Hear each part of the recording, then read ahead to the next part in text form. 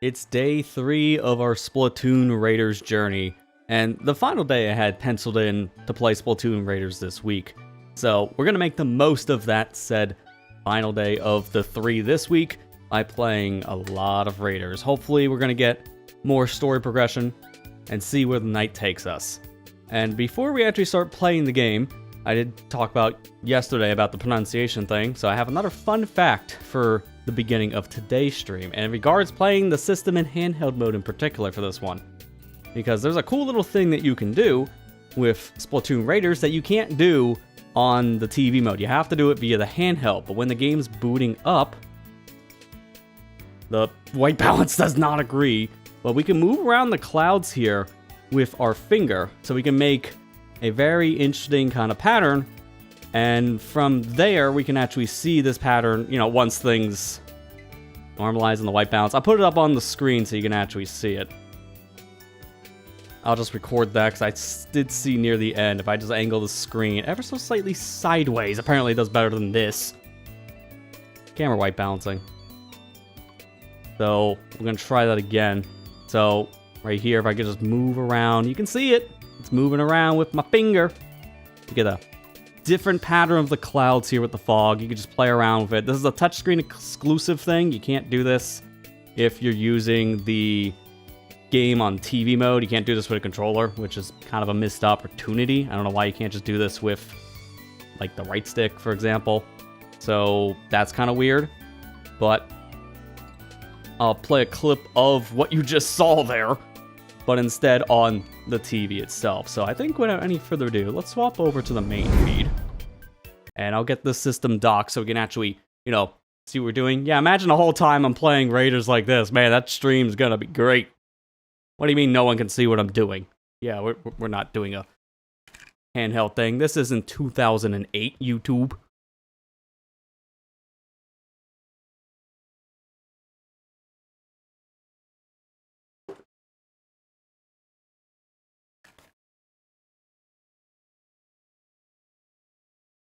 This is what I was doing with my fingers on the touchscreen. I recorded the clips, and now you can see, ooh, it moves around with your finger. It's a nice little touch. Again, I don't know why you can't just do it using the control sticks on a proper controller. That does kind of seem like a weird thing you can't do with the controller, but it's a cool little touch. One of the things I seen kind of making the rounds on social media when the game first released. So, just a fun little extra. We're ready to jump back into things here. And I think to start, I'm going to change out my style immediately here. So for one, let's change the appearance. I'm going to go back to the Inkling design, but I think this time around I might play as the Inkling girl instead. Not much of a difference between the boy and the girl, really. Like, you can kind of just see it's mainly in terms of some of the physical appearance. Looks like the boy has, like, a slightly taller look and a little bit more muscle. That's really all I'm seeing, because these are, like, this is the same image. It's the voice that you mainly hear different. Like, I'm just going to turn it up for a second so you can actually hear the differences between all 4 voices.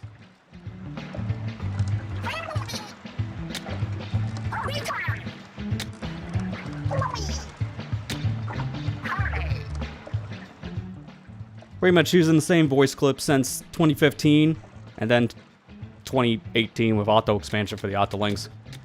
But let's just change it up here to start. And what kind of hairstyle do I want to go with the female design? I think I want to do the ponytails like this because they look really good. Go some thinner eyebrows. And I think I'll keep the freckle look. Make the character look a little bit different by giving them freckles this time. And now let's change our style. So let's see, what kind of outfit? You know, I think this actually worked fine, because we just unlocked this last time around too, playing the game. So I think this outfit would be a good start. And now, I don't really think it's going to matter too much what weapon we start. I'll start with a blaster, why not? So we're ready to move on now to the frozen tundra area. Apparently that's danger 24. This is danger 25, we're level 21. So it seems like the missions we're going to be thrown into now is going to be a lot harder. But we also have to remember we can go help someone right now too. So we might as well start by helping people because that will give me a little bit more level. And then we can go into one of our own missions after that. I remember we're also going to be focusing on trying to get the tactical gear leveled up. So the beginning here should just be a pretty simple little warm-up here, helping other people, and then I can go right into the story stuff.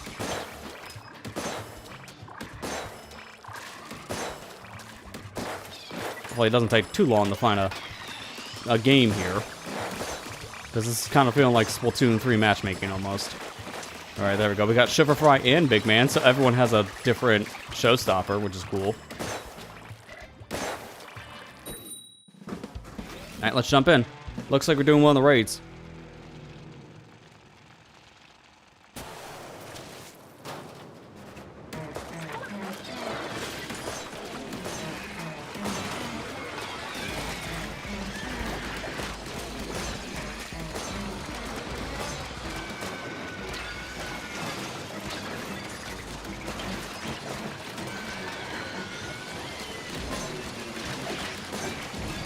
If I can get that scrapper using this beam, that'd be great, but I'm about ready to die. I'm gonna just chill back here for this. We're good. I didn't get to see what our levels were really going into this, so I don't know what the balancing's looking like. It's definitely aggressive.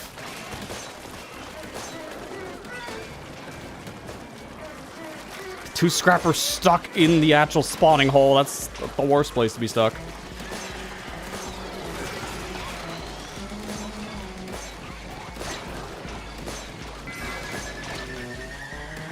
Almost there on the power eggs.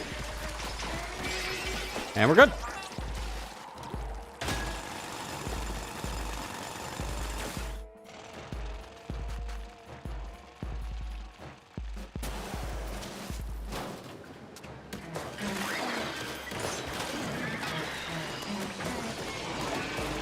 Alright, well, I guess the big shot's just big gone. I was gonna try to attack him with my specials here, but alright, I guess not.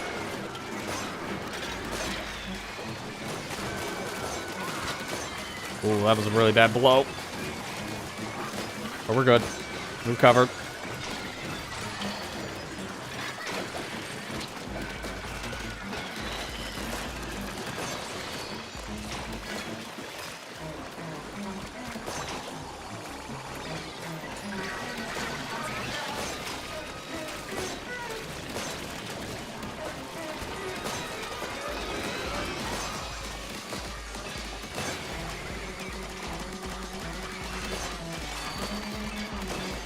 My special's ready, but I'm going to hold off on using it, because, yeah, we're pretty much done on this floor. So I'm going to save it for sub-level 3. This is where it'd be good to use Big Man's showstopper.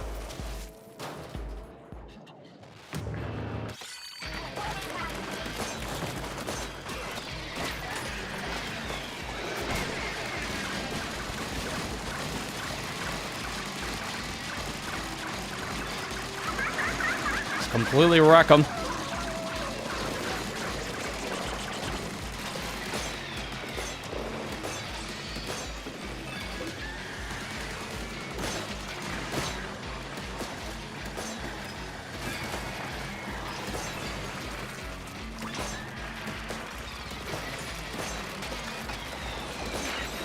And down. Let's go. Good start.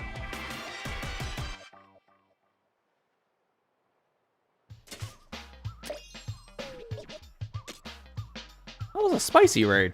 Oh, okay. Well, there's my taste of some of the spicy stuff. If I help someone with their spicy. Hey, Matt. How you doing? What's my help bonus for today? I got 5,000 crystals, and it is weapon loot. Okay, cool. Got a dynamo. I think that's the first dynamo roller we've gotten. One of the chips. Explosive damage, long laser bonus, and reduced damage taken. Ooh, that's actually really helpful. That means that weapon can stay out longer. Alright, but let's upgrade us. Let's see. Well, this is pretty much one upgrade away from being maxed, so might as well max this out for the time being. Now I can't do anything else with gadget parts for a bit. Let's see. Do I want to do anything here? Actually, let me see. Can I develop something first? Because I have... Yes, I can develop the fly wire. This is what I was excited on last time that we ended the stream. So I'm going to build this. Makeshift zipcast. It's a zipcast we have at home. Can't do anything else, though, because I kind of drained out all my shards. So that's good.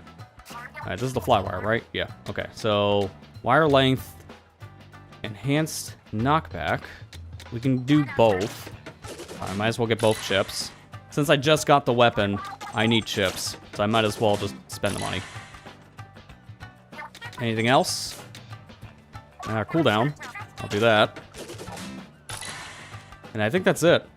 Because other things I can do is just like, here's the same thing, but more.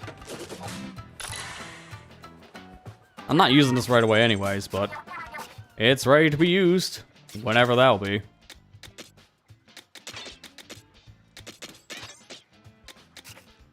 Actually, yes. Equip. Because when I'm ready, then I can just do this.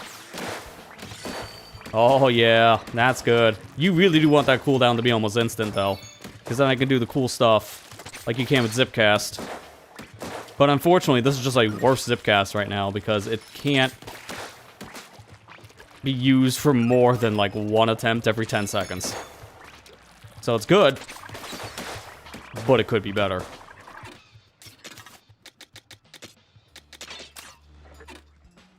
Okay. Let me change up my gear before we go any further. Should probably use that dynamo roller. Why not? You know, for a hard mission. Because I'm an idiot. We're going in.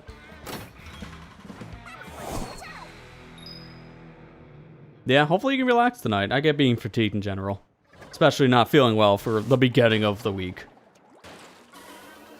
I get that, that's fine. As I've been saying the past couple nights, I don't care if you're actively chatting or lurking, I just appreciate people being here. Because these streams have been a lot of fun, and so far the reception has been very positive for all the Raider stuff, and I appreciate everyone just popping by. No obligation to the chat. It's always appreciated, but it's not required.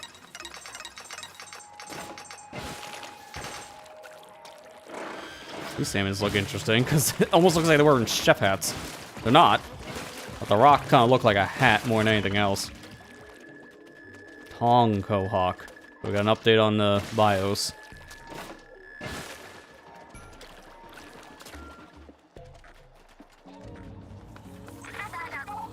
Oh, great. I gotta hit balloons with this thing? Okay, no, they use a dynamo.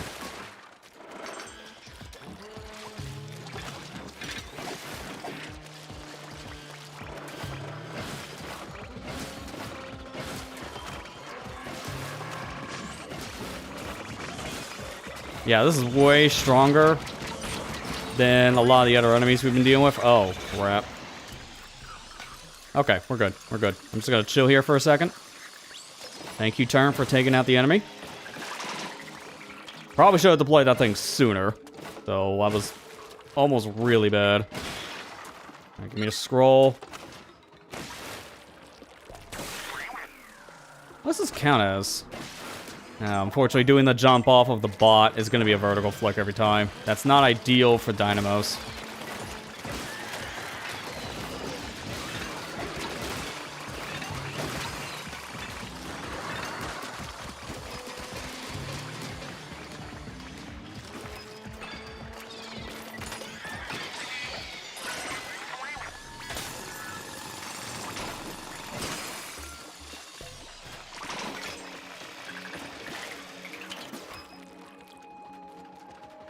Looks like you can go out in that distance, but I know that is definitely not the case. If only. I feel like I'm being messed with. Watch, as soon as I go over here. Yep. Here, I'll give you a hand, but I want these squid rings. Priorities. Big man be fine. Nothing down here. It's kind of a missed opportunity. I would have put a compass down there or something. Look, Big Man handled himself. I didn't need to do a single thing. Big Man got the big sweep.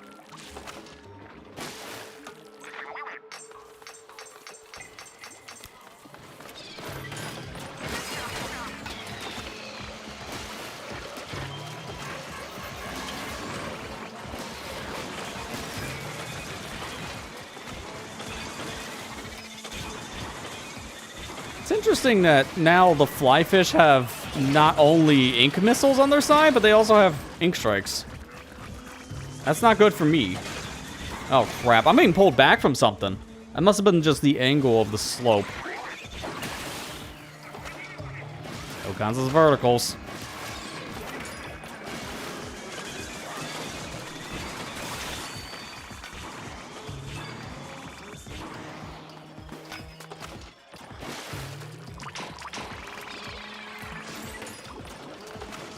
I don't think that turn's gonna reach.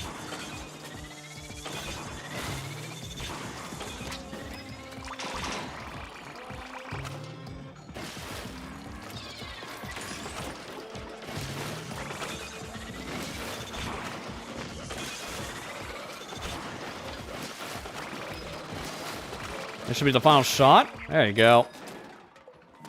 Grab the eggs so I can get my tactic gear leveled up.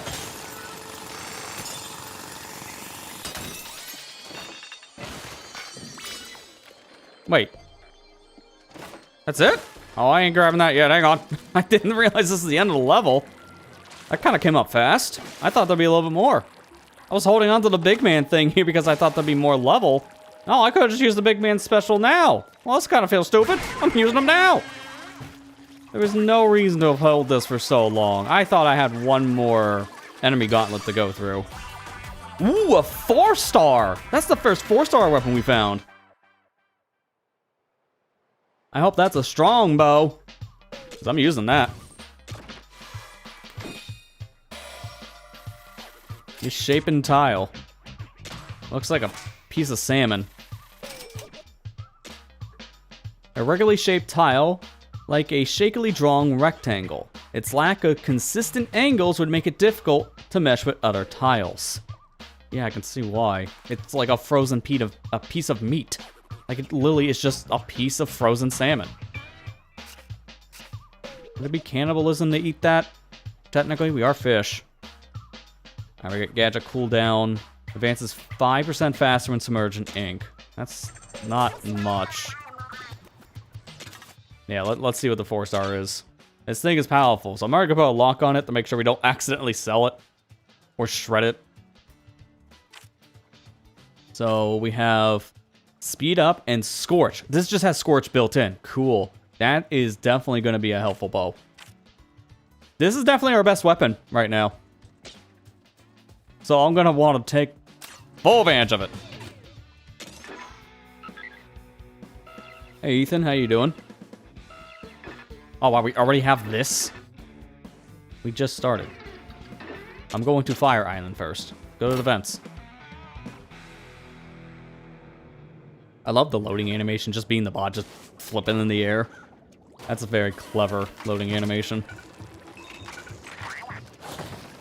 I didn't check if I got everything in that last level. I think I probably missed a compass, because something tells me I only found the one collectible, which was the scroll, and I think there was probably a compass. Wait, is that an extra effect from my shot? Or is that something else? No, it was just normal bow thing.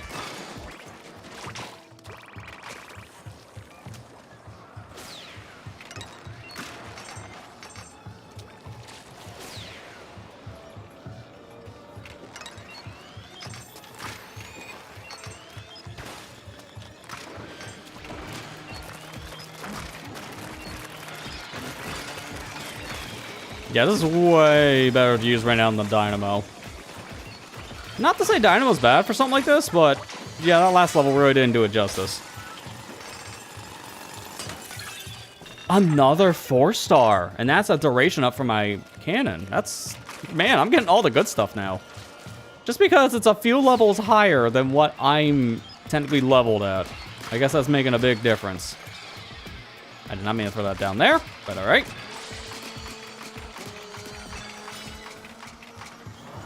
another thing. Is that another 4-star? Oh my gosh, I'm getting all the rare stuff right now. That's 3 4-stars in a row. 4 4-stars in a row. What is happening? What are with these drop rates all of a sudden? I'm getting all the good stuff. Let's just continue. Continue that trend.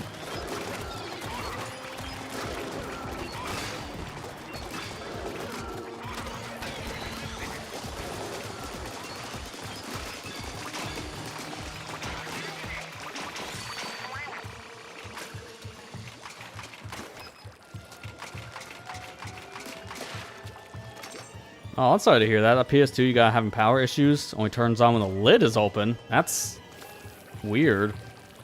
Contact the seller. You have a warranty. So, yeah, at least you can get something back from it, no matter if it is something the seller is willing to work with you with or not. The fact that you still have some kind of, like, buyer protection there is good. Yeah, I hope you get that sorted out. Sometimes you just never know what you're buying on the used market, so unfortunately, you kind of just roll that dice. Yeah, sorry to hear that you got a bad roll. I say it's the guy just got 4 rare things in a row. Hopefully that luck can rub off to other people at that point. That's what I'm saying here.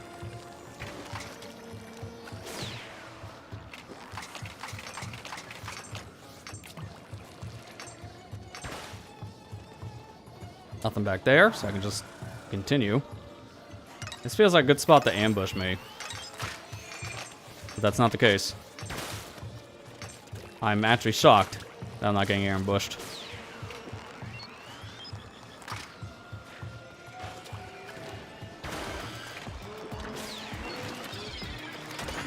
I need to take care of you first, because you're a big problem. I'm actually going to use this now, because if it's anything like last time, I'm going to be holding this special and never having a good chance to use it, and then I'm going to be at the end of the level. So let's not do that. I didn't want to grab the egg.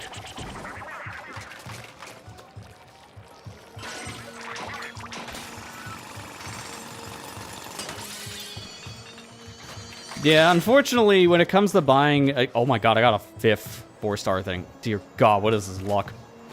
When buying used systems nowadays, especially the older it is, like a PS2, it is now just more of a gamble what you're getting, because it's... a lot of things are starting to show their age, unfortunately.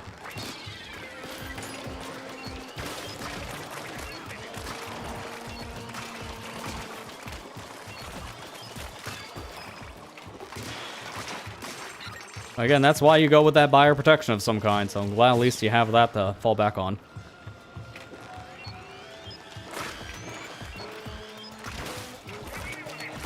I actually missed. Well, it's actually probably better the bloomfish didn't pop, because I don't want that to pop just yet. I want this eel to get close to it. And now we pop it.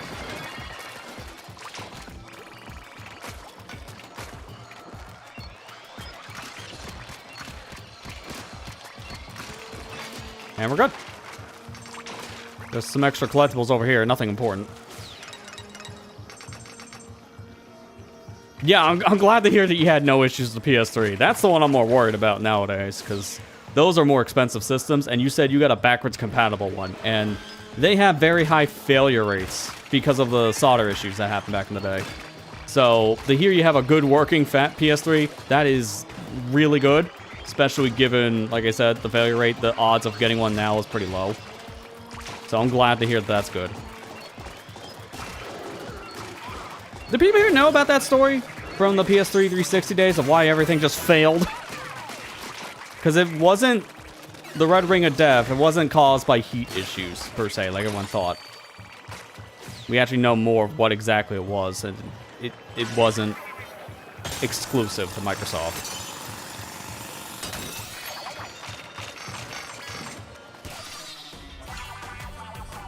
No. Puny 1-star weapon. Come back when you're a 4.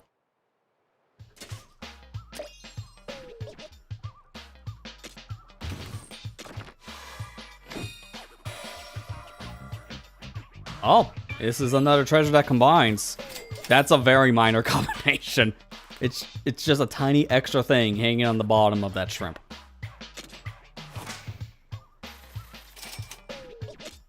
Yeah, so the Star-Struck Salmonite. A figurine of a salmonite seemingly embracing a starfish. It's an important find for what it suggests about salmonite ecology. It's just a salmon holding a fish. Yeah, a salmon holding a fish. Which one? It's a salmon holding a star. It's nothing really that special, but it might mean more for the entire lore. Who knows? And we got ourselves Squid Attack. So I've seen what this does already. You do damage with the squid roll, which this is medium damage, so a little bit better than the first thing I saw. But, yeah. Alright, so let's see. What do we get? We got 1, 2, 3, 4. 4 stars. But because I already had a duration up, I can't carry this one. So it gave me the crystal instead. It auto-scrapped it. That's good to know. But now I'm curious, did it scrap something that was better than what I have? Oh, wait, no, I got 2 of these. Never mind, I don't have to worry. So you can't have 2 of the same exact kind of chip. So I have a duration up that's already a 4-star here with 30% and uses 5 slots. So because I got a second one in the mission, it's identical, the game auto-scraps it for you. That's good to know, so I don't have to worry about filling up on things I'm not using. I know why we got the Sand Slosher and Racket Stringer. They both have extra effects. They both have freeze. That's so good, because I don't have a freeze weapon yet. This has Scorch, and now I got freeze.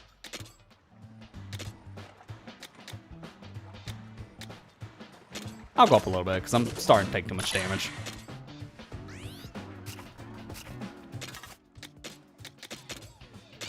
You know we're putting on that duration. Not the auto trigger, though.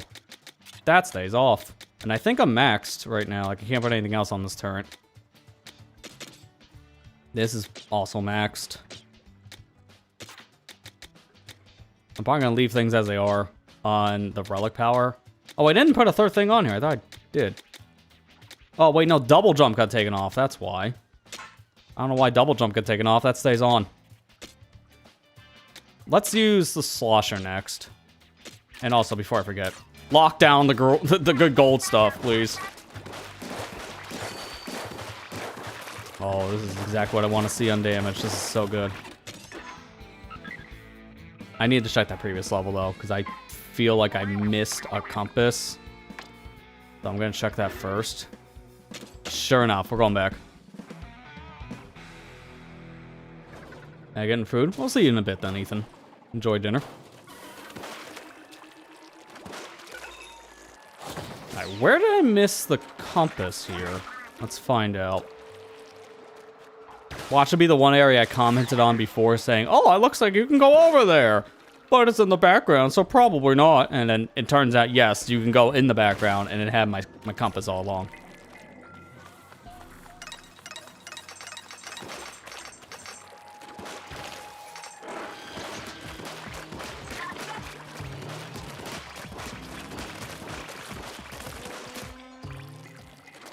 I guess while I'm going through all this, I will tell the story, I guess, of what happened back in the PS3 360 days, because it's like, what else am I gonna do?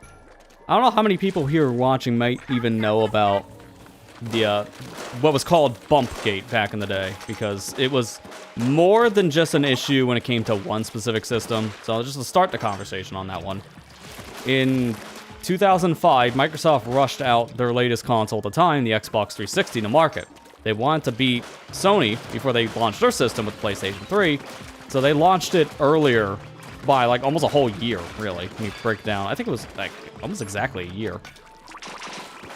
And it was known immediately to have a high failure rate. I think it was reported to up to like 50%, maybe more of a failure rate. It was really bad. And everyone just assumed it was something to do with how the system was built, something maybe about just the CPU and the GPU in the system not being cooled right. I mean, it was to a point people did a lot of mods to the system trying to fix it, but nothing fixed it. And the reason why was because it wasn't a thermal issue.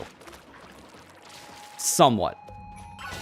To explain exactly what happened, it's best to kind of talk about what solder is.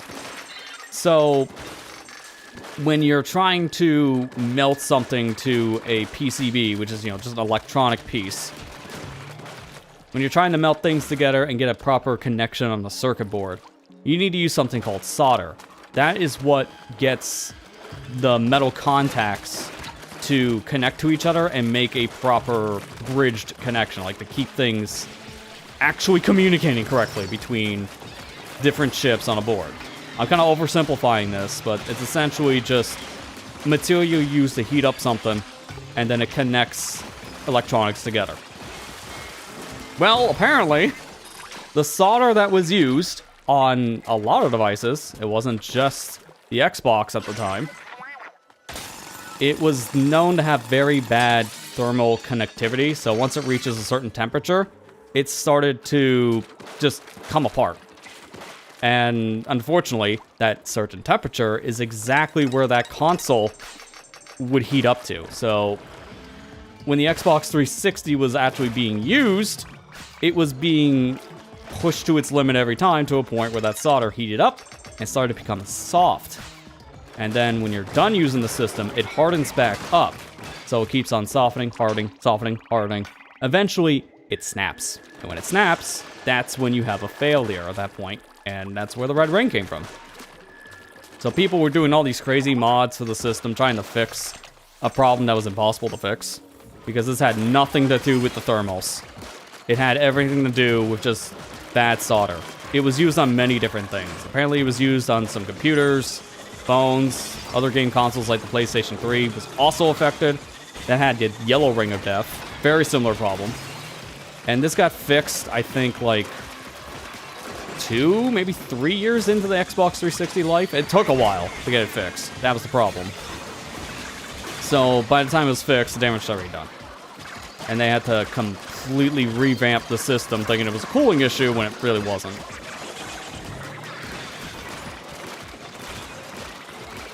I learned all this like a year ago, and it just fascinated me, just knowing, oh, the reason why everyone's consoles died back in like 2005 to like 2008, it was because of something completely unrelated to Microsoft. Because everyone thought it was just poor design by Microsoft just to get the console out before PlayStation in 2005. No, it was not. Apparently, it was just something completely different. And also really bad.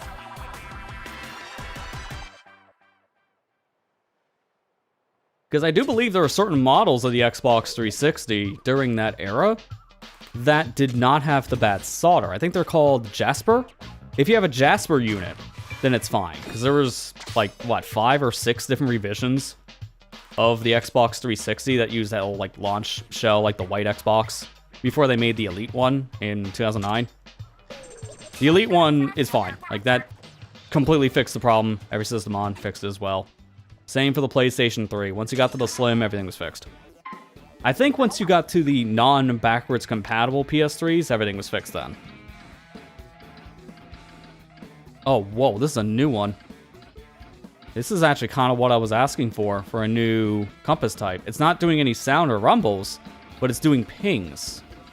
So the more you move, the more it's pinging. I don't know how exactly I'm going to find anything with this.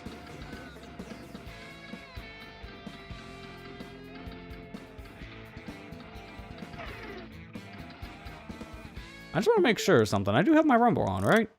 Because sometimes when I'm playing Splatoon, I'll turn rumble off, and that makes this entire sequence impossible. Yeah, control vibration's on. So this is not using vibration of any kind.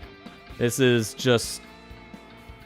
I don't know what this is doing. Because again, it's pulsating, but it's stopping. This is definitely a hot-cold meter if I've ever seen one.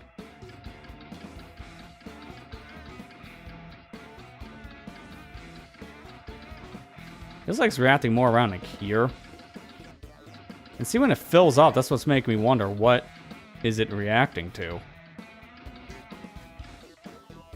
I want to make sure. I've gotten all the... Yeah, all the dungeons are out in sea, so never go to an island.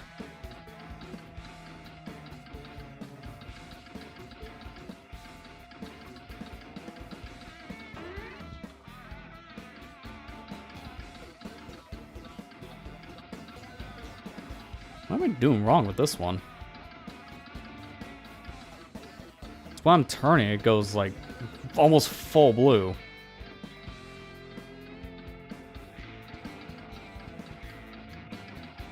Let me just look up something here, because it almost feels like I'm doing something wrong with this compass type, and I almost feel like it's not explaining itself well enough with these pings. Alright, let's see. All types. Yeah, here we go. This is what we need. We have... I don't want to know exactly where this takes me. I just want to know what this is. Blue compass. Okay, to use the blue compass, pay attention to how the circle reacts as you move, and whether it expands in the direction you're going. When you reach the exact location, the compass will start to pulse, indicating you can press A to reveal the hidden location. Okay, so I'm watching it pulsate like this. Pay attention to the circle reacts as you move, whether it expands in the direction you're going. So if it expands, I'm going the right way. But if it shrinks, then I'm going the wrong way. So like right here, seems like this is a good stretch. And then I feel like it could be like out here somewhere. Let me go further up. Yeah, and it stops. Although...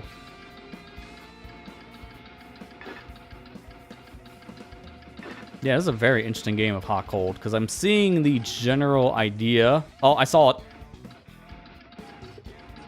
Right here. That is really weird. I think that's the worst of the three compass types, because the standard one, yellow, is just going in the right direction, so easy enough to figure out. It's like a normal compass. The orange compass, it's just hot-cold, where it just goes down and up, depending on how close you are. But this one is like a sonar radar, and it kind of feels like it fails at that.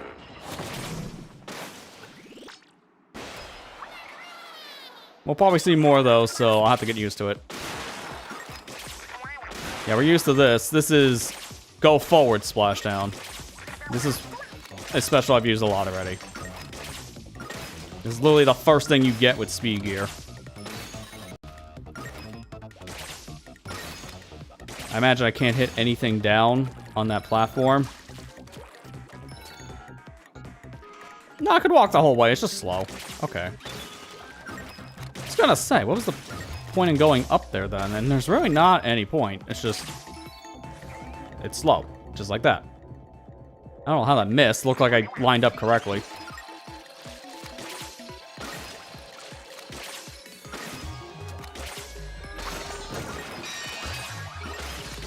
It's still alive!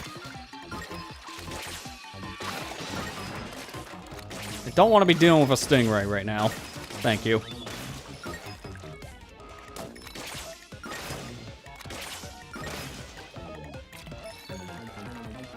Wait. How do you...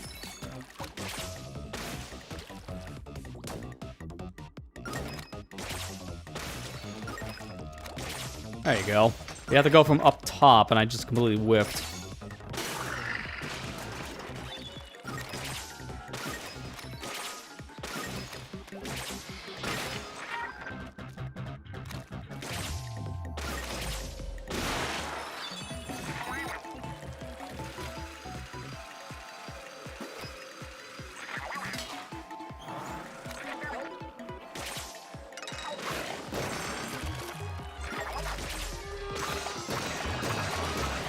Get wrecked. And give me my skill point.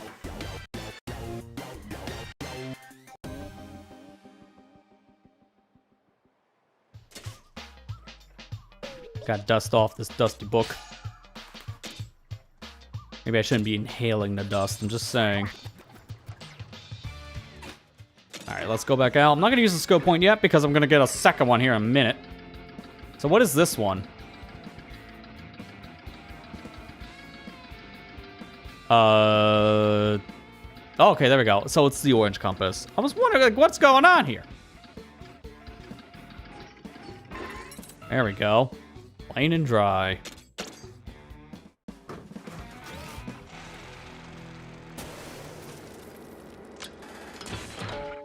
No gadgets, so I'm just going in with literally no weapons. So what is it then? I gotta run. Good thing there's no timer on this. It's just survive and get the squid rings.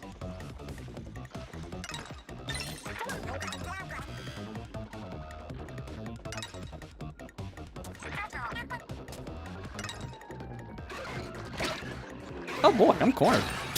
This is bad. And they follow you in the air, so that was the worst thing. I'm trying to sneak around the co-hook, and then it just hooked me. Thankfully, it doesn't matter, because I saved my progress.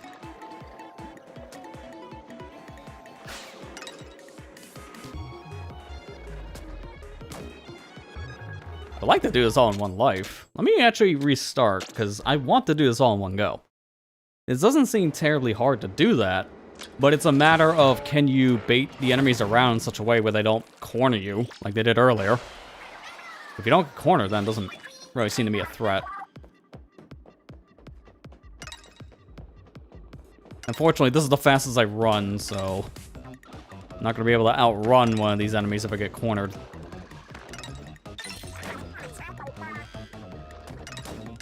I don't know how that counted, but alright.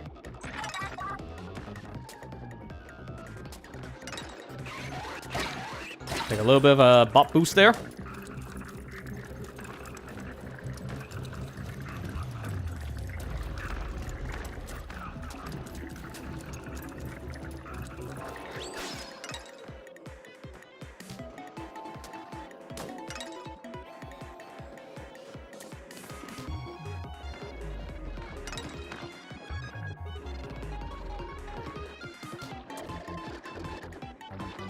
Perfect.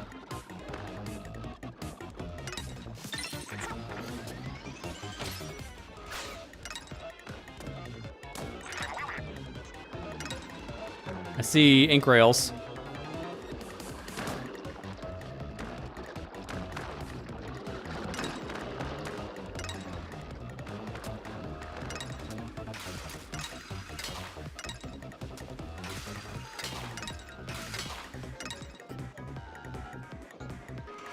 Just gonna let them just have fun over there on the bounce pads. Everyone loves a good bounce pad.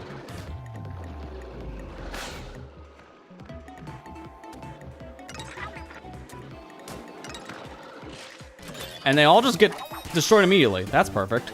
I was thinking they were gonna leave all the co-hooks around so you have to still maneuver around the enemies to get the treasure. That would have made that very interesting for the ending. Fortunately, I missed the opportunity there. Alright, well that's cleared.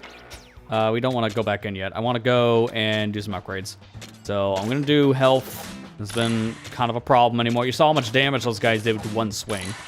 It almost knocked me down to the danger state immediately. So I'm going to do 2 health upgrades to compensate.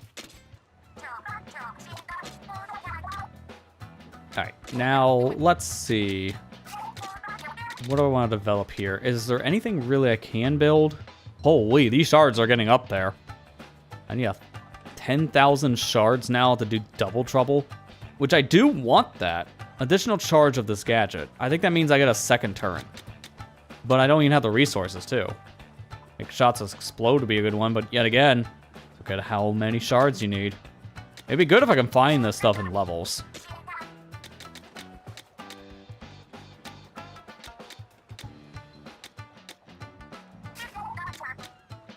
As of right now, I guess I'm good just to hold off. They want me to develop things, but I can't. I don't have the anything, the material, the shards, the interest.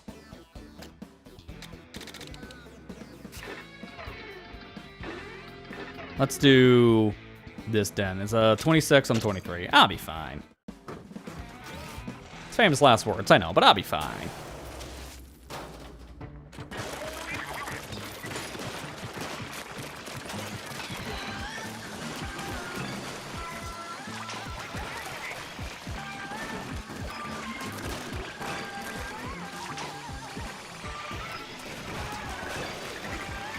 I'm actually shocked that thing still died. Oh, there's another one, that's why. Okay. Having 2 steel heads literally next to each other explains a lot.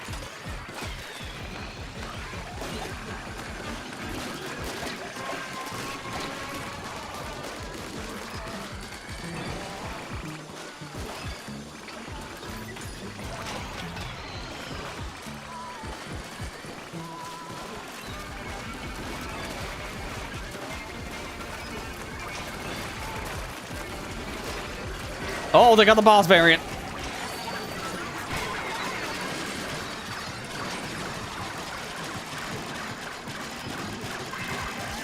I don't think we're winning this one, Chief. It's mainly because I have this special in particular. Big man specials we learned last time against steelheads don't really do much. It's gonna come down to the wire.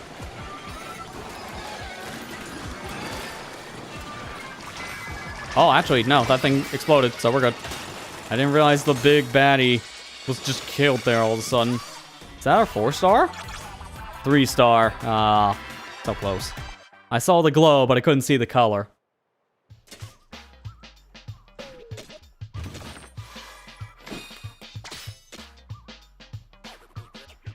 Lingering smell? Oh, that's just interesting to say the least, but not in a good way. Like, oh, this cannon stinks!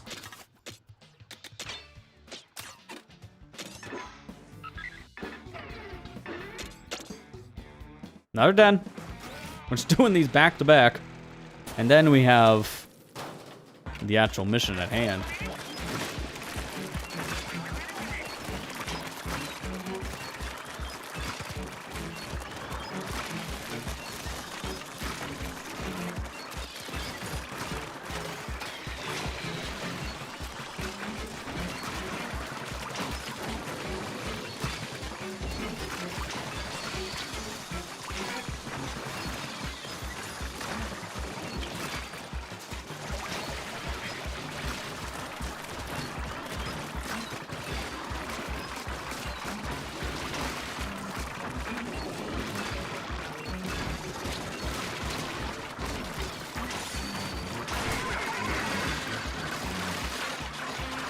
I do feel like I should be getting more power eggs right now.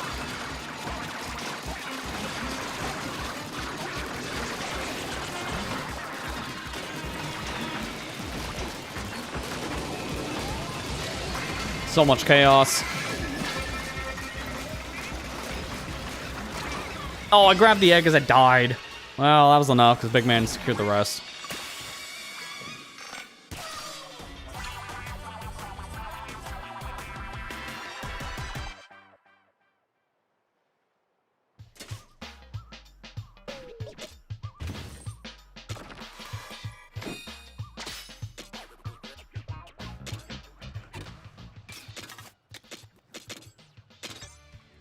Explosive finale. That's good to have. I didn't have that earlier. And then we'll put on everything else here for the cannon. I want to see lingering smell. Yeah, that stinks. What is this rancid smell behind me?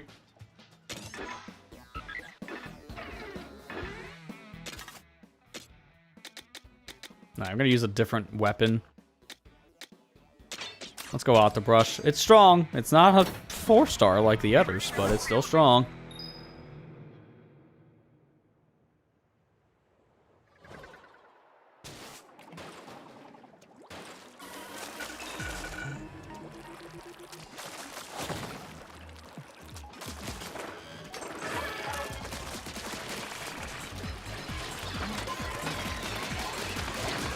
They look very mad. That's fine. You know what we do with mad salmon around here.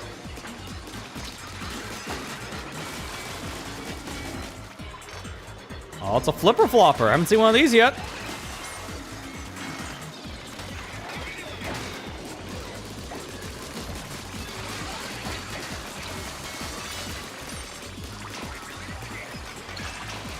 Ooh, another 4-star. Let's go.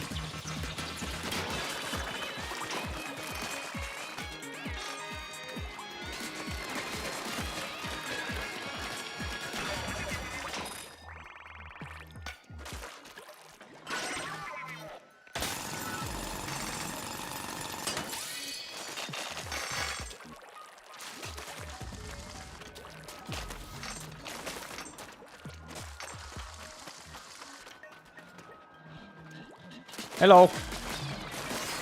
Freeze.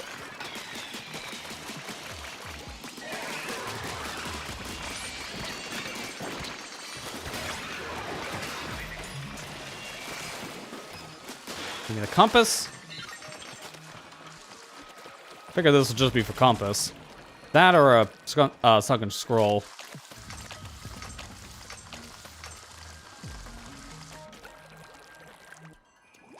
can go up there. I think for right now, I want to go towards this crystal.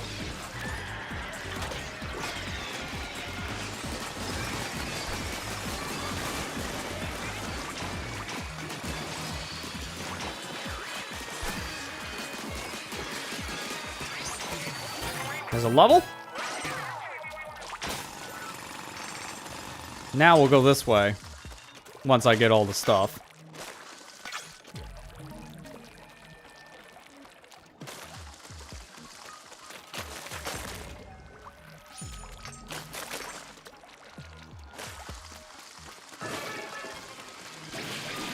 Don't worry, I got the faster thing here.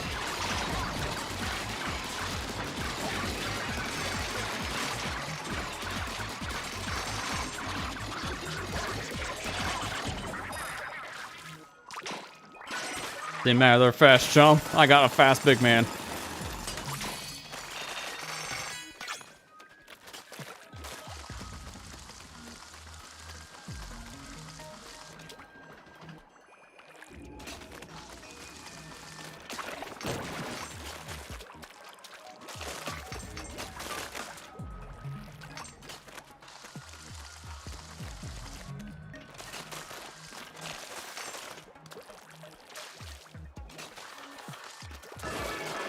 Jumping chum. Well, I already know what I'm dealing with a jumping enemy type.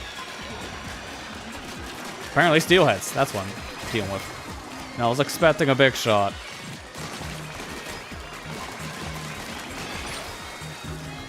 Man, it's so nice that Maws don't kill you in just one shot now. Like, they push you away. They can't one-shot you in this game. Which is insane, because I'm used to those things just being one of the worst enemies to deal with. They sneak up on you and you're instantly dead.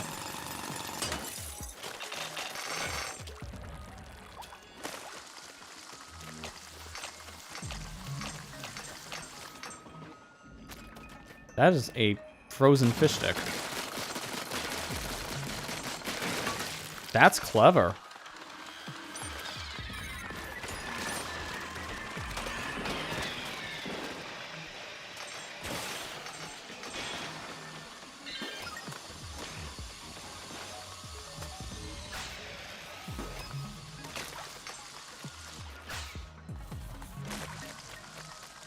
Now we've looped back around, so I'm gonna go this way now. And I'm not done yet. We haven't gone behind the crystal yet. They're just chilling, don't worry about them.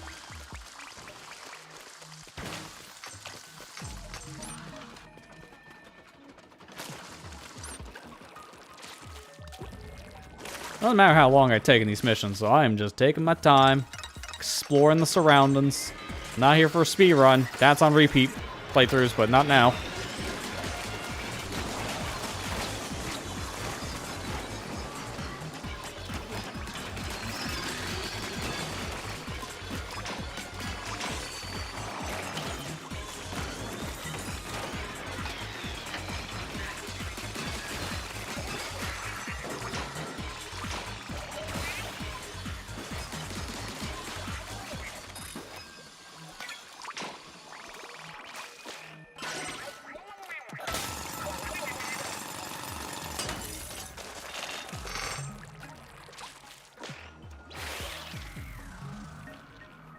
So at this point, I'm probably going to want to go up here then, because there's nothing else down below. Haven't gotten this path yet. It does loop back down. Good to know. But I'm not going down. I want to continue going up. This is a very vertical focus level.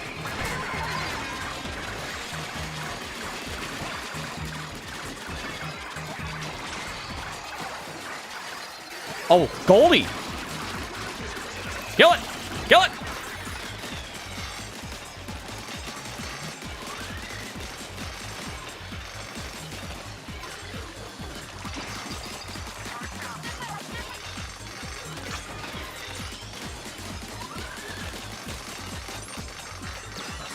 Yeah, there you go. Let's go. We got the reward. Let's go. I had a feeling those things pop the same way they do in Salmon Run. And we got a 4-star out of that. Let's go. That was a really good Goldie. barely got that too, because my weapon does a lot of damage, but I run out of ink fast. And another 4. We are just collecting those 4 stars.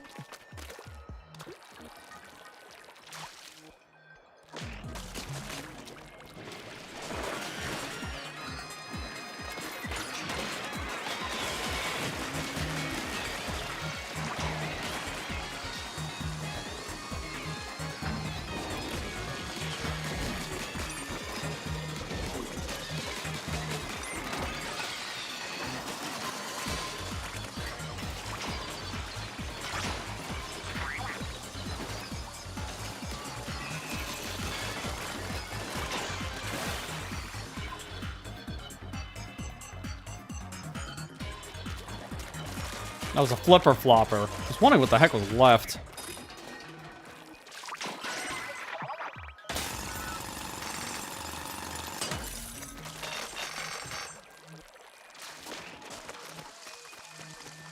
I want to go back up here to where we just fought the Goldie.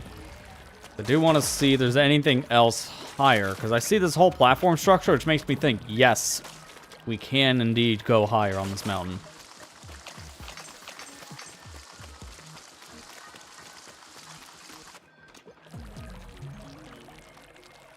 But how? Yeah, there's boxes up there. We gotta go higher.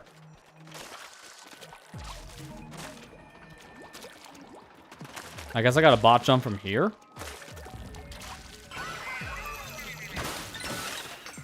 Yeah, sure enough, that's exactly what they wanted you to do. Man, now it just feels like I'm doing that one secret star in the Freeze Flame Galaxy in the first Mario Galaxy.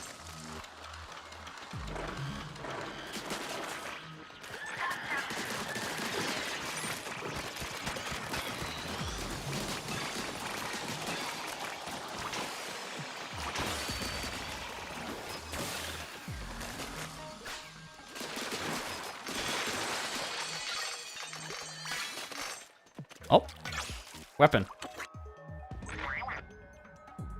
I think I can still get up higher.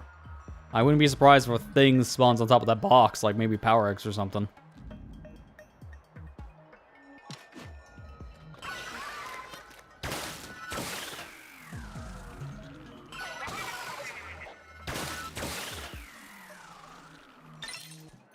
Yep.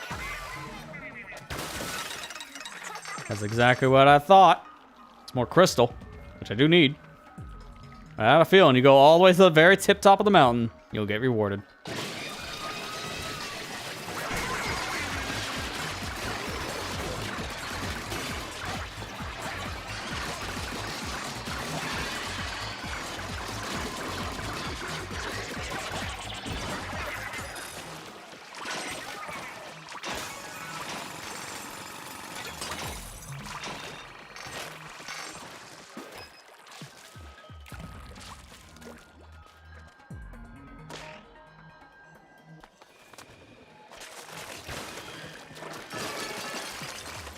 Sparkly Swarm.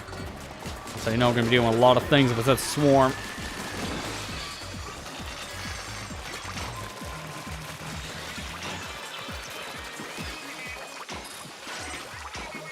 That was not much of a swarm. They all died almost immediately because they were surrounded by bombfish.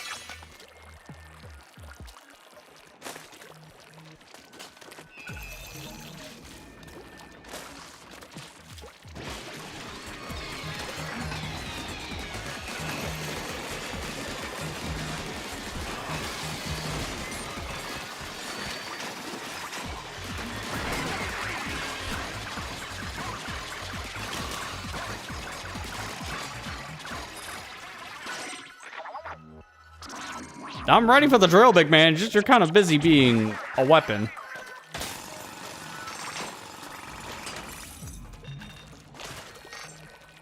Just need a little bit more at this stage. So probably one more raid of crystals, maybe 2 at most.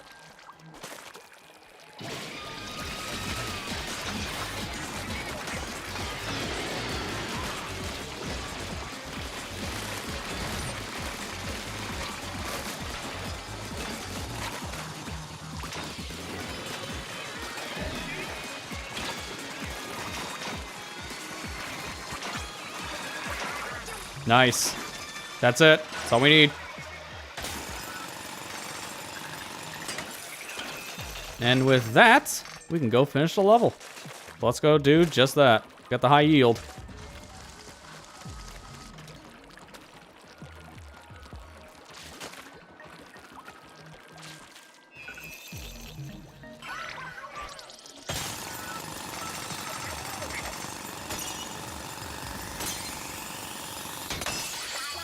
There you go.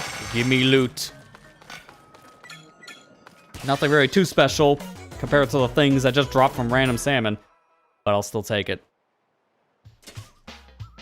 And a level. Let's go. I got a lot of scrolls to read. I got 3 4 stars now. I thought I only got 2. Dang, we did really good in that raid. Oh, I'm gonna have some fun with these weapons. Cool. But before we go on to another mission, I want to take a quick little break. I know the ad run just finished on Twitch's side, but I unfortunately couldn't time this that well. But I want to take a quick little break because I need to get up for a minute. So with that said, we'll be exploring some of these new 4-star weapons we got in just a few minutes. So stay tuned. Back here in just a few.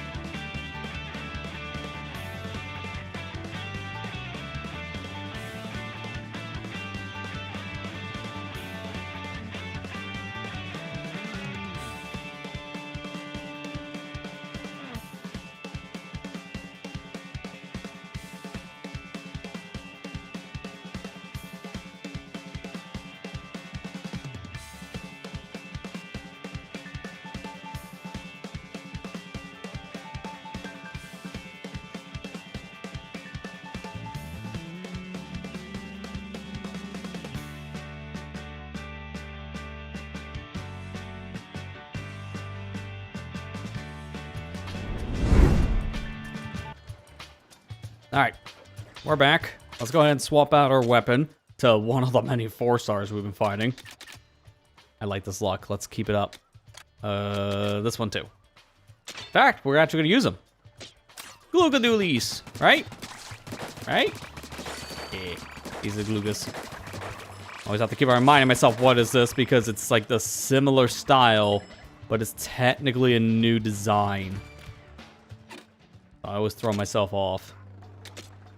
Yeah, also we got a skill point, so I gotta spend that. We should probably do weapon damage. If anything, of the 4 different abilities to level up here, I'm finding gadget damage to be the least impactful. It depends on the weapon you're using for your gadget of how good or bad that could be. Like right now, my tactic stuff, it's kind of hit and miss. I wanted to go to the treasure map. You got yourself a compass. So before we head off to a buried ruin here, we should probably do this. And I find it instantly. I wasn't even paying attention to where the compass was reacting to. It just kind of happened. Okay. We'll take the freebie.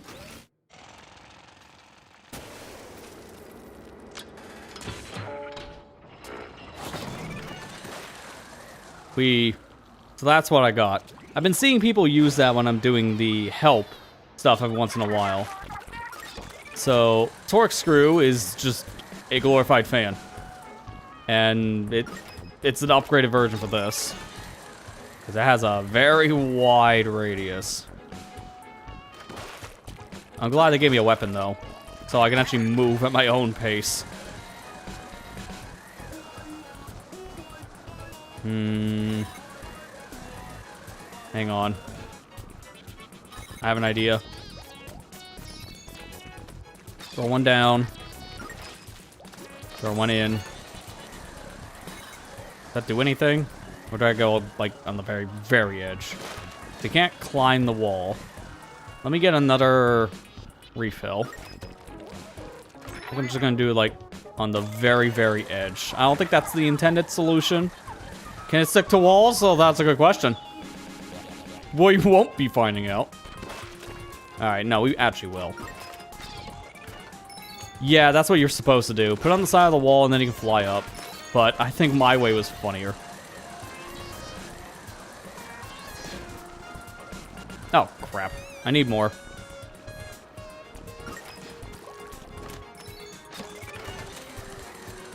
It's got a pretty big radius on the bottom, so good suction.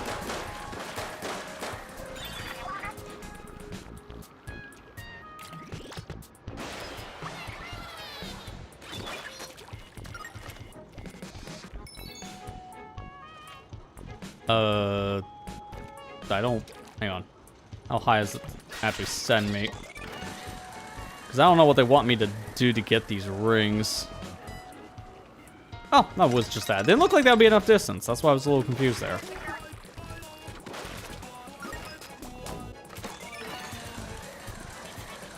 This is cool for platforming. I don't know how useful this will be in actual missions. It could be good for weapons that are more designed to be sniped distance-wise, I guess.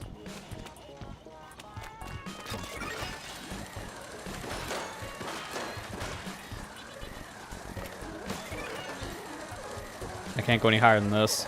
I hit the ceiling.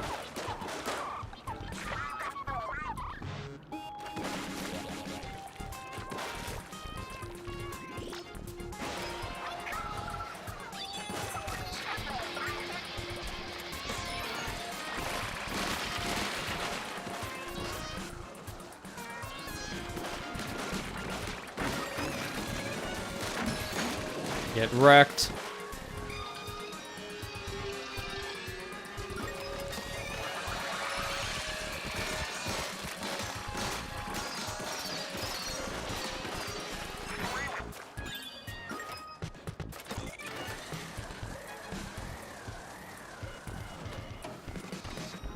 And we're good.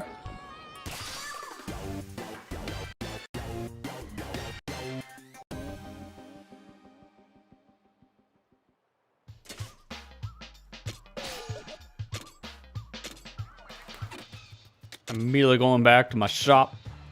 And now we'll do weapon damage to 100. The most we can do right now is 120, so we're almost at the cap.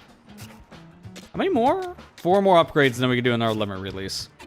So that'll happen pretty soon. Alright, we got nothing else left to do. So it's time for the Buried Ruins to begin. Going to Big Man to start. I might be changing this up depending on what the boss looks like. I thought I had Slosher again for a second. I don't know why.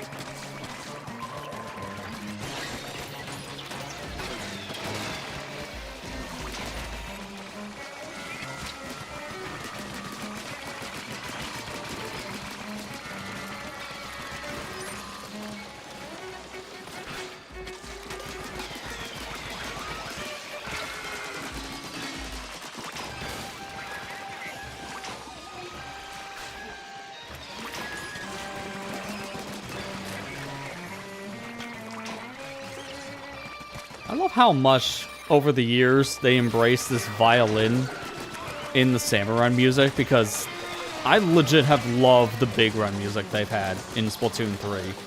And just hearing the different versions of their violin playing has been really nice. Like, legitimately, that's one of my favorite events that's happened in Splatoon 3 over the past 4 years. Every time there's a big run, I always want to go on my way to play them, because they're just so much fun. And thankfully, they happen pretty frequently. They're once every 3 months now. So at the beginning of a season, I make sure I definitely go onto Splatoon 3 and play one of those big runs for the weekend. At least so I can get all the rewards from it. I don't know how much of it I'll play that specific time, but I'll at least play through enough to get like the 2,400 points you need for all the payout stuff. And then I'll want to at least fight King Salmonets at least once.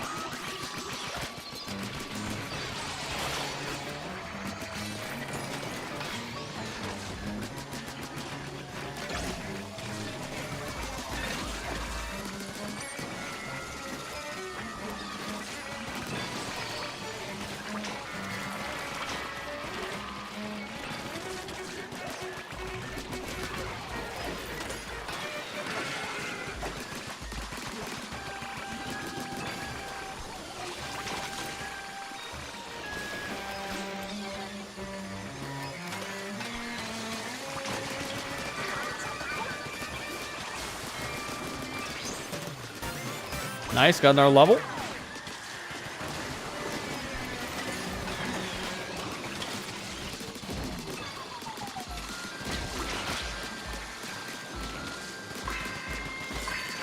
$30 seconds. I'm gonna just activate the special now.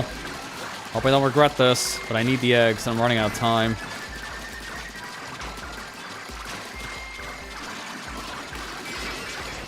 Alright, we're good. That was probably the better call, because I don't think I would have had enough time if I didn't use Big Man right then and there.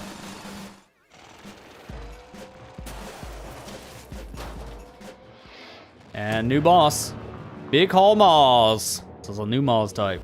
Hey, as long as it's not like Megalodontia, the fish that takes up like half of the map, I'll be fine.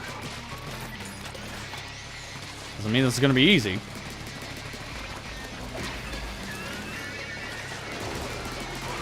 It kinda acts like Megalodontia, though.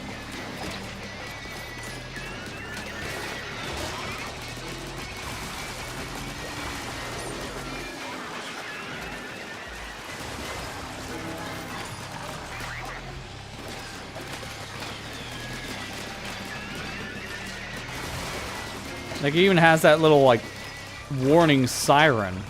So it's very similar, but it's not, obviously, the same boss. I can only attack it when it's out, just like a normal boss. So I gotta be a lot more conscious of that. I'm not gonna have enough time at this rate.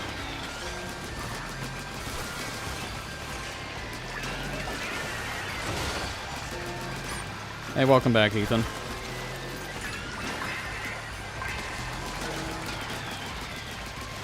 We're chipping down its health kind of fast now. Hang on. We might actually barely get this.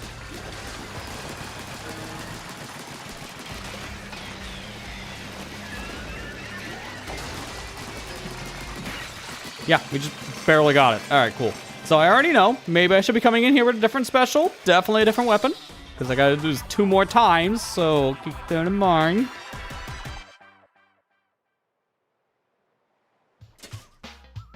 Ooh, I maxed out the tactical tank. That's perfect. Now I can go back to using other tanks.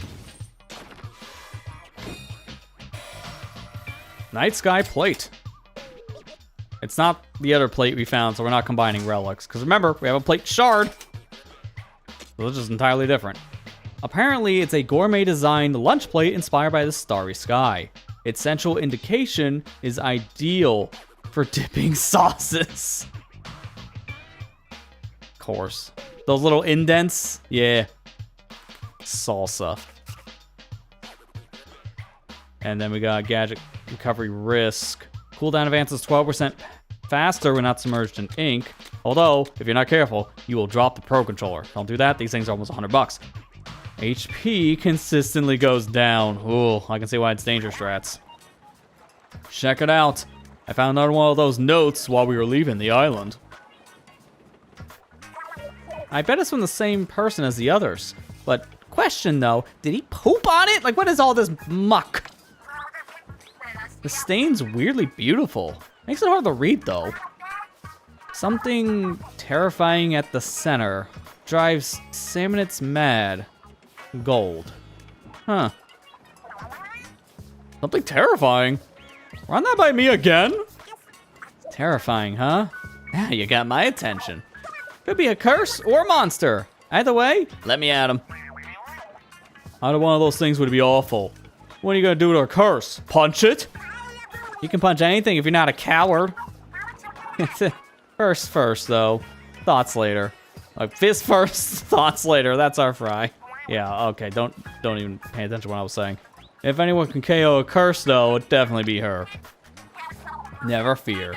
Nothing can stand in the way of D-Cut working together at full strength. Plus we have the mechanic on our team now. Whatever they got, it won't be enough. You're right. I mean, we made it this far. How much worse can it get? Big man, you might have just jinxed the entire operation with that. Let's nab the hidden goal and get back to the Splatsville. Evil be gone. Yeah, you took the words right out of my mouth. I swear, he just jinxed us all. I'm calling it now.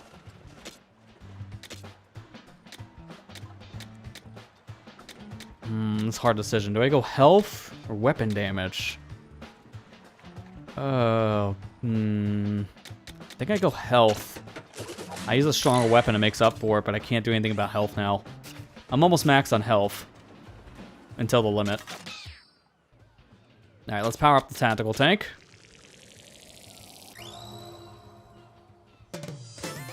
And it's super tactical tank now.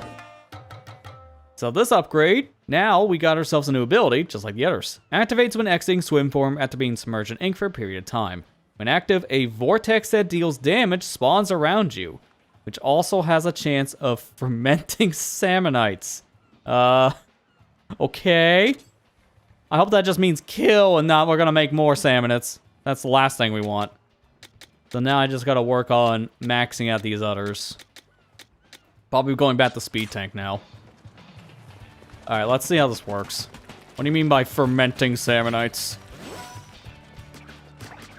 Yeah, I just do damage.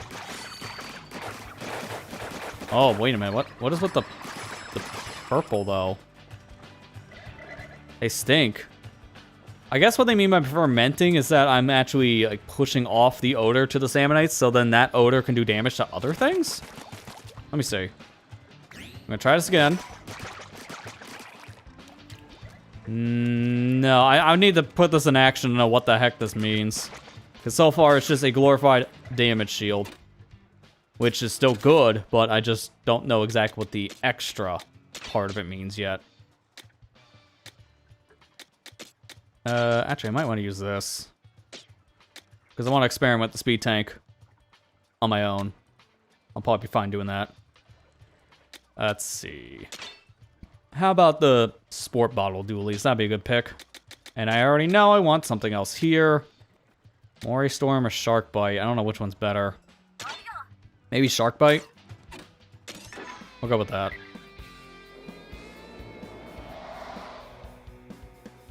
Oh, you got in contact with the seller when you were at dinner. Said it was a power supply issue and they're sending me one for free. Nice. So, You're just getting an entirely new PS2 then to replace the bad one. That's really nice to hear that they're working with you on that problem. That's better than just having to reorder a whole new one at that point and then doing the whole gamble again.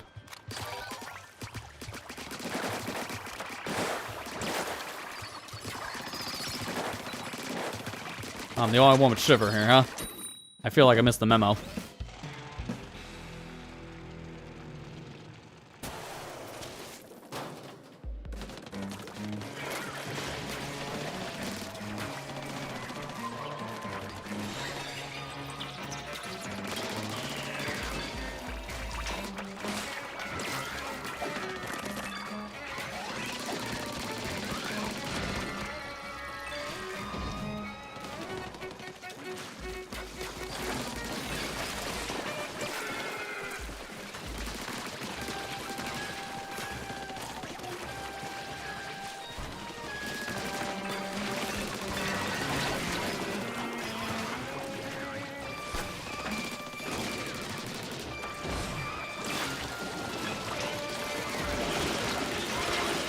Oh boy.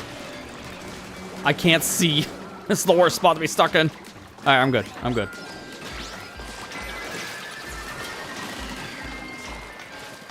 The eggs. Just a little bit more. And we're good.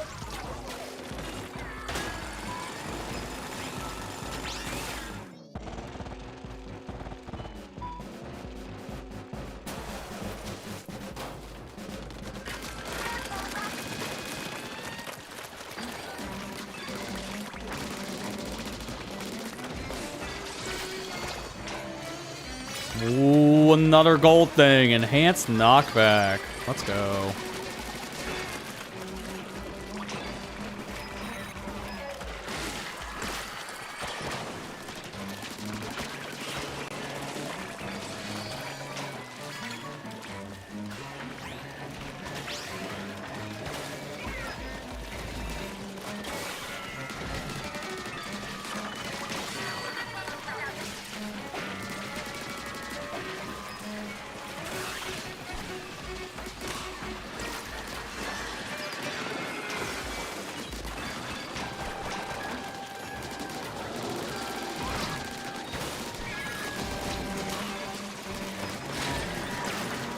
I'm in danger.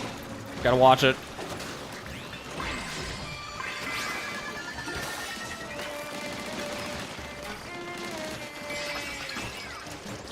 Alright, we're good. Now I hold on to the shiver power until we fight big old maws.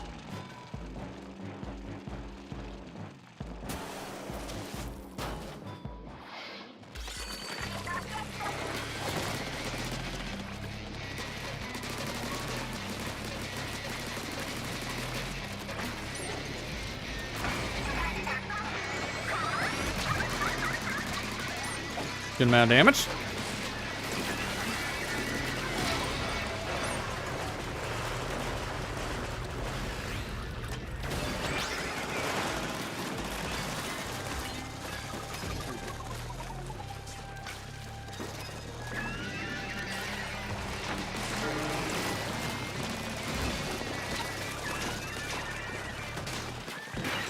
And that's it. GG's. Let's get our treasure and get out of here.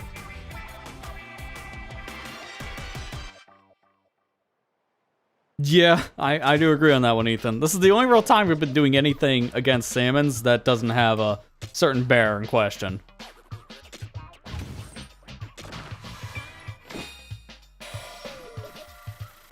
Scale Scratcher. This kind of looks like another opener of some kind.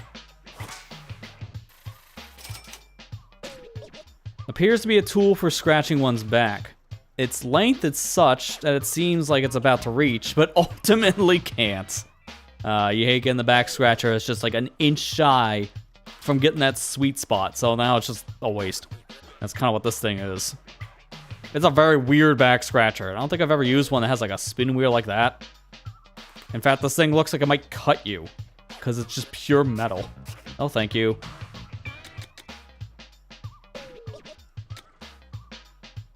Fume Squiffer, or Squelcher, technically. Saw the S and immediately thought it was a Swiffer. I'll use that in this mission. What was the new thing? Yeah, it's for this. I want the knockback, obviously. And then it gave me this. Damage increased to 10%. What do I have now? Damage is reduced. I'm going to leave that for now. That seems to be the better thing for how I'm playing. Right now I have gadget cooldown up.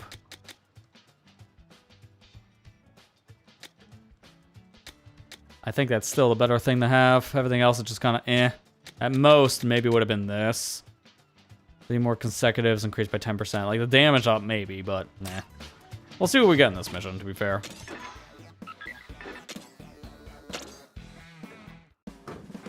I wanted to change to Fry. It should be fine.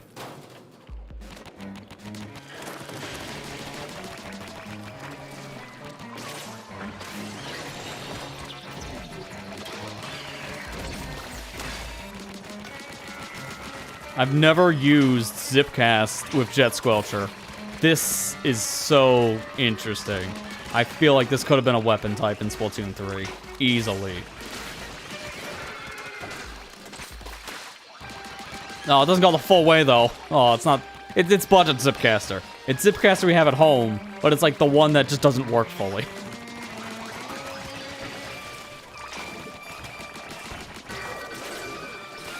I did not mean to go that way. I was trying to land over here, but alright.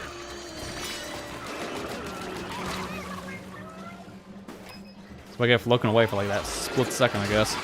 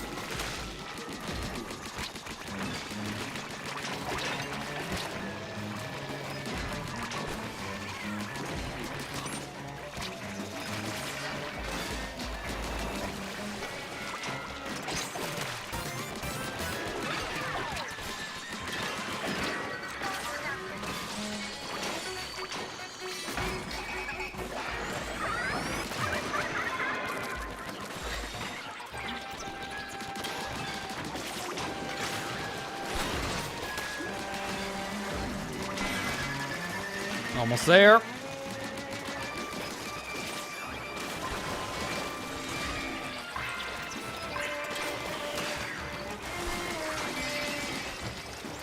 And that's enough.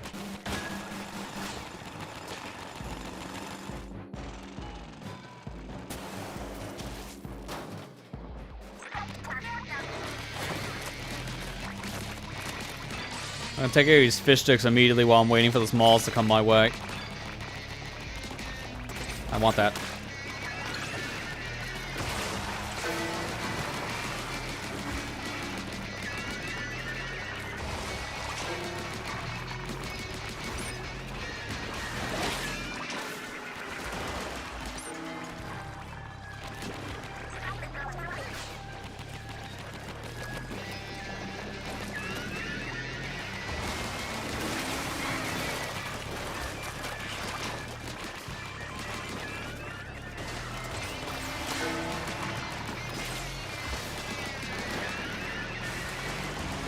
I cannot attack the smaller maws when the big one keeps on appearing in the same spot.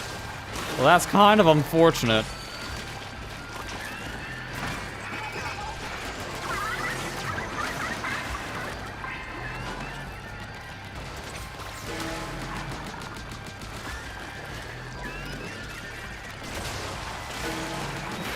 There you go. We're good. That's also a thing I was getting a little worried about at one point, having Schiffer with me. If she misses, then that special is completely wasted. And that Moss goes back under the ink pretty fast. So I thought I was going to miss with the special. That's why I was gonna swap the fry, and then I immediately forgot. Fishbone toy. It looks more like a necklace than a toy. Oh, new title. Wise Collector. You see, we're collecting not garbage, but useful garbage. That makes us wise. So this bone-shaped toy has a captivating texture. When you swing it around by one end, you can detect the scent of the ocean. Oh, good. Salt water. That's a weird toy to have. I guess anyone living next to the beach would probably have something like this at their local gift shop. I wouldn't know. I don't go to gift shops. And we got Gadget Recovery Thrill. Gadget cooldown advances 8% faster when there are Staminites nearby. However, the damage you take is increased. So this is even more dangerous strats. But look at all the 4-star chips we got. This is insane. Ooh, I even like that Persistent Boomerang. That is a really cool one.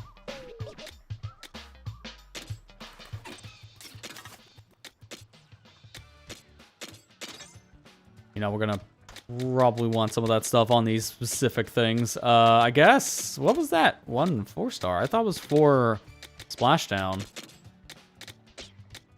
Guess not.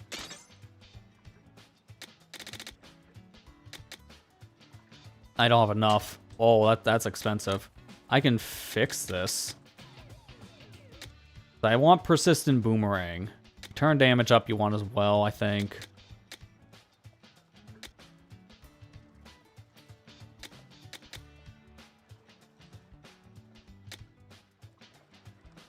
This is kind of hard. I guess if anything, horizontal's only going up by 40%. So maybe just take that off for now until I get more points. Wait. Hang on. Oh, no. It was good to have that. Wait, no, put the thing back. Put it back. Okay, well, maybe not that one. That's what I'm going to use. All right, there you go. That's better. It looked like I was going overboard, but that's because I was on the other menu. Okay, maybe I was. I still want the persistent. So what am I needing to take off? I guess for now, it has to be one of these. I'll do delivery damage, I guess. Because I want persistent boomerang. That sounds really good. But it's just like, it's so close. It is so close. Because it goes over. Yeah, equip. Because the splashdown ain't doing it for me. I'm 1 point off if I take away the horizontal. That's what's so annoying. It's just so close to being good.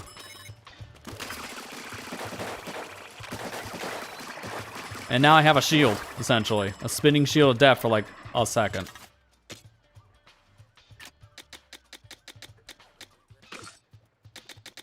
Just to make sure I have all the 4 stars on lock.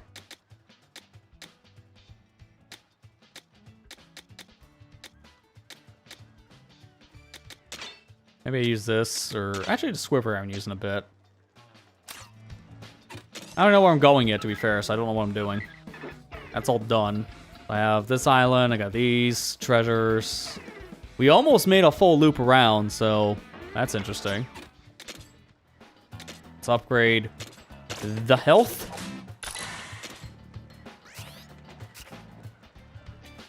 Yeah, go on Pikmin logic. But yeah, a lot of the treasure descriptions do kind of feel like it's a Pikmin logic thing where it's probably a toy, and it's not. Or this is a useful item, and it's just garbage.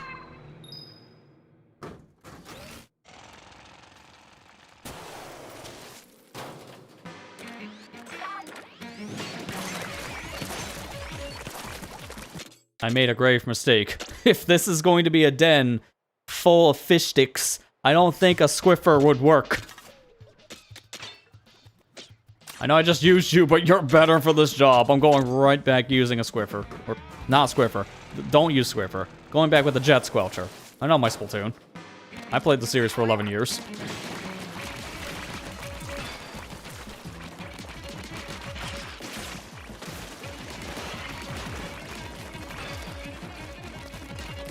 Did they do the same thing in Salmon Run? I can't tell. I can't destroy these things fast enough.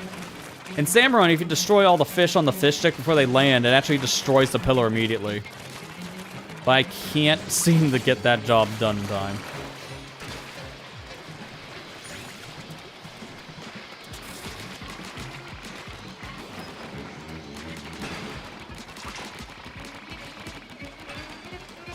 Try it on this one. Shiver, you're in the way. Also, her special's not gonna be useful for this at all. Because it's not gonna be easy to hit fish sticks with essentially a reef slider.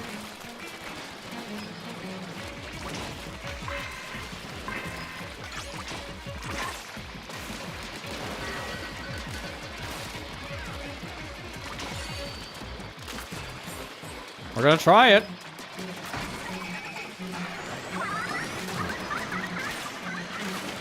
Did exactly what I thought. A whole lot of nothing.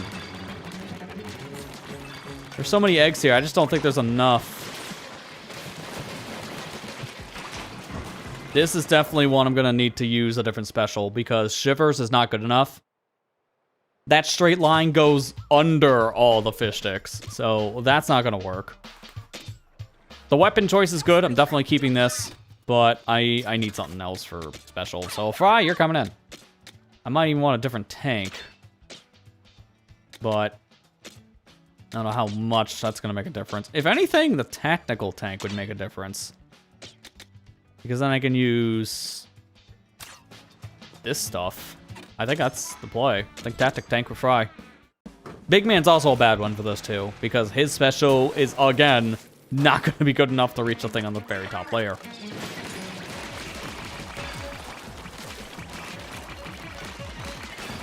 There you go. Yep, still did the same thing. You destroy them all, the fish stick gets destroyed. Unfortunately, I don't know what this laser is going to do for me, but the turret is the MVP here.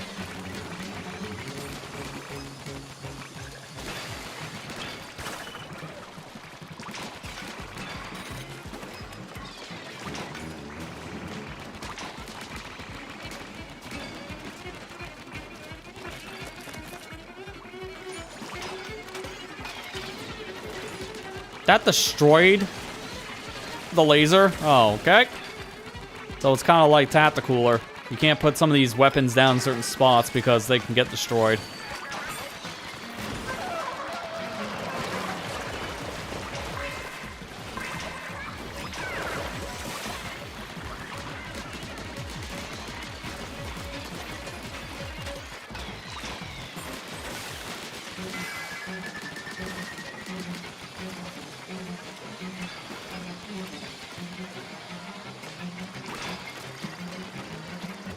This should be just enough right here.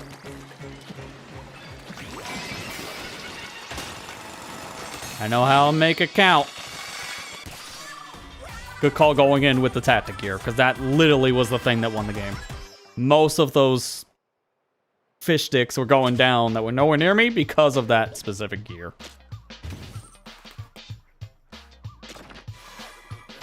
Yeah, land shark is 100% what that thing is. Like, you can't even just sugarcoat it. It is literally a shark on land. So not even much of an expression, it's just reality. Alright, now we can change our weapon up.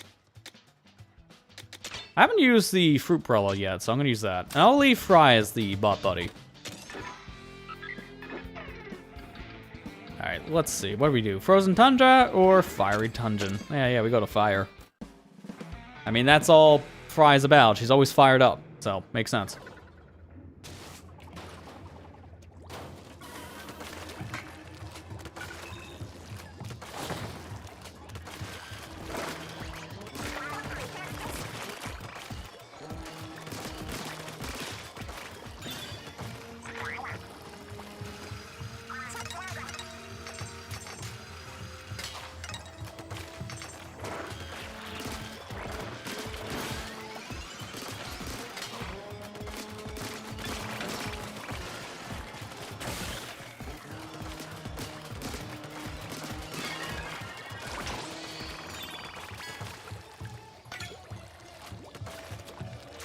I thought it said Booyah Swatling for a minute. It's like it just has a built-in Booyah bomb. You don't even need the special, it just has it there. Which would be cool. That's not the case. I don't think I've seen Booyah Bomb yet in this. I don't know if that is a thing in this game in any capacity. Like as a gadget or maybe a special effect. I don't know. Kind of seemed like I saw that before on someone's weapon, but I'm not sure if that's what I saw.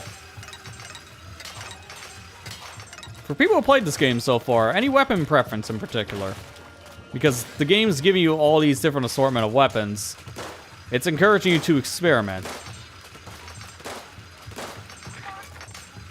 Like, what's people's rarest weapon that they like using? Because honestly, so far, I think it's the stringers for me. Because I've been doing really good with those stringers.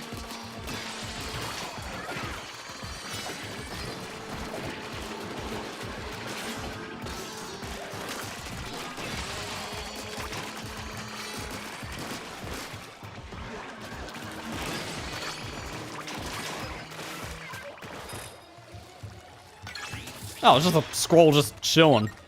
Cool. And a roller. The duct roller. Okay, that's an interesting name for a dynamo. Made you appreciate the bucket. Still hate the sniper, though. That's fair. Sniping's not for everyone. I like the charger weapon class, but the problem is it's extremely situational, I feel. Like, it works good in some levels, bad in others, so it's very hard to use in this game. I think, honestly, it's probably best to use a charger when you're in a group with friends, because then you can have that one guy snipe from the back.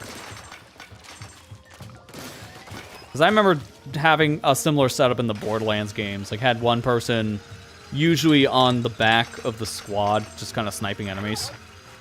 And that's pretty much what this game kind of set up like. It's like a Borderlands, but what if they finally made a good one after like a decade? I joke on that, I actually like 3, but it still has issues. That series at this point has been nothing but a mess.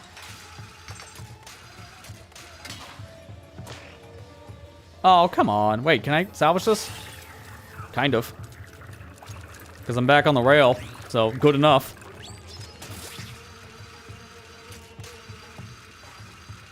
That's fair. I wouldn't mind being a sniper if I was playing with friends online like that. Like, for me, if I got one of the better weapons that is long range, I'll play the role.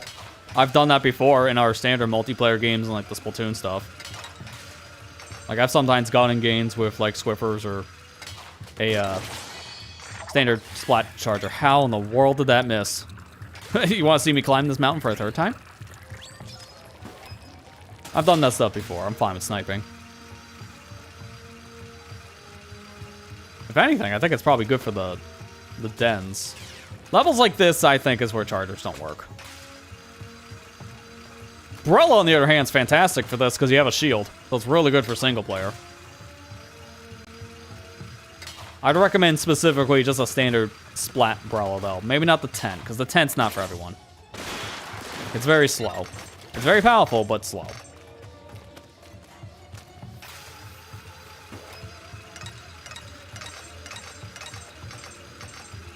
Feels like I can get on top of that rock, but I guess not. Missing every shot. I want that. I see a balloonfish down here. And over there, too. I don't know if I can reach that smaller platform from here. Oh, that's an invisible wall. Wait a minute. How do I get to that stuff, then?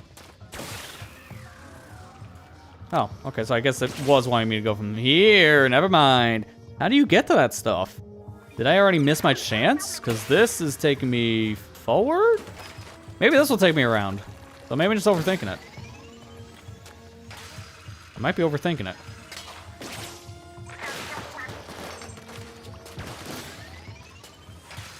Yeah, I'm overthinking it. This takes me over there. This reminds me of a level you just play in, like, Splatoon 3's single player. This feels very similar.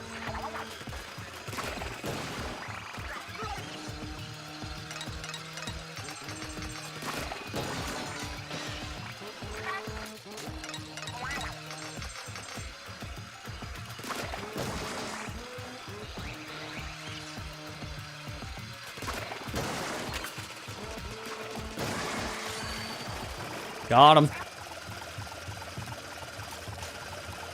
Top of the boomerang's still chasing me too, so I just have an indefinite boomerang now. Because of that new perk, it has to return to my body fully for it to stop. I didn't have a chance.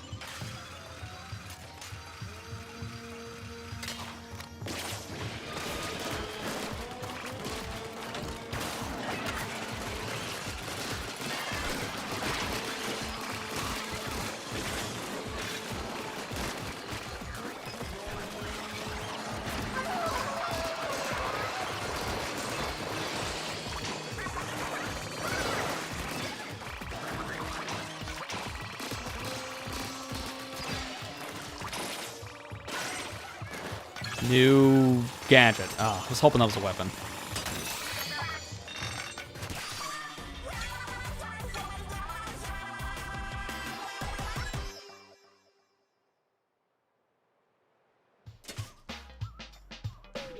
I'm almost at level 27. Just shy of it, so next mission I'll get there definitely.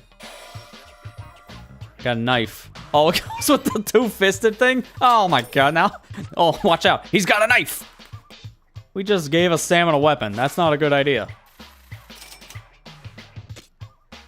So the blade-bearing Salmonite. Instead of having two fists, now he has a blade. A statue of a Salmonite carrying what may be a sword in the battle. The empty left fin suggests a particular type of fencing style. Or, you know, maybe he's just right-handed. Ever thought of that? Hopefully we don't run into a salmon with knives. That would be awful. Mid-air jump now goes to a medium jump. So that's good. How much? Oh, that's so much better. This is almost like the boost that you get, I think, in side order. You know, I keep on forgetting in the Horde, we have like all these scrolls. Yeah, we got, what is that, like 6 entries? So we should probably read some of those. So first up, the Red Salmonite's legend. Have you heard the rumors about the strange Salmonites? Apparently, they have crimson scales and violent tempers. And they're just lurking out there somewhere. Are they true Salmonites? Or some new, unidentified creature? Anyone with information, please contact the editorial department right away. Okay. Well, at least this one's an easy read, because it's just a sentence. The waterfront signboard. A sign advertising readers to stay out of nearby waters. It seems like it's for Salmonites who don't swim well. And also me, the guy who keeps on jumping into the water, or in the case of the last level, lava.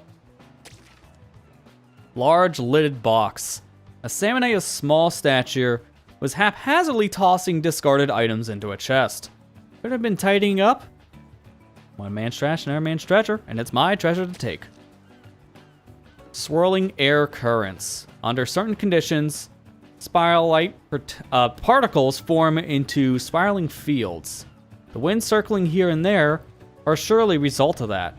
But how do the field loss consistently when they come into contact with high-density ink? Okay, it's very hard for me to talk right now because there's like a helicopter flying above me, so all I heard was rumble. Convenient timing for that? Talk about the swirling current and how a helicopter in this game just got nuked out of the sky? I know you guys couldn't hear that at all, but in my ears, all I heard was a loud rumble. Got people spraying for mosquitoes. It's about time. A slippery substance. An ice-like material forms in areas where the seawater, has high spiral-like content. Though not as cold as it appears, its surface is slippery just the same. I want to examine it more closely, but it's dangerous. I would need some sort of anti-slip device, like cleats. And finally, the stained page. Something terrifying at the center drives Salmonite mad. Gold must not let Salmonites near. What do you mean, don't let them near it? That doesn't sound good. It'll be fine. It'll be fine. Don't worry about it. You know, drink after all that. I didn't mean to click the button. My mouth's starting to get dry, so that's also why I'm misreading some of the little scrolls.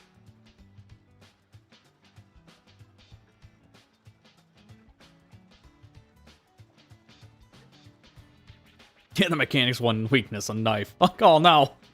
They want my wallet. Joke's on you. I forgot it at home. Like, what do you keep a wallet on you when you're stranded on an island? I mean, I do have that little pouch on the side of this outfit, so maybe there. Speaking of outfits, maybe we should change it up, because I've been wearing this one for a bit. Let's see. Deliver one gadget part rarity, bet. Wait. Oh, I got develop it. Never mind. I misread that as deliver. Like, I got a couple. But you have to make it yourself. Scrap 10 weapons. Actually, how's that look? I think I want to use that costume next. We can get that pretty easily. Upgrade weapon level 5. Earn A rank or higher in all arcade games. I had a feeling there was something tied to the arcade. Ooh, that's going to be hard. Not looking forward to that. Yeah, let's do this one here. I want this costume, so scrapping 10 weapons. I think I scrapped 5. So another 5 should do the trick, but I'll probably do a little bit more. It should be with Fry. We're gonna want to scrap the worst crap, so I'm just gonna, you know, all this. Even the plus. I'm sorry, weapon, but I don't think I'm ever gonna use you. I'm just gonna scrap all this. That's more than enough.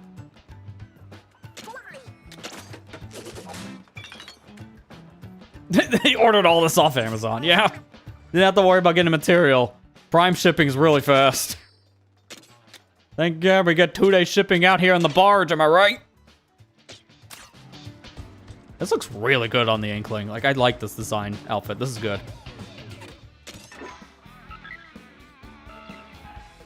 Oh, compass. It's the hot cold one. Alright, good. I can work with this. Airplane food.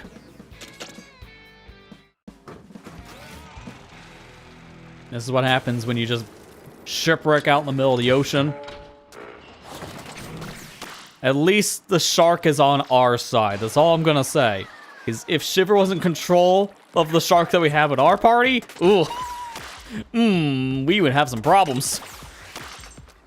I just clipped through that floor, like, just entirely through the floor.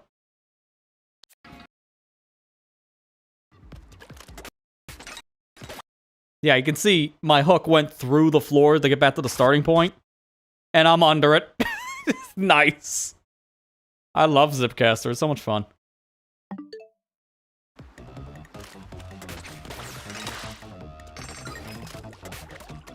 Although we're not doing like the music right though.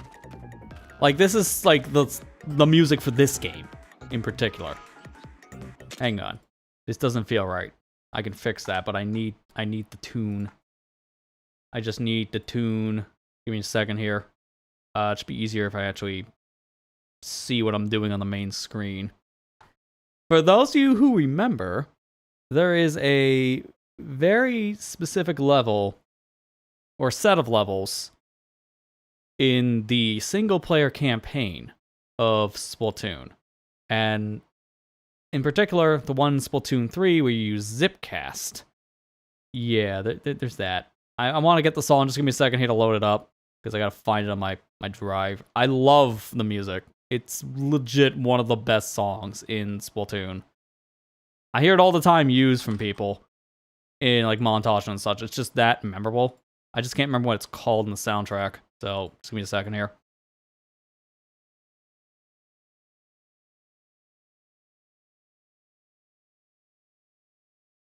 Should be this, right? With flying colors? Yes, this is it. Cool. I'm just gonna turn that down immediately because it started off at like max volume, and that would definitely make me deaf.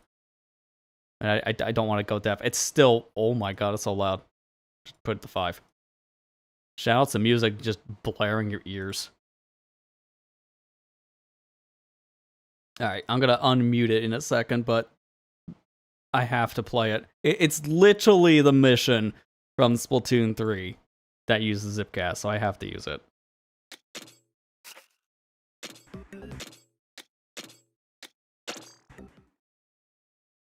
I'm immediately just going to meet the game feed for this because, yeah, it is exactly the mission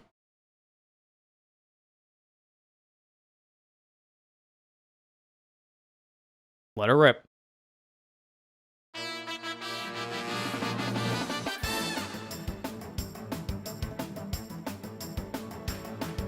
If you remember the mission, you remember the song.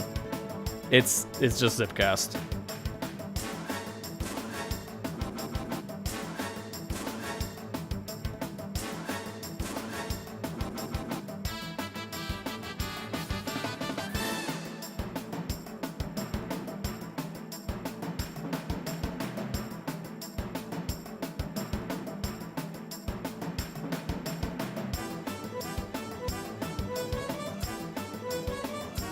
I love this, man. I just wish it was this powerful out of the bat, because this is just a Zipcaster. Like, I'm not even using the actual weapon that we have. I forgot we have a weapon, because it's just so much fun to use Zipcast.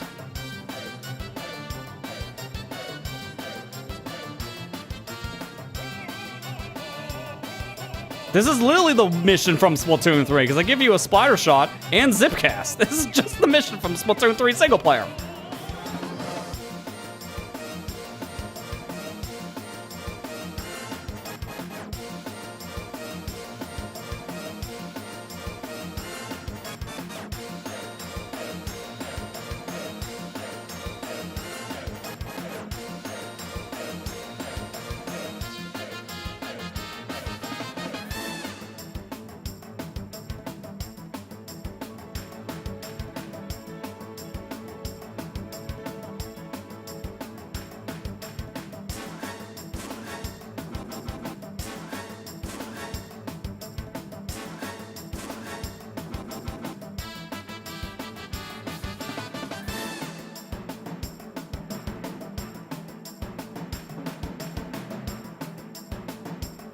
So much. Bad, so we're gonna finish the mission for the song, because this song is long. It's like 4 minutes in the OST.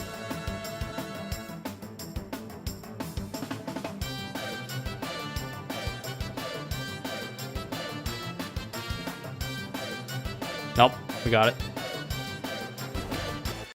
Oh my god. Legitimately, that song is just nothing but comedy gold. Really feels like it's just the weird bombastic of the singing in the background. That's why everyone just sees it. Kind of like the equivalent of like the Mario 64 slide thing for Splatoon, because it's always used in a comical way. If you watch a video and someone uses that song for Splatoon gameplay, it's always either because of Zipcaster or because they want a Mario 64 slider moment, where it's just the goofy song.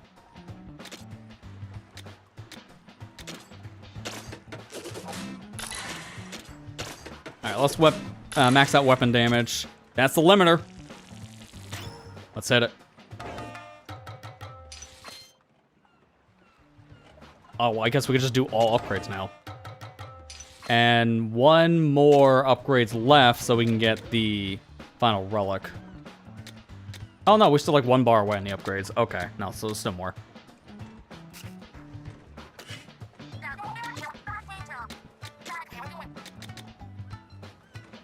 They did say I have to develop a 4-star. They didn't say a specific 4-star ship.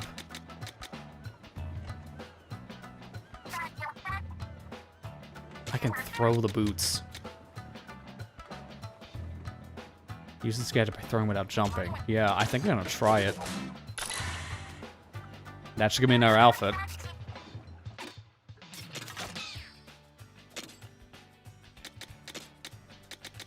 Yeah, there you go.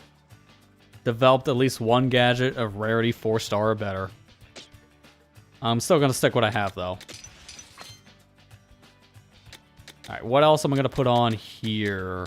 Let's see.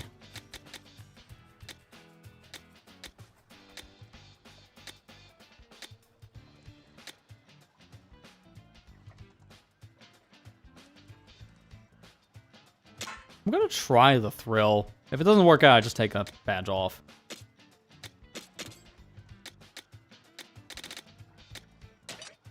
It's only one. I'm gonna turn off emergency activation for throw gadget.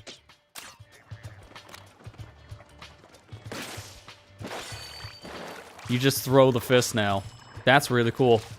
So I can use it now as a projectile and not just for movement. I can combine that with the boomerang and I have 2 projectiles. That is sick. I don't know if we're gonna keep it, but we'll use it for now.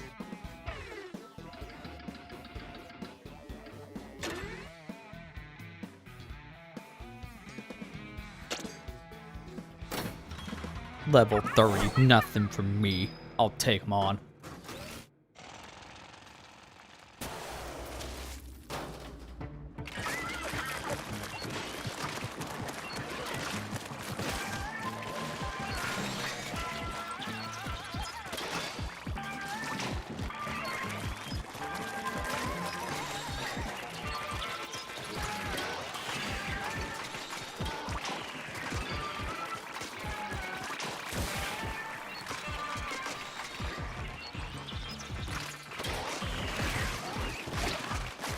I'm feeling like I'm missing the shots right now, though, with that fist. This is not the best map probably to use it on, because it's very sloped.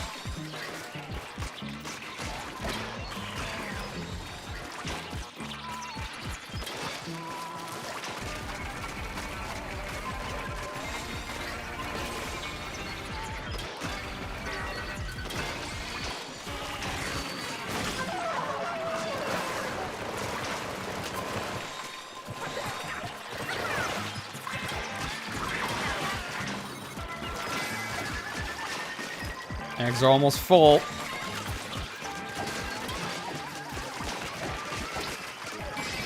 And we're good. Not even a hard den.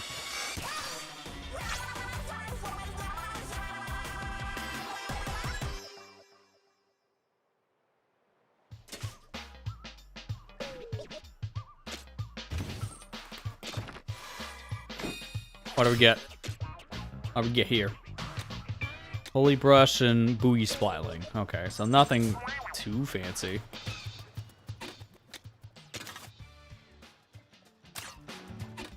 Alright, let's continue on. Go from here into the frozen tundra.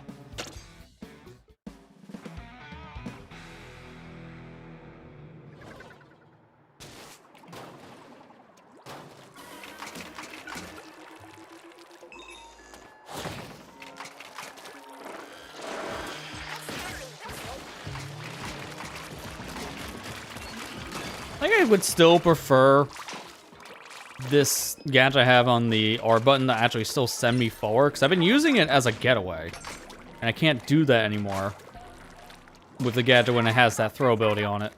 Alright, I can't go that way.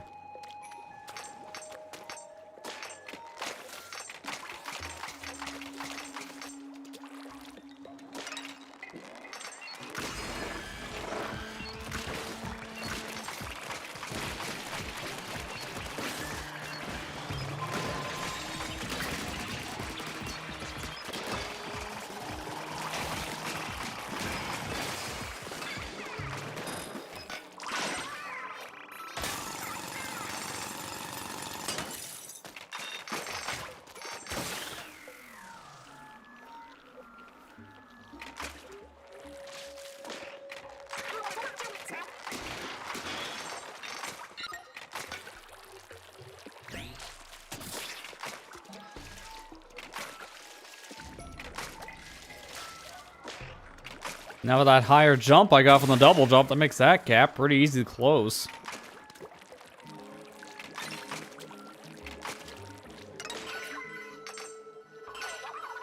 She won't go on the moving platforms.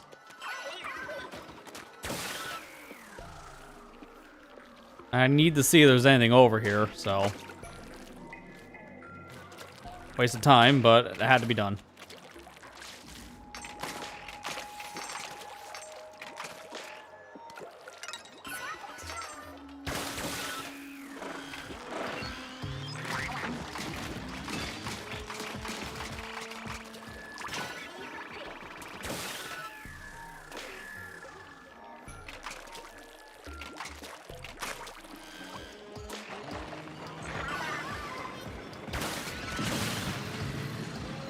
I already knew what was going to happen just by looking at these platforms. This is pretty obvious. Unfortunately, it doesn't look like the bot wants to move this way, so I have to do the platforming myself. It's not the end of the world, but it definitely slowed me down.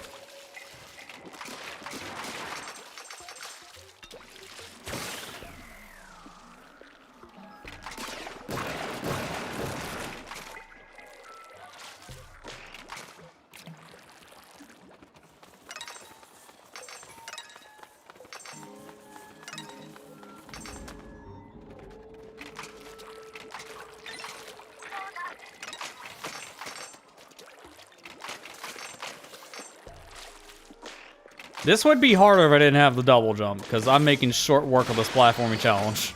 Because of that alone. Although that height was pitiful from Fry. This might not let me fly much here. I don't know. Maybe it was just a bad angle. I don't know, man. That was better than before. Probably a bad angle.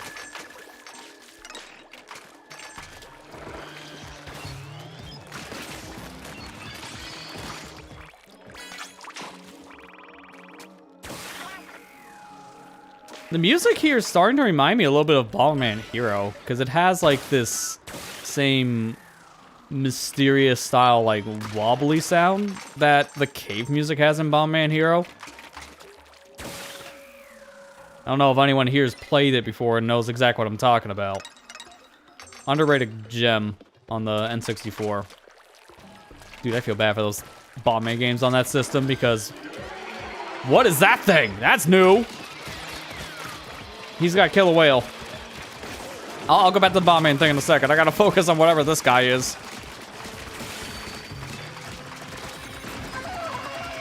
He's even got a Gatling gun. Kill a whale and Splatling. A combination I was not expecting. I can take off individual pieces. So that's the strong arms. That's a brand new enemy type. God, that's scary. Anyways, about Bomberman. Going back now, because it's a breather moment. I can actually go back to what I was talking about a second ago. There were 3 different Bomberman games on the N64. Bomberman 64 and Bomberman Hero both got ports. And then both became lost media. Because they were both on virtual consoles. And both Wii and Wii U virtual console, no more. So they're back to being rare gems that you have to pay a lot on the used market for. It's so stupid.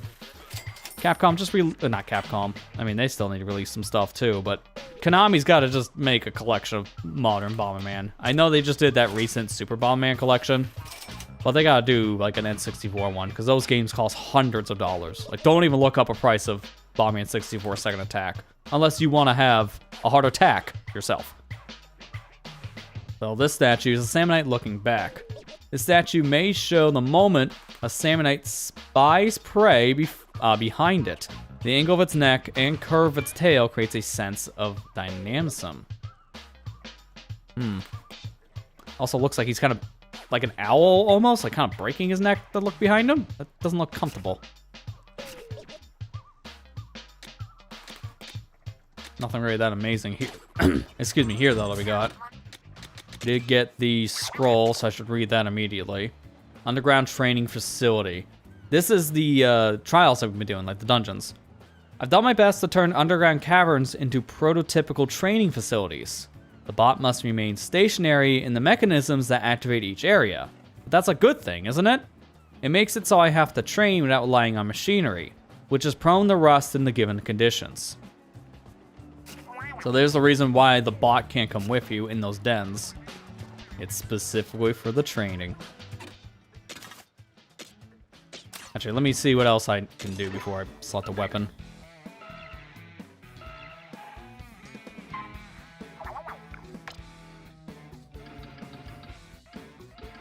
Good call, I didn't pick anything yet if I'm going to be doing a dungeon here. Bento box. Oh, now you just make me want to eat a bento. I don't think I've ever tried... No, I never actually tried a bento. I've known a person who made bento boxes for college. I think I might have sampled one of them at most, but I never had like a full-on bento myself. But bentos are kind of just generic. You can put anything in there. Kind of the point. Oh, jeez. Okay. Wasn't expecting an eel to be the first thing it just throws at me here in this trial.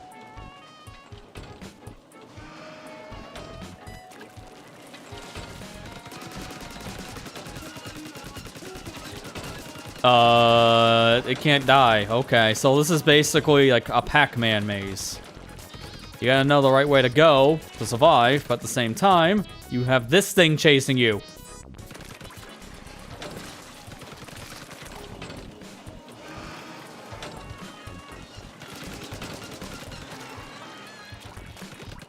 I thought there was another one of those holes. It's making me worried I'll see more eels. Yep, I knew it. Yeah, that's a very predictable game. Those are the Pac-Men, and I'm the ghost. I don't want to be chomped.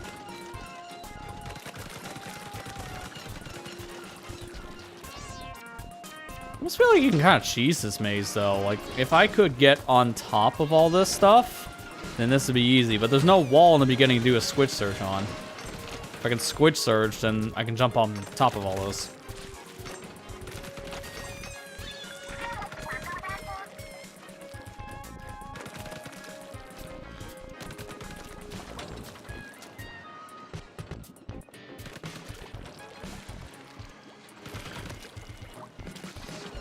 Oh, that's not even fair. I can't go through that corner at all.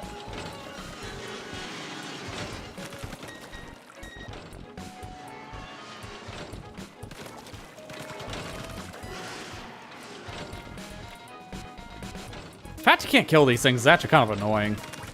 I would love to be able to just get the eels out of my way, and then they could just respawn, but for some reason being invincible. Alright, sure. That just makes this way more annoying. You know you're going the right way when you find the shards.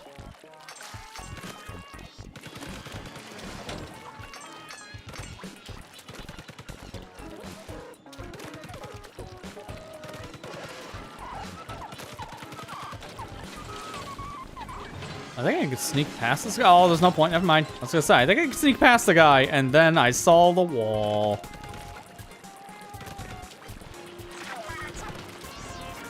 Oh, now we even got the big dude. I can't do anything else but just walk slowly.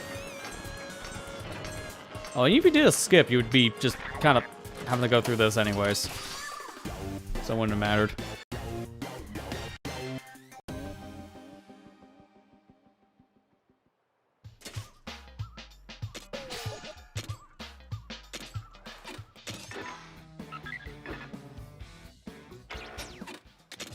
Let's go spend that point. Let's see. We can do more damage. We can do more gadget slots. I think I need more gadget slots because if I'm finding 4 stars, I'm gonna need the points. I'm gonna take the throw off. As much as I've been liking the... I didn't mean to do that. As I've been liking the idea of the throw, it's not actually serving me much of a purpose, unfortunately.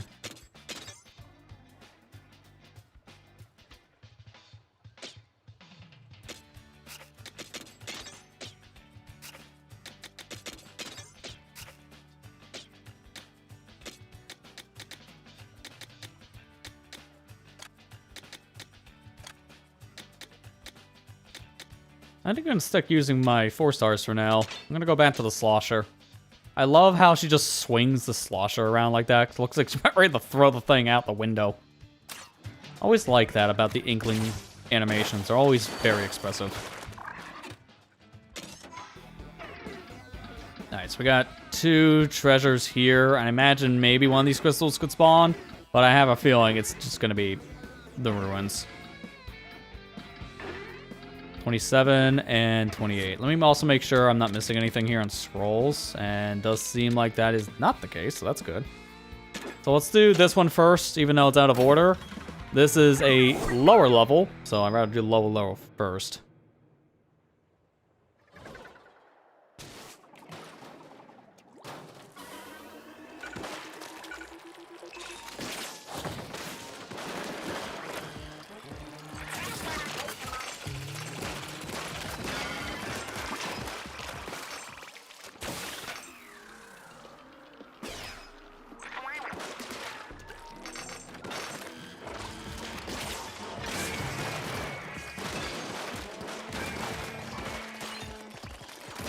Nice. Just jumping froze it at that point. That's kind of funny. I have the freeze damage from the weapon, but it doesn't mean that the slosher is the only thing that'll make enemies freeze on contact.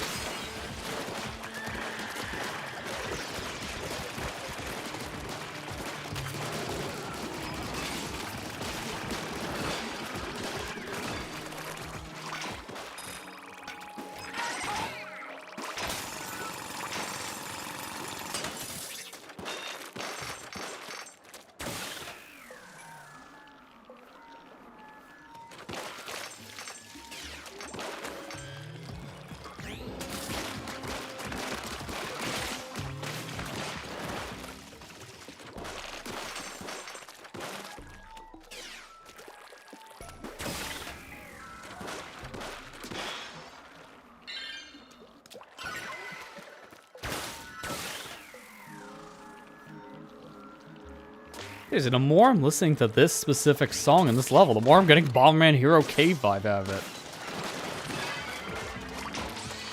Like I mentioned before, Konami needs to re-release the games, but shout outs to the fans who've been doing the thing that Konami hasn't done in like a decade plus. There's recomps of both of those games. Thank goodness.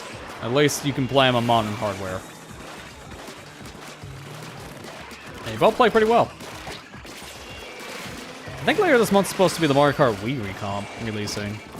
I know literally the final day of July, they cut it down to the little wire, but the team that was working on the Banjo-Kazooie decomp port actually got it out. Like, on the buzzer, essentially, which was insane. It's nice to have a second Banjo-Kazooie PC port.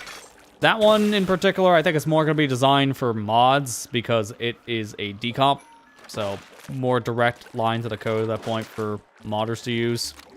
And it works with more ROM hacks already out of the gate. Like, the recomp, I think, only worked with, like, 3 mods of Banjo-Kazooie. Like, full-on ROM hack mods. And 2 of them were at launch back in January. So, this one in particular, the decomp, I think is confirmed to work with over, like, 20. And there's more to come. Which is great to see.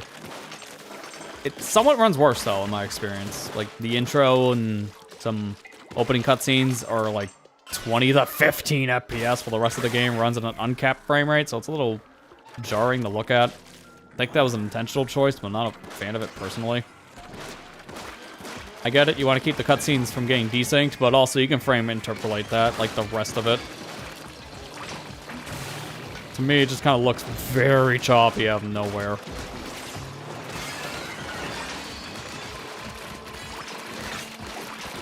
I'm just glad we have so many retro PC ports. I've been talking about it all year for a reason. There's just so many of these things releasing left and right. But at the same time, it's good that there's so many releasing left and right. Because this year has just been a hot mess for AAA releases. There's been some good things here and there, but most of it's been bad. So it's been nice to have at least the fan stuff to fall back on for when there's something bad. In, like, the actual sphere. Like, the last headline I read was just the most ironic yet expected story. Where Halo Campaign Evolve released, what was it, like a week ago? And already, there have been layoffs in that studio. It's like, at this point, is anyone surprised? Is anyone surprised that there's more layoffs at a Microsoft-owned studio? Because I'm not. At this point, it's just poetic. And yet, it's awful. I feel bad for the people that just lost their jobs the second they release a brand new game. It is so dumb. Alright, we got the Rampant Club. A stick possibly used by a Salmonite as a club. Which is just 2 pieces of meat just stuck together. The cleavage mark hints at the intensity of the battle where it was broken. Like, right at the peak. But again, this thing is literally just 2 pieces of meat. Just frozen. It's cursed. Gadget recovery now advances 7% faster when submerged in ink. What do I have? Cooldown is 8% faster. So my thrill is technically better by 1%, so I might as well just leave that.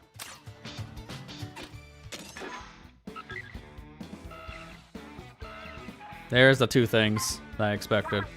I wasn't thinking I would get 2 levels from that. I thought this crystal one would unlock after I cleared this peak, but I guess not.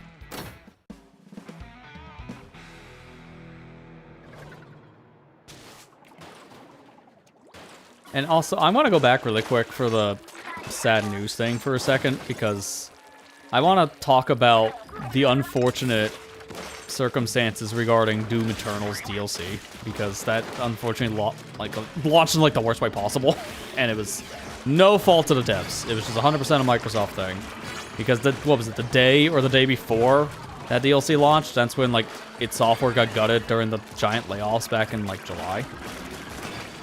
So fast forward to now, the DLC is currently on sale for 50% off. It just launched. Not even like a month after it comes out, it's already on sale. You want the premium edition, which comes with the DLC and extra costumes? That's like 70% off or something crazy. It's like 11 bucks. It's normally 35.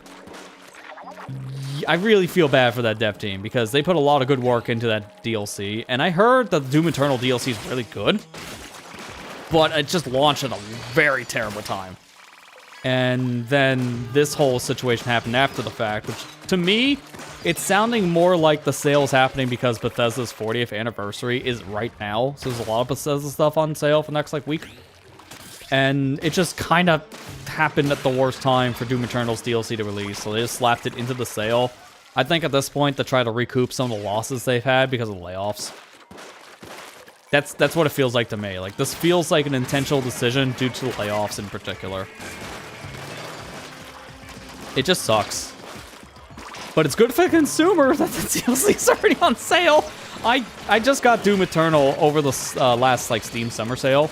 I bought it for 20 bucks by itself, and then I was thinking, I'll get the DLC when I'm ready to play the game, even if it's full price, it's 20 bucks. Then the premium edition went down to 11 bucks. I'm like, all right, cool, I'll just buy that. So I got the game and the DLC for like, what is that, like 32 bucks in total? The game is, with that all included, like $100. That's saying a lot. That is really saying a lot right now. It's no fault for the devs for this kind of thing. It's just, I blame Microsoft for what happened in particular. And then having to do the sale this steep, I 100% think, as a theory here, I think that's 100% just trying to recoup the cost of these layoffs, because they need the budget in order to survive, and maybe this is the way they do it. So a PSA, if you wanted to get the Doom Eternal stuff, the game is on sale right now with the DLC. You can get the whole package, like, it was like, what was it, like 30 bucks? Maybe 35 at most. So I would do it now. If you waited, now you're really rewarded.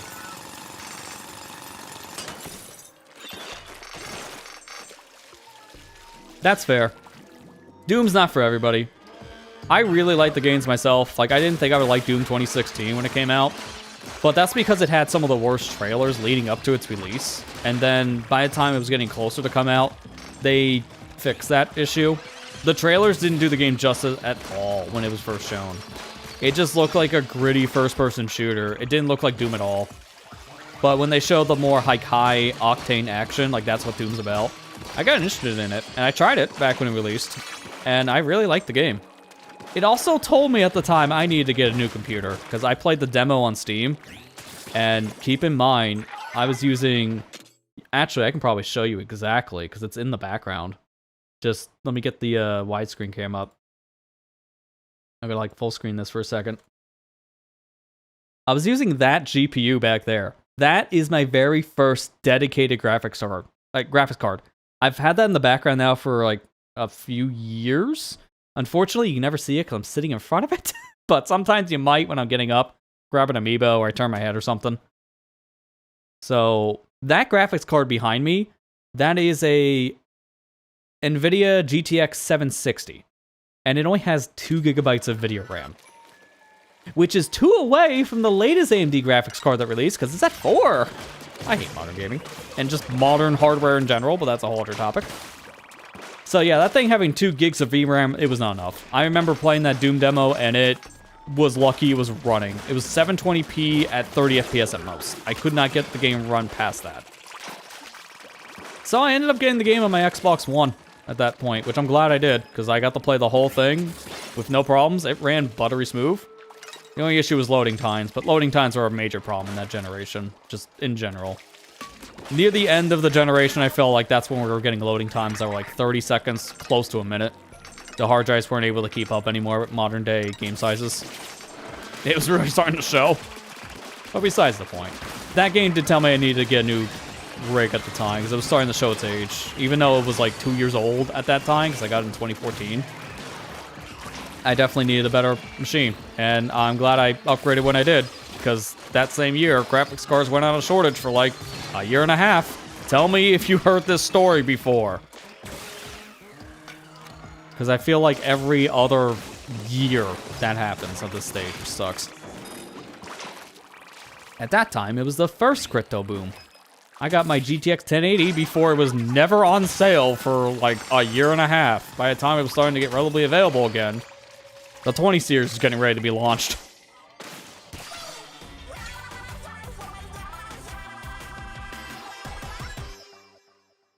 But then I remember getting the GPU and then playing it on PC, and it was like, oh, it's smooth as butter. I love playing Doom on PC. It feels so good.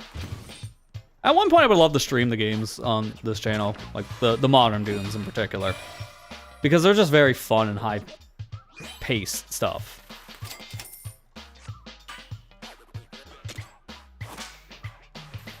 Prepare for trouble and make it double, as it's double trouble. Thought to be a statue of one brother hoisting another to scan for enemy action. The one on top is most likely the older brother. That, I think, got his mouth punched in because he's missing a lot of teeth. And also got us an upgrade here to the power collecting. Now they're easier to pick up Mega Power. It doesn't tell you what exactly it did on the upgrade, so I'm guessing the radius got bigger. I haven't used it at all, so I don't know exactly what it did. And I still don't know what it does. And I'll continue that trend, because I'm good, thank you. Here's my second compass. Let me make sure I didn't get the scroll. I gotta go back. That kind of sucks. We should probably change the weapon then. If I gotta go back, then I'm gonna use something else. I'll put some gloogs. I hate missing a thing here, man.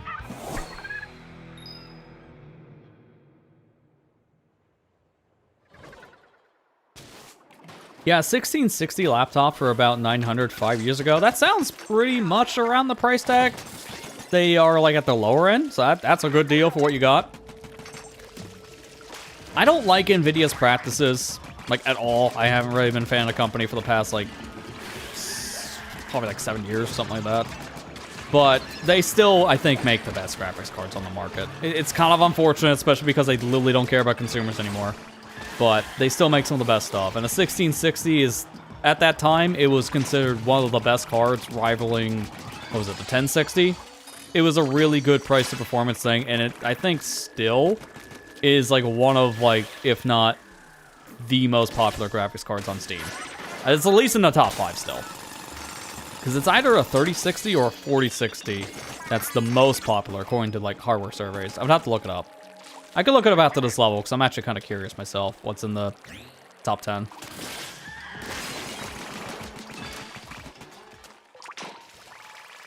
But yeah, your current one, I think, is a 4060, though, isn't it, Ethan? Like a 4060 mobile? Yeah, 4060. Alright, so that's what I thought. I was correct. It's funny, I think I know my friends' computers better than they do. Because I remember it was like a few months back, Matt was saying, I think I only got this laptop maybe like 2 or 3 years ago. And I'm like, dude, I know exactly what's in that machine. You got that in 2020 before everything went to the foobar with computer hardware. And also, you have a 1050 Ti and like a, it was like an i7, like 10 gen or something like that. Or i5, one of the two. I can't remember the actual CPU now, but I rambled it off at the time. It's like, how do you know my computer better than me? I'm the tech guy, that's why. I'm the one who recommended the machine.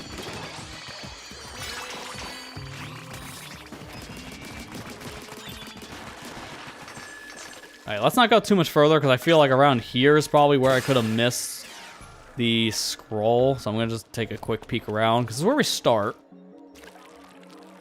And then we go all throughout this section for the rails, but there's nothing else in the distance, so I'm going to continue forward.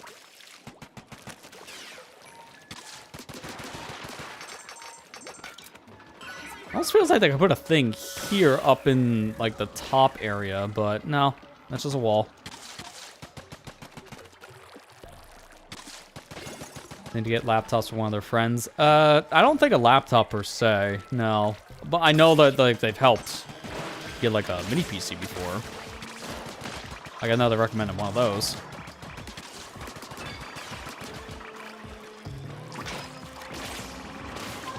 I've had, though, like, on that front, I have gotten a laptop from Amber before. Like, she sent me a laptop a few years ago when, this is, like, right I think it was like right before or right after I got my own gaming laptop. She got a new one herself, and she was looking for a person maybe that could have a good home too. And we use it here now as like a secondary machine. My mother doesn't really use laptops much. She mainly uses her phone and a tablet. But every once in a while, you need to use a computer for something. I have her using that machine because it's still really good for just web browsing. So I technically, I guess, got a laptop from a friend, so I guess you can say that was me.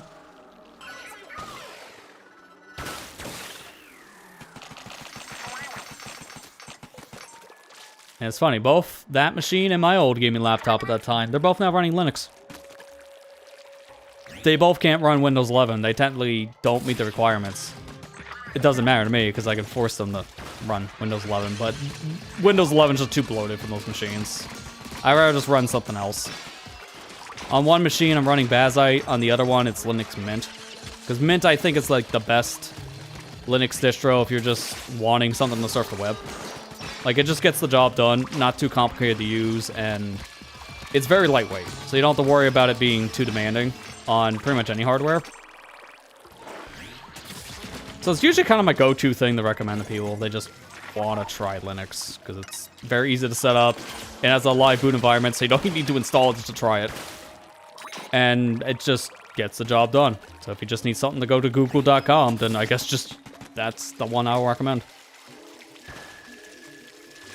And I put Bazite on my other machine because it was in preparation of getting a Steam Deck. And it was using basically the same desktop environment as Steam Deck. It's like, I'll try it. Everyone's been praising this. I can see why. It's pretty good.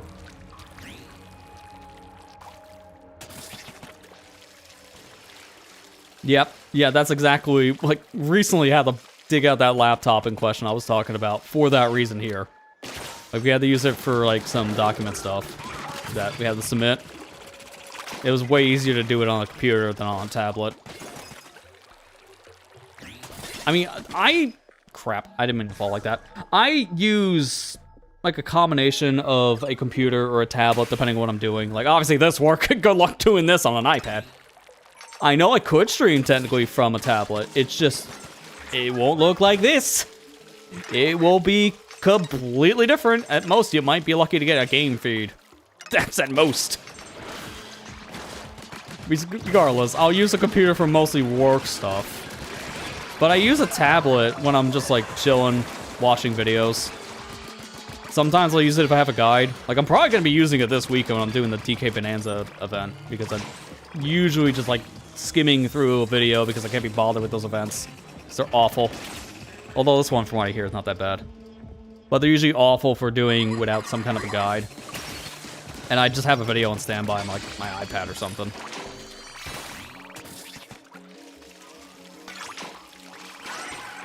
It's kind of funny. I got a laptop in 2014. Not 2014. Yeah, I got a laptop 10 years ago.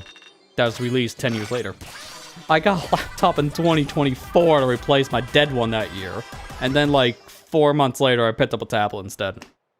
And I've mainly used the laptop now for some work stuff, but I haven't used it nearly as much. I just keep on reaching for the tablet because it's just more convenient. If I'm watching a video, I'd rather use that. Ooh. Unleaded 4K 4-star. Caught in 4-star K. I'll see myself out. That was a terrible pun.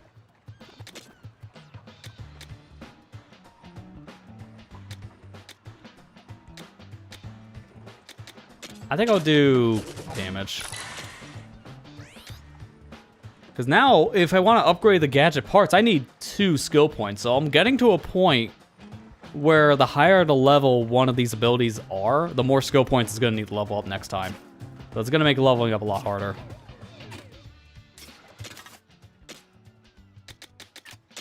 This is my strongest weapon now. In more ways than one. Watch how much damage I do to the big target. Yikes. That is 5 digits. Woohoo. Remember the conversation we had what was that, a few minutes ago in the chat? It's like, who's going to be the sniper of the group to hang back? I think I found the weapon to use for it.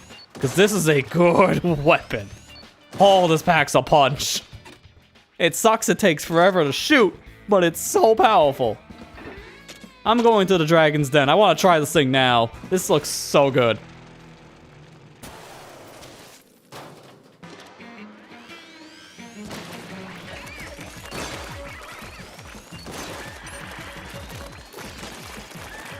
Like, even like a half charge shot still doing 2,000 damage. And keep in mind, this is piercing damage. So if I shoot through something, I'll do damage to everything in its path.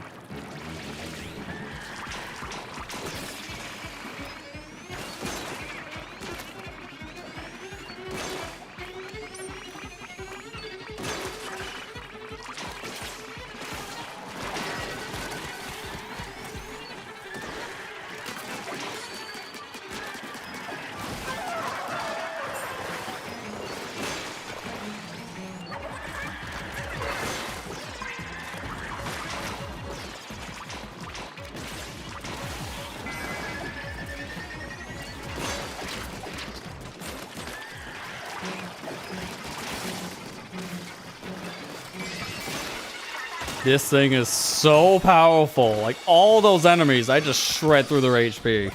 One good charge shot, that just takes out a whole row of salmon. That is so good. It's situational for how I'm going to use an E-later like this, but if you need a backline, I'm your guy now. That's so fun.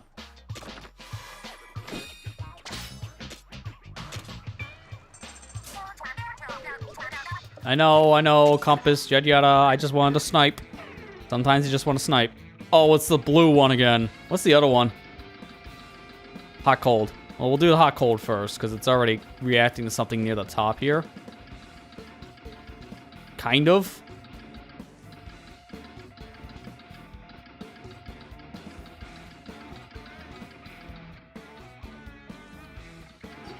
Here it is. Blended up.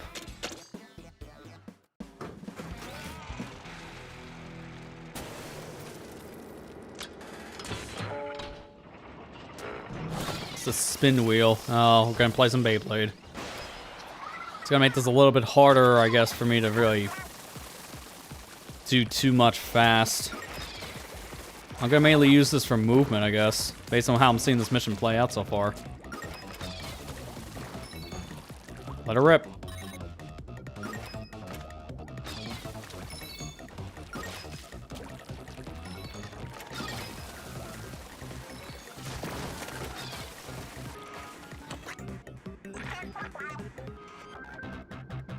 Doesn't look that bad. I just gotta get out of here fast. And we're good.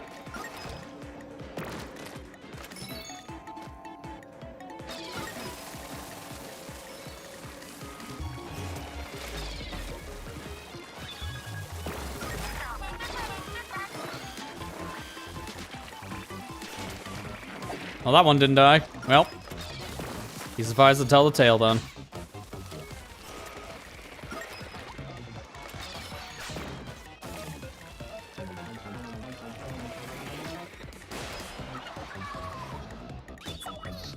This is a lot of boxes.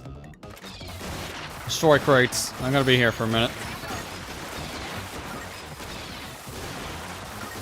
I can only have 2 of these out at once, so I can't just spam them.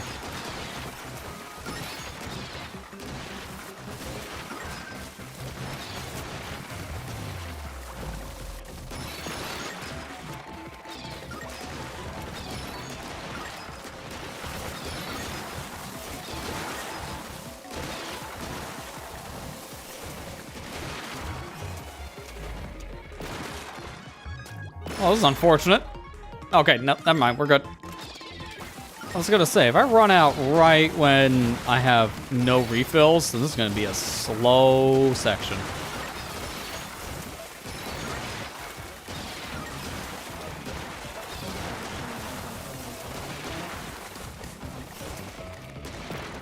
Again, slow section.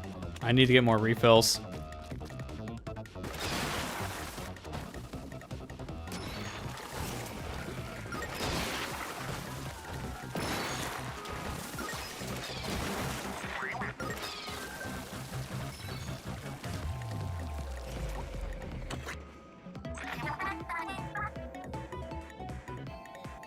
This is the last section here we're going through.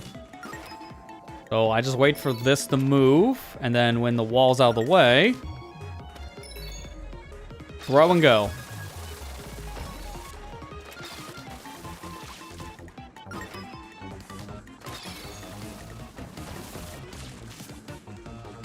Well, this sucks.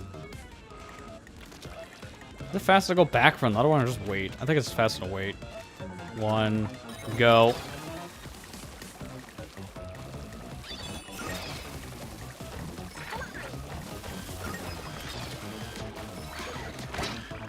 Wow, what a slap. Well, at least my Beyblade was still going.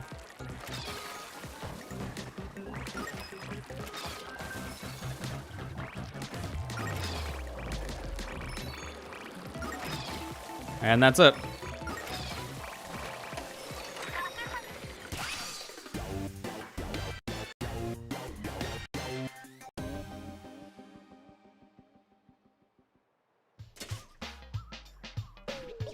Look at me balance a book. We're not gonna upgrade immediately because I have a second compass. So let's play this hot cold game.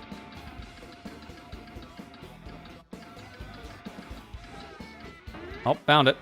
It's like around here. There it is. Bursting with flavor. Another power tank related gear.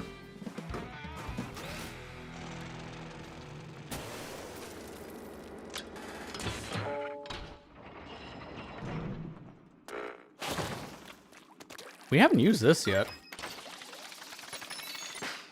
Oh, it has multiple charges. Oh, this is the Booyah Bomb. Okay. It goes up to 2 charges, kind of like a Splatling. And the more you charge it, the more it shoots out the Booyah Bomb. Because this is just a repurposed Booyah Bomb.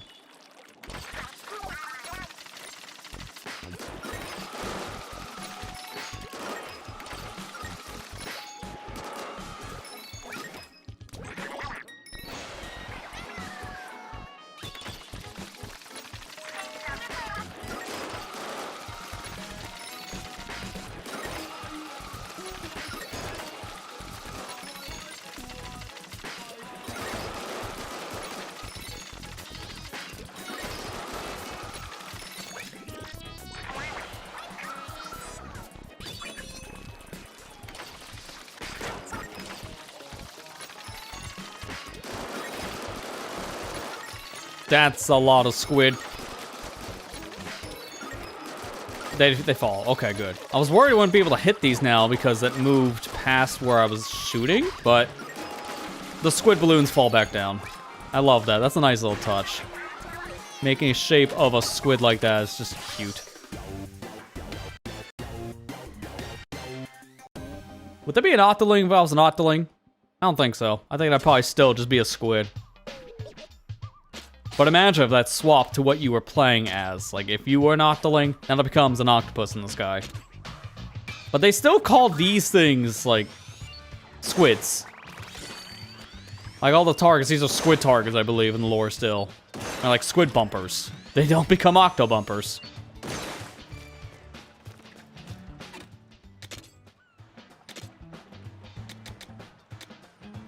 I can upgrade the gadget part thing now. I think I'm gonna do that.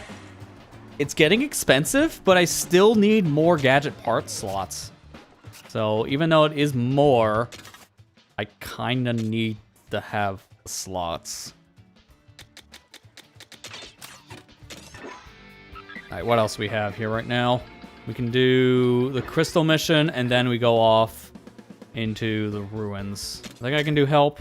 Yeah, I'm ready for help at least. I think I'll do the lake, and then after that I'm gonna take another quick little break to get him a stretch. Because that should, I think, put us right at the next ad break on Twitch. At least close to it. That'd be perfect timing.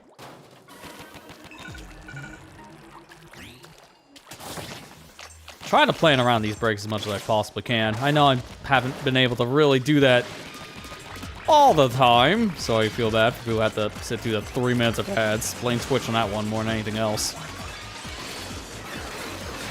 I have to put the lesser of the evils here, and unfortunately that's the best case scenario I have is 3 minutes of ads every hour. It still sucks.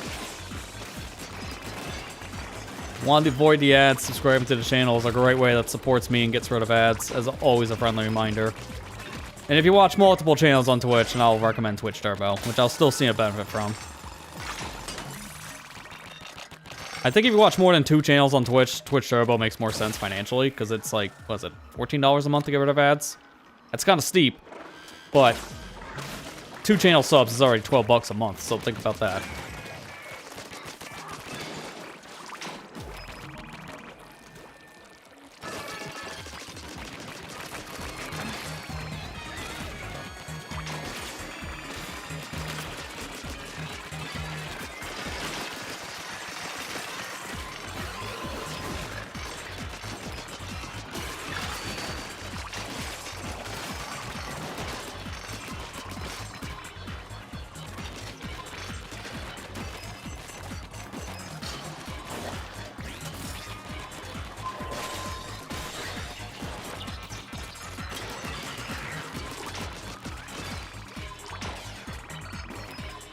Oh, it's still an enemy. I didn't even see this guy over here.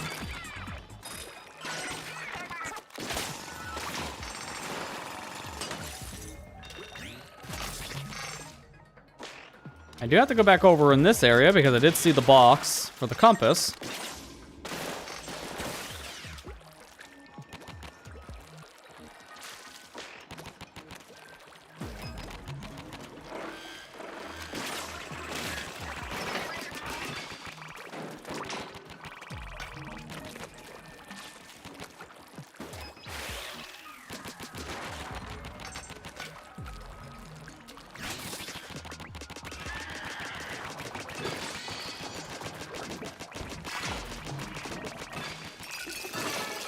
Oh, well, that's convenient time for a crystal to show up.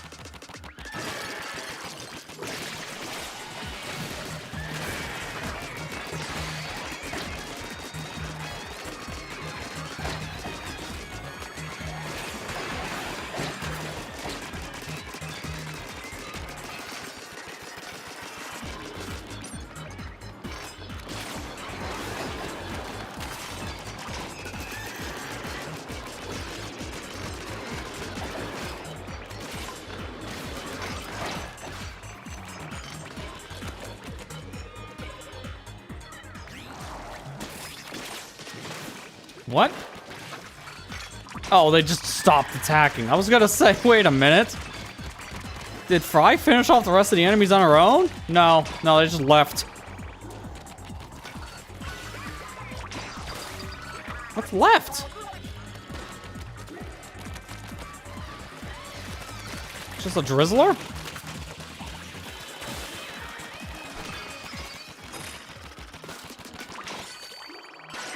Oh, that was kind of odd. But okay.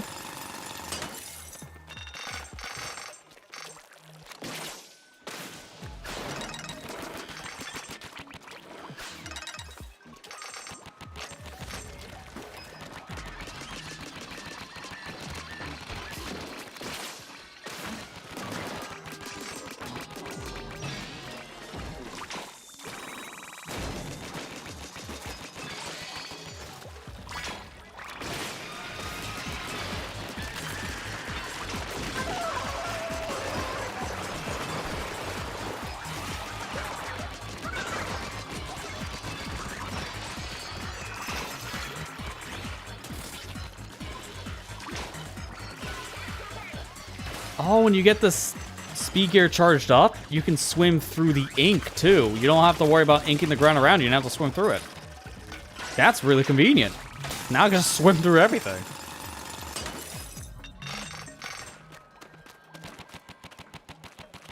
I haven't found the sunken scroll yet, have I? I feel like I did not find a sunken scroll yet. Probably be over there, if anything.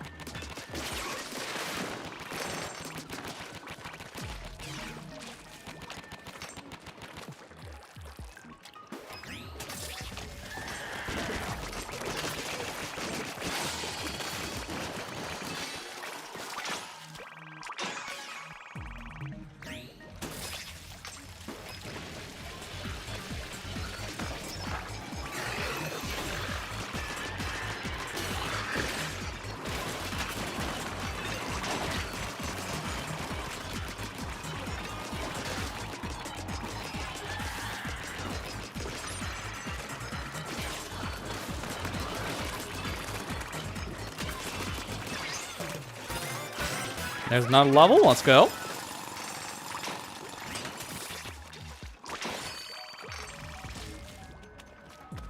There it is.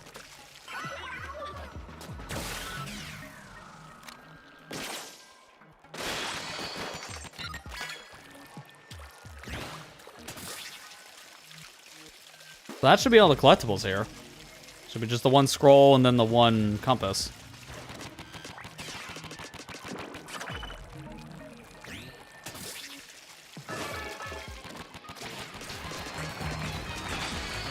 I bet that was Spoink for a second. Like, why is our Pokemon here?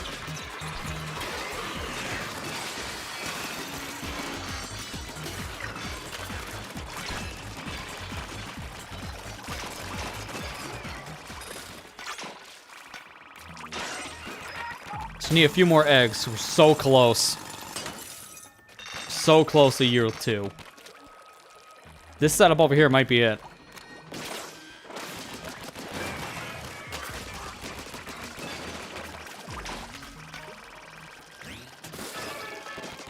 Goldie!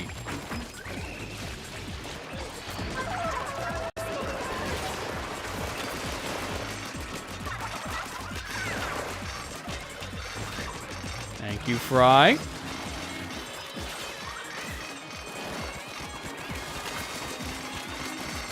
I just can't even see where the Goldie is anymore. There's just so much chaos going on. Yeah, there you go. Let's go. That's so many shards.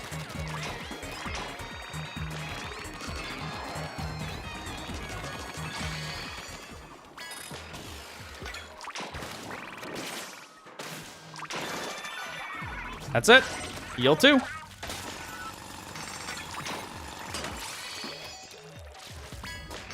And a blaster, we'll take that.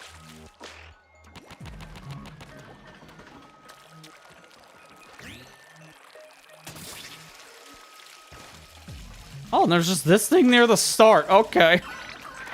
Thanks.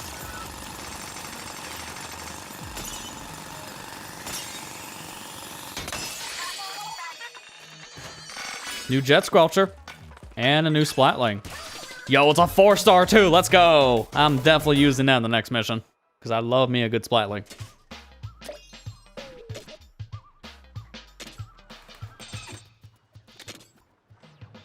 I want to save up until I can do one more gadget part slot upgrade. So I'm going to hold off for a second on using that upgrade we got. But before we go on break, let's read that new set of scrolls we got.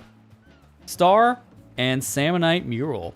Salmonites gaze up at the starry sky as if it were a... Wait, it's if with a yearning intensity.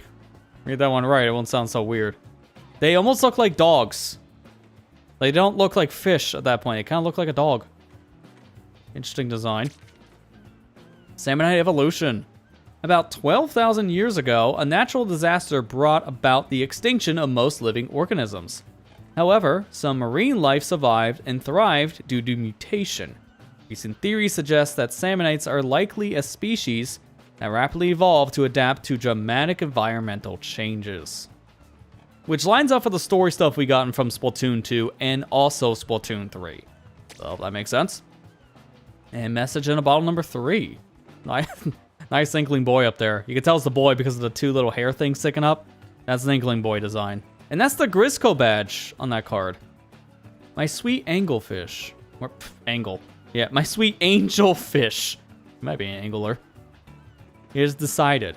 I'm turning over a new leaf. Taking a part-time job. Training begins today. Once I saved enough money, I shall set off on my journey to find you. Wait for me. I probably won't be stopped. Yours, in the labor of love, Ichabod. So the job in question was Grisco Industries. They took up work as a salmon runner employee. Hopefully they're still alive based on how the little salmon runs have been going as of late. Have you seen the big rig run? Oh my god!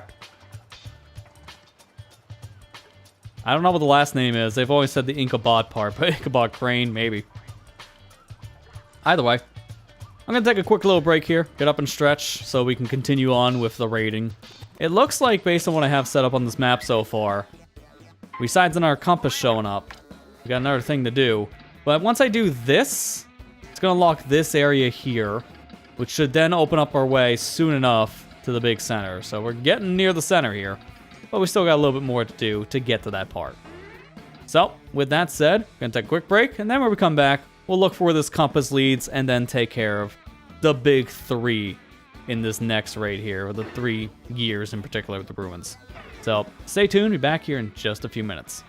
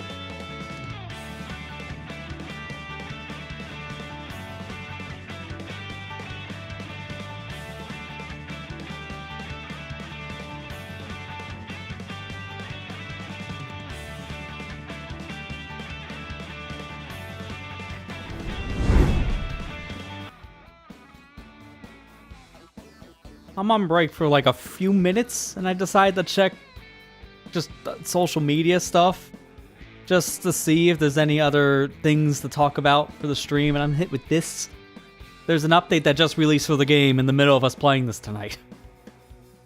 Okay, so apparently there are some bugs that were fixed up in the specific update, and I could have done that, like, on the first break, I guess. Maybe, well, actually, no, it's 8:33. I took the break around 8. So, a few minutes after coming back. Let me read what the stuff is, but let me move this over to my primary screen so I can actually read it. So the update in particular, let's see. Releasing a tanks limiter, you release it without holding down the A button. So I guess in the past, I did notice on the wording, this was a mandatory thing. You had to press A, so I guess for just accessibility's sake, it just can release without holding the button down. That's probably for the better. Fix an issue. Showstopper gauge. You don't push any buttons for a certain period of time. The hideout with dungeons wasn't working as intended. So there was a bug with the special they fixed. Fix an issue with the emergency damage effect was not applied to explosion damage when added with the Splat Jet's explosion steps. So certain pairings didn't work. Fix an issue in case you couldn't move after a splat chest immediately after done a squid roll from a wall. That's interesting. So if you do a squid roll, sometimes this hatchet weapon just didn't work. Fix an issue in Soya Cliffs. I think we already did that level, so I won't see this. Fish stick would occasionally move it into the terrain and cannot be defeated. The fish stick just like goes in the wall. It's like, well, sucks to be him.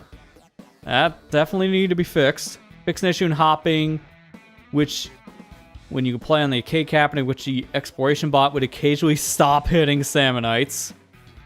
I can see why that needed to be fixed, because the arcade game becomes harder because of that bug. Fix an issue in which the game could crash if you tap the Nintendo Switch 2 touchscreen when the fog swirls around after launching the game. That crashed it? What? Hang on. I showed that in the beginning, but I didn't get a crash. I gotta try this before we update.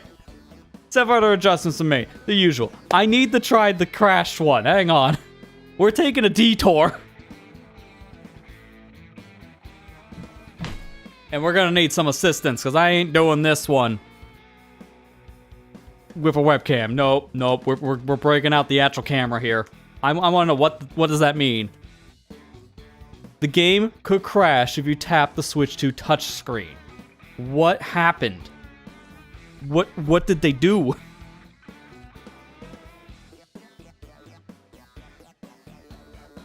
I'm just fascinated by this. I apologize. We're doing a detour, but this is gonna be worth it. I'm glad I checked socials after this. But yeah, let's get the system. Because we need to see what the heck this means.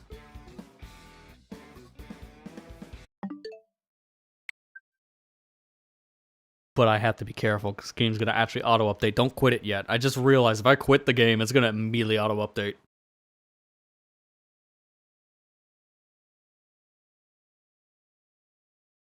So I kept it running just to make sure it doesn't update. That's what I'm wondering. What do they mean by tap the screen? Like how aggressive are people tapping their Switch 2 screens to get this bug? Because this sounds kind of random. I was not prepared to do something like this tonight, so this is gonna take me a second, because I gotta move, like, a couple things out of the way. I swear this will be worth it. I hope. Because we gotta see what the heck are they talking about here for ourselves. This will be as good as it gets. I just might have to rotate the screen, that's all. I liked how I joked in the beginning, hey, we're not going to do like a 2008 YouTube video kind of thing, where we're just filming a screen, and then an update drops where I have to film the screen because it's on the touchscreen. I know this is jank, but I was not prepared for this tonight, so deal with the jank. I apologize. But we got to see what this means before I update the game. As of right now, this is version 111, I'm on 110. Just to verify, yes, it's on 110. You will not be able to see this all that well, but I'm going to do my best. This is the best camera angle you're getting right now. If anything, I might be able to move the keyboard a tiny bit more and then put this here. Actually, yeah, this is better. Apologies for the glare, but I can't do anything about that.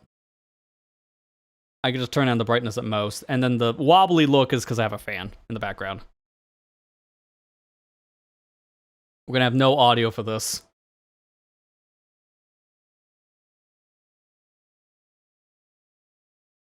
No. No, start the software. Start the software. Airplane mode. Cancel download. We're good. Alright, so fix an issue when the game could crash if you attach a Switch to touchscreen when the fog swirls around launching the game. So right here. How is this crashing? Like, what did people do? I'm typing on it like as a keyboard and it's not crashing. What were people doing on their Switches? I don't get what you guys were doing to cause the crash. Don't worry about it. Let's move this over a little bit. I'm going to try this one more time. If it doesn't happen, it doesn't happen. I just wanted to see what are they talking about. If you tapped the touch screen, so I'm just going to do this. Maybe because I just saw that ripple went really far over. Maybe it was causing an issue where the ripples were going a little extreme. And maybe it was like a speed issue where they underflowed a value. And then that just crashes the game. That's the only thing I can think of for this crashing, because I'm not seeing anything happen.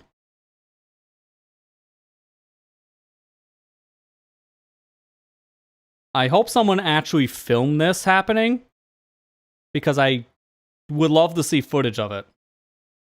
As of right now, I'm tapping everywhere on the screen, and I'm not seeing anything actually going wrong. Because all it says, it could crash. It didn't tell you it was a guarantee crash. But apparently tapping like this on the touchscreen when the fog swirls around, for some reason, that could cause a crash. I don't know how that caused a crash. But again, if I had to imagine, it had to be something to do with maybe the system. The fog effect was underflowing something. And instead of drawing around with like very specific patterns, it just maybe extended past the boundaries too far. So what's supposed to happen when you're playing around in the screens, when you're doing this with your touch screen, you can warble around all the clouds. I showed this in the beginning, but now you can get a better idea. But apparently just by doing this, I can see the ripples going in different directions after tapping. By the way, please don't try this if you don't have a glass screen protector, because the Switch 2 screen scratches beyond belief. In fact, after all that, now I'm going to take a rag and actually clean my screen, because that is so bad for fingerprints. It's going to look awful now. But as soon as I do this, it's going to be back to normal. I've had zero issues using the screen protector, and I have like a whole case of them in case this thing ever needed to be replaced, so I'm good to go. It doesn't matter what I did. But don't do that if you don't have a screen protector on these systems, because these things, literally, you just rub your finger like this on the side, instantly giant gash. So please be careful with your Switches. Alright, let's go ahead and dock the thing. Let's get rid of the camera. I gotta put my desk back to how it was, because it's a mess right now. But there was your little demonstration of whatever that could have been, because I didn't get the crash.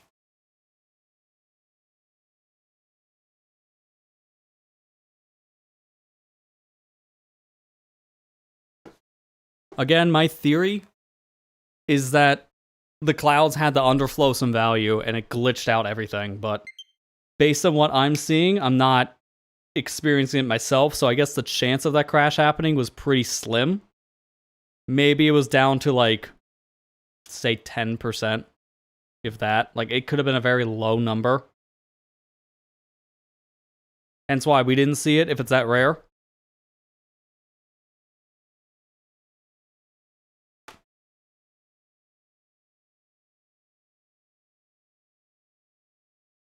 But now my game's updated to the latest version, so hopefully those other things they mentioned, like with the showstopper gauge and the splat chat stuff, like those are big problems that I would actually have experienced that I shouldn't have any problems with anymore. My Joy-Con is loose.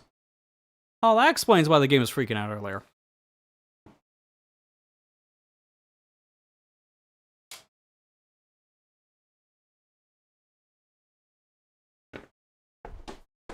Actually, no, it was not. The other one, the one on my desk turned on.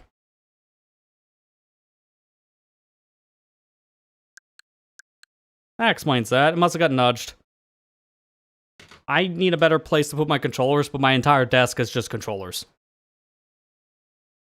The problem is, I would put them in my desk drawers. I don't have space. They are all full. So, oops. I can take this thing out of airplane mode now. And then I can swap back to my screen so I actually see the game. That's the only other thing I can imagine, too. Like, maybe someone rubbed their whole hand on the screen. I wasn't going to try that next, because that seemed kind of pointless. When they're saying tapped, I'm imagining it had to be the ripples when you're touching the screen. It's such a minor thing that some people still don't know about that whole little cloud thing. So, it's not going to affect the majority of the players. I also kind of need to correct a sin that I've been doing this whole night. Because I don't know if you noticed, but we're not playing as the right person, as I picked an Octoling shirt and picked the Inkling. So I think I should wrong my sins real quick. As much as I like the Inkling girl design, I think it would make sense also for me to swap to the Octoling girl now too, because it's literally the shirt I'm wearing. I didn't even think of that when I went live. I'm like, oh, swap our design. Inkling girl. It'll be fitting, said nobody.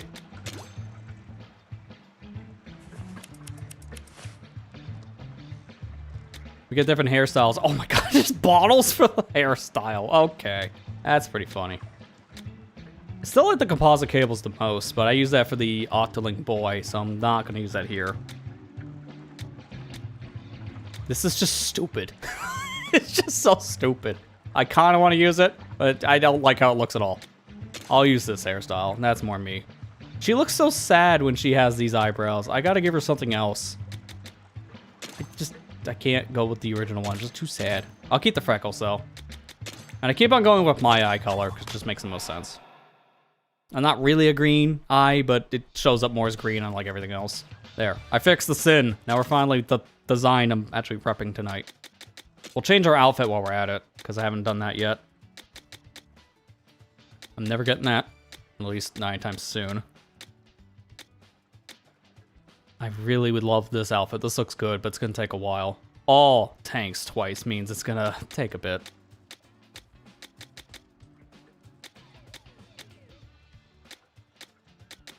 Kind of want to do something with the pants. Because it kind of just, I think, works better. I think I'm going to want to try this outfit. It's a little colorful. In some bad ways, but kind of works with the headband. Let's try that. Alright, where's the compass lead? It's the hot cold thing. On direction again.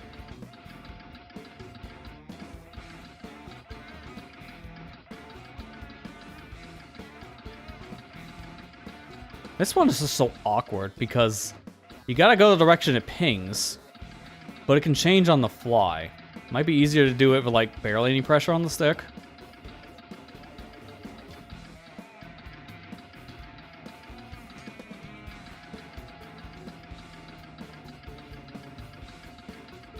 Like, I don't really like the blue compass one. I think this is the worst of the 3 because it's so weird.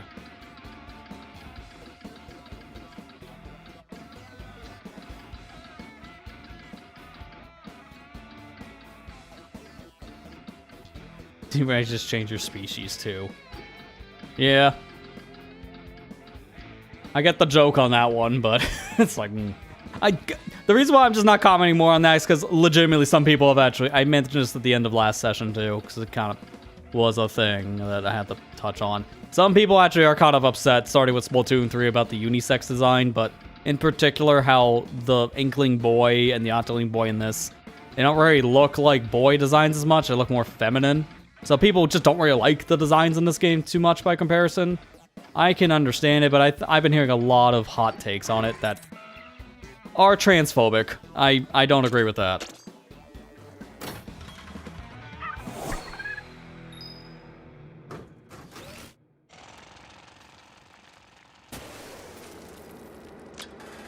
Yeah, it's pretty stupid of just how some people are extremely aggressive about that. Like, look, if it's not for you, it's not for you, right? Just don't play with those kind of designs, or if you're gonna play as the male design, try to stick to outfits that maybe don't look as feminine to you, because that's subjective. I'm that guy who would just find it funny to dress up as the Inkling boy in Splatoon 3 and then wear the school girl outfit instead. And that's coming from a guy, like 100% male, straight male. I would just do it because it's funny. But there are some people who actually express themselves like that, and I'm all for it. Can I do this all at once? I don't think it's possible. Oh, no, it is. I gotta hit the right shot. Okay.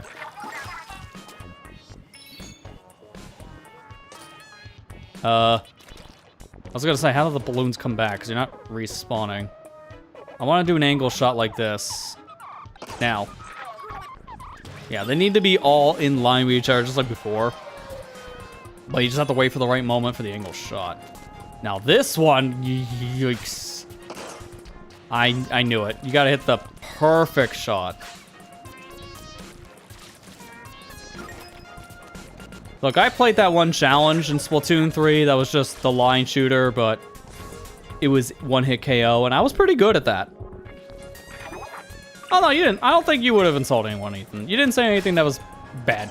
I've heard people that flat out said just worse things, like, you're an idiot if you like this design, or this shouldn't be in my Splatoon game. Why is Splatoon woke? Like, I've literally heard that before. Like, who cares, man? Just play the video game. I'm just here for good squid/octoling fun. Some people just take things a little too seriously.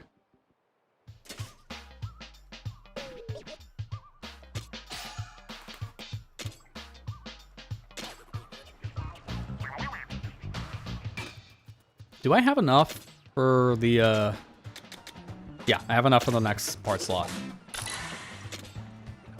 And that's maxed. I can't do any more for the moment. So let's see if I can equip anything here. I don't think so, because my stuff is a little too expensive. I can do throw gadget, right? No. No. Turn those off. Those are both things I don't want, thank you very much. I have the slots for them, doesn't mean I'm going to use them.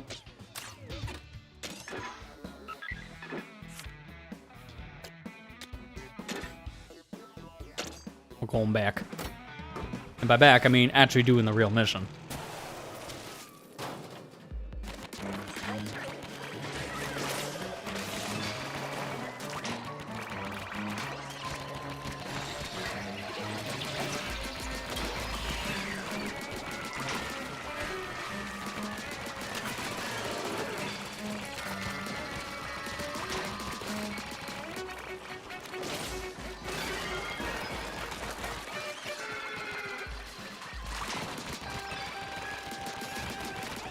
That's a mouse.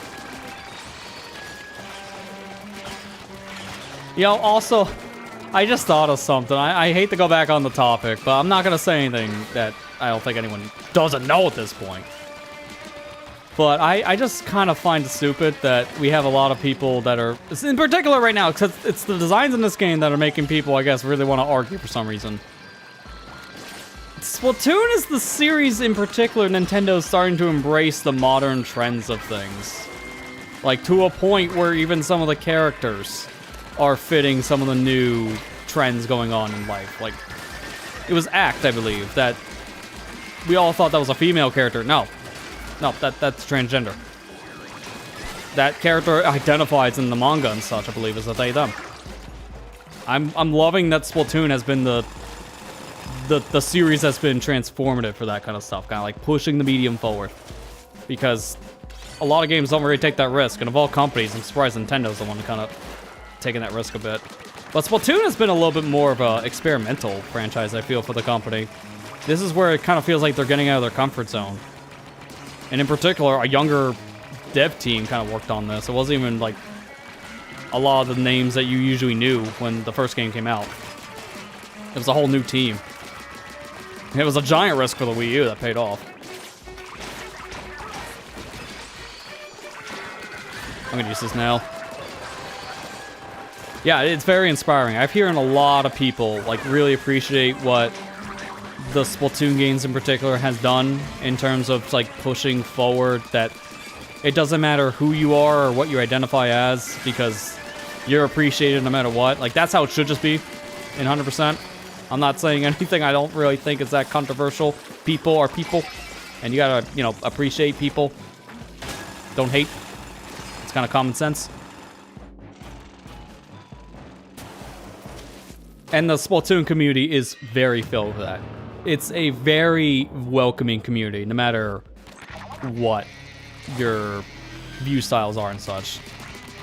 And also, like, what exactly you identify as. That's a lot of lasers.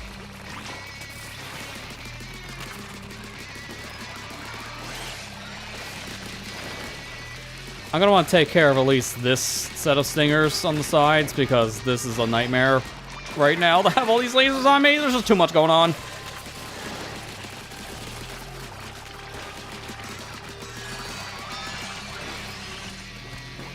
Hit it.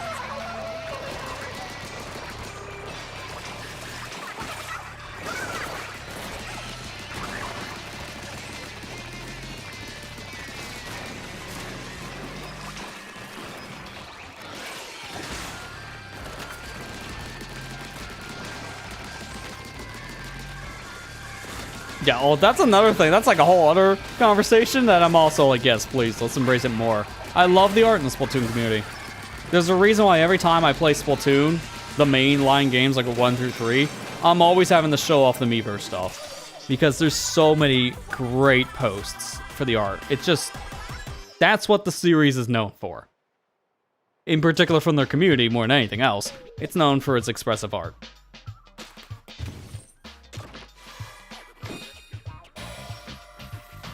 I thought that was going to be a thing combining with another relic for a second.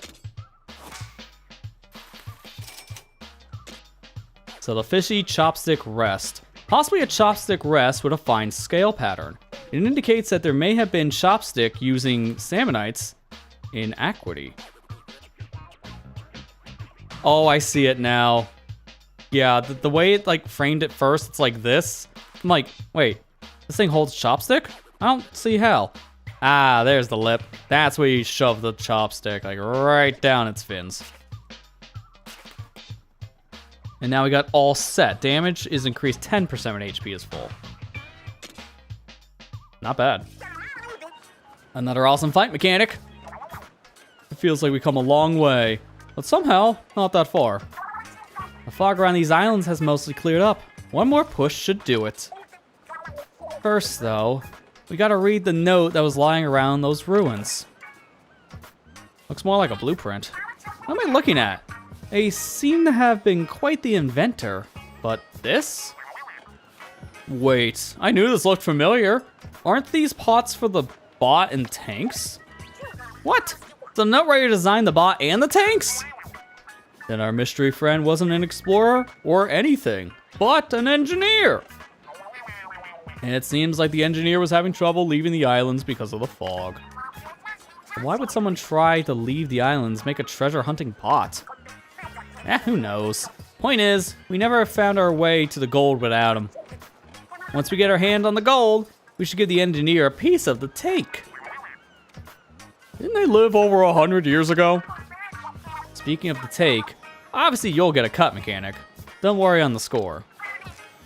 As for how to divide it, I say a 90-10 split between us and the mechanic seems fair.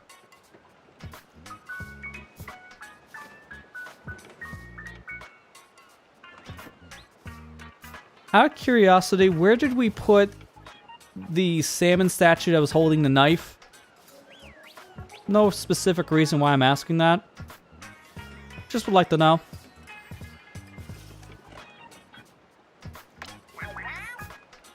Fair to who? You gotta factor in how much the mechanic has contributed. Personally, I put it more at a 30-70. I'm the 70, let's go. What? Is your head stuffed with seaweed? It's gotta be an even 4-way split. You know, 30, 30, 30, 30. Fry. I love you, girl, but you can't do math. That's 110. Who's getting extra? Because we don't have the money for that. Perhaps you use your 30% to pay for math lessons. Ugh, no one appreciates the effort it takes to pay the comic foil. No time for self-pity. We got a goal to raid. What would the split actually look like here? Like, let's be honest. 30, 30, 30, 30 sounded good on paper until you realize it's 110. But something along those lines is a little bit closer to what we need. Like, honestly, I would say because I'm doing all the work as the mechanic, I get the bigger cut. Like, that just seems fair. So, I think, what would it be? I gotta divide this myself because I was thinking 20, 20, 20, 30, but I don't think that's right. Wait, is that 120? Maybe I'm bad at math. Yeah, I am bad at math. That is 120. I'm on the same level as Fry. We both gotta go back to school then. I was a math, like, scholar. And it just failed over the years, apparently. 40, 20, 20, 20. That's more like what I was thinking. Somewhere around that range. That makes sense, but I think the mechanic taking 40% is still too much. That's the thing. How do you split something like this between 4 people to get 100%? It comes a little more like in a muddy water. Because if anything, they're going to use this money for the Splatland stuff anyways. So, really, it should be like the mechanic gets like 20% of the cut. And then the other 80% goes to the actual Splatsville stuff. Like, that's what I would say, personally speaking. That makes sense to me. But who knows if that's what they're going to want to do.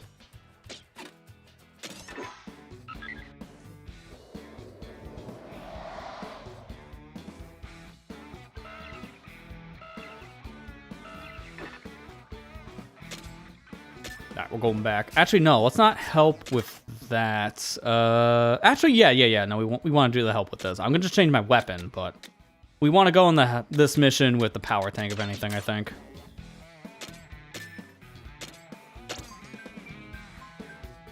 $25% each. Yeah, when you're doing a 4-way split, that keeps it even between everyone, which I don't know why that's not what they thought. Because that's like the no-brainer to me.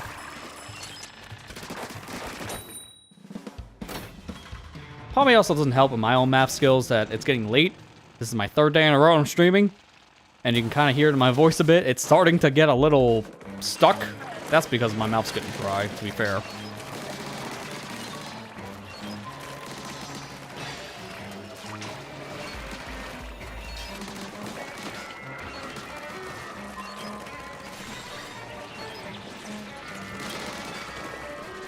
But yeah, Shiver Greedy, that's the whole reason why she said 90-10. Like, that is not fair to anyone but Shiver. And even then, I don't know if she would distribute the gold correctly between the other two. Something tells me she might take more. If that comment's anything to go by, that would just make sense.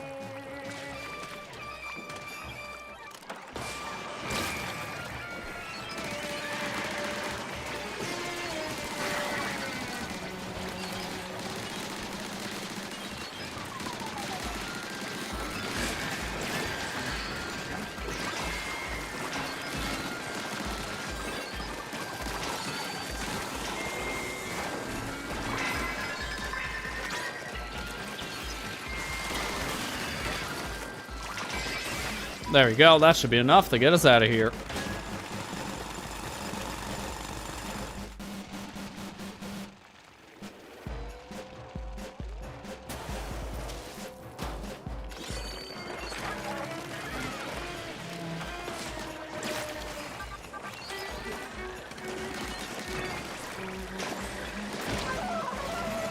I'll get the eggs back, so I feel fine enough to do this now.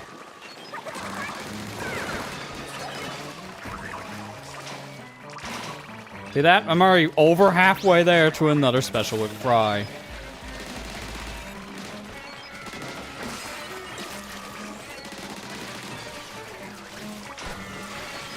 I'm glad I read that note for the patch stuff before I decided to do more gaming here tonight, because I wouldn't be able to do this online raid if I didn't update my game, because that would require an update.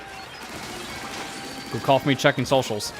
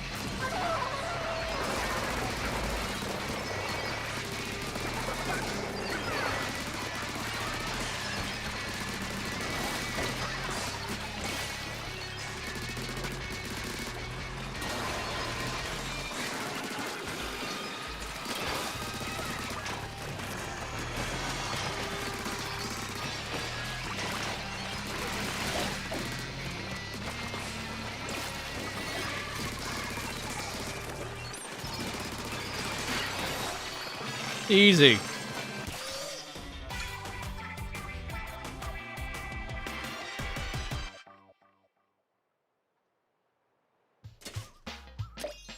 Nice, and I got another level. Right at level 30, too. That's really good.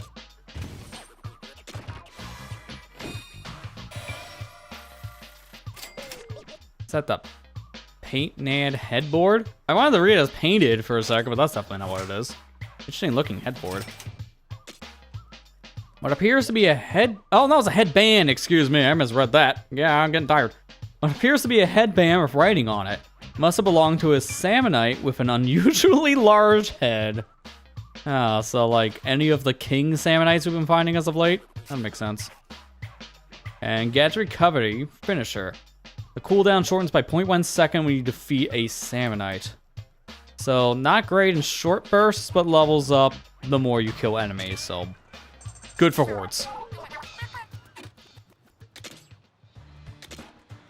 Alright, let's do a little more health. Oh, we got a new outfit. What did I do to earn that? Reach level 30. Oh, okay. Cool. Yeah, I'm gonna change that. I like the neon pants. Like, we had an outfit that was similar, but it's like the overall setup. I don't like the overalls all that much in this.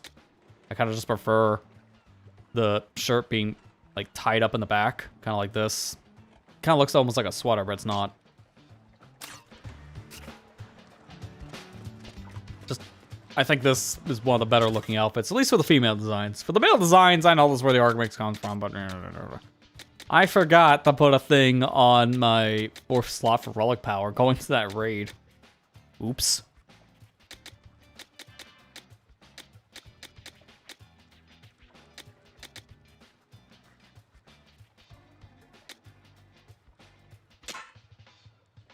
Sure. I'm not using this now anyways. I just want to put something else on. And then for you...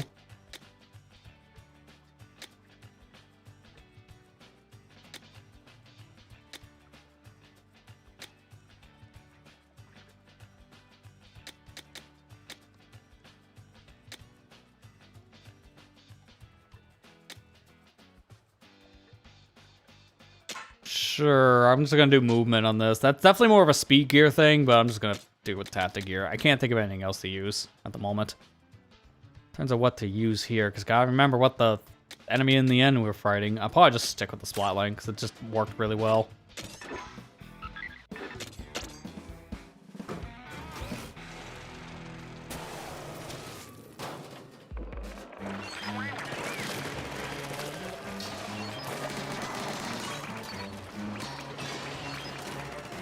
Now, with this high level, I would normally be saying, oh, I can't wait to join a friend game, and then I can just, like, annihilate everything.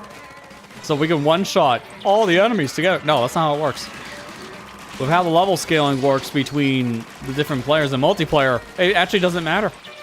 Like, I have more ability, so I can help you more as a friend, but in terms of damage output, we're all doing the same damage. I really like how they do level scaling in this.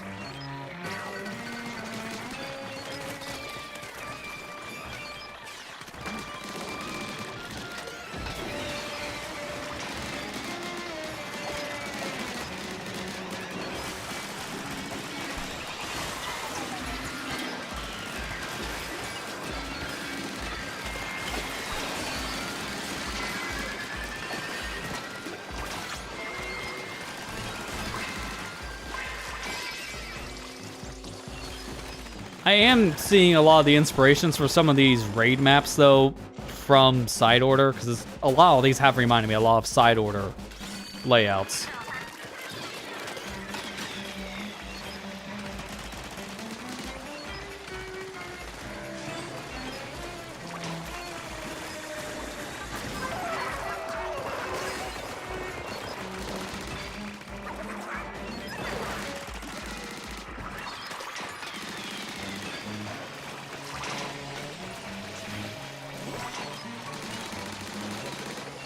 It's been nice, though, being able to collect these power eggs and not have to go back to a base like you do in Salmon just to put these back.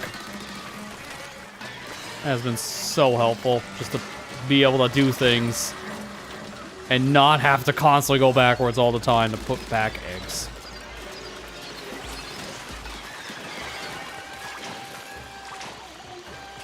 Look at that. That special's almost ready to go.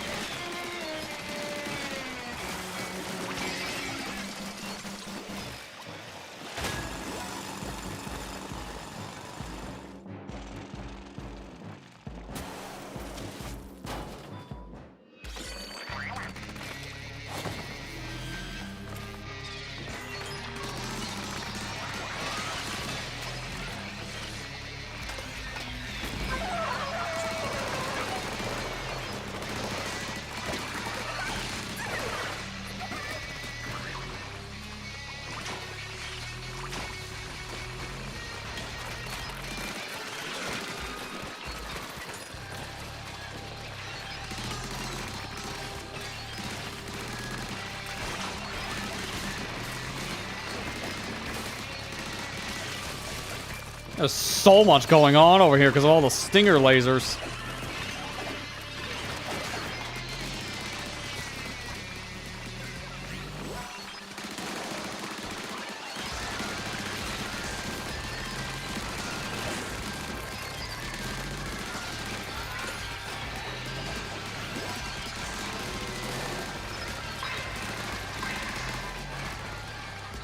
Alright, it shouldn't be as bad now on stinger lasers.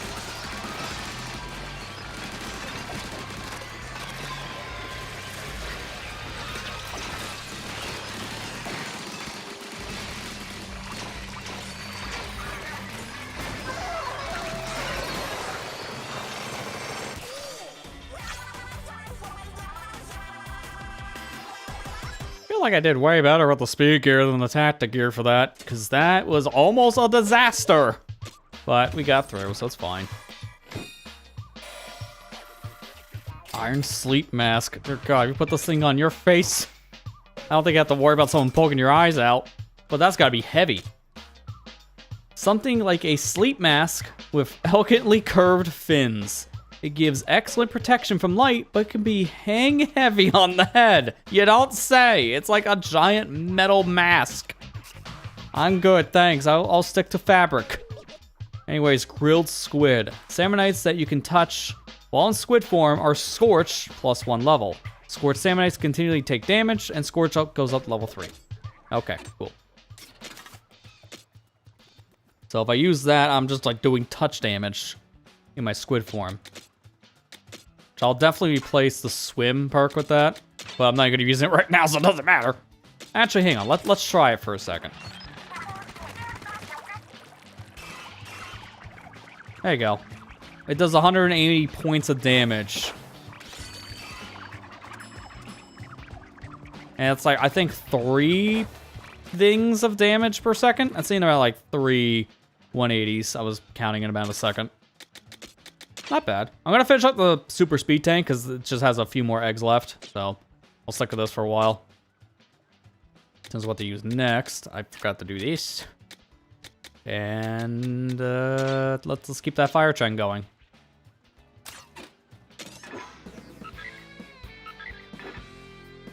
Now, you have a good rest of your night, Matt. Also, are we still on for tomorrow? Just let me know via like a text or something because I know we're supposed to do something tomorrow. By the way, you have a good rest of your night.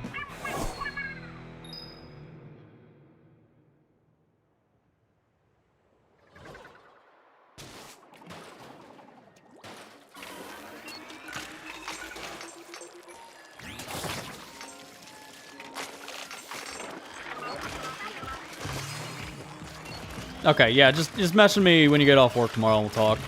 I got some stuff going on tomorrow, but I'll definitely be free on the night. Because that, like, for behind the scenes, I'm wanting to, like, stream this game until I beat it kind of thing. I would have, like, put a Friday scheduled stream on this, but I can't because I actually have obligations. So I don't really have the time that day.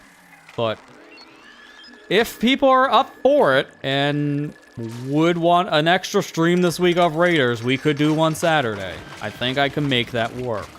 I don't want to commit to too much because I have other work I gotta get done for YouTube stuff, because I gotta want to make a video at some point. I was legit wanting to get out the Splatoon Raider unboxing stuff tomorrow. And if it happens tomorrow, it's going to be a miracle, because I need to edit that the second I cut broadcast. So it's gonna be a lot. But at the same time, I wanted to get it done. It's just no promises. If I can't get it on Friday, I'm going to release it Monday. That's how it is. You either got to see a video tomorrow in your sub boxes or Monday. If you see it tomorrow, then give me a congratulations on socials. Like, congrats. You worked too much. Please take break. And I will this weekend by just, like, playing more of this probably, but also the Donkey Kong thing.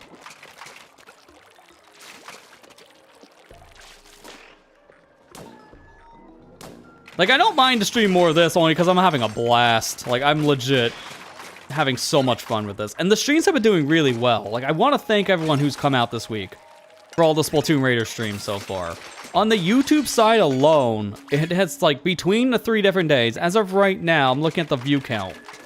And if I combine it with days 1 and 2, we have over 5,000 views just between those 3 days alone. It is an actual insane number I've never seen before in the streams, and I want to thank everybody who has been watching these. Even if you're just lurking in chat, as I've been saying, I appreciate every single person stopping by. And that has been a very, very nice surprise for me this week, just to see how well these streams have performed. Legitimately, this year has been, like, one of the best performing years streaming-wise, and I'm kind of surprised by that, just because I haven't really felt like I've done anything really that monumental yet. Like, outside of the Mario Kart World, like, 100% thing we did for the summer, I don't really feel like I've done any major stream projects this year that really are noteworthy. But, like, I appreciate everybody who's, like, given so much support over the past few months alone. It's been bonkers, to say the least. There's the compass. I see what they want me to do to get compass. And I missed the ring. Give me the ring. Thank you.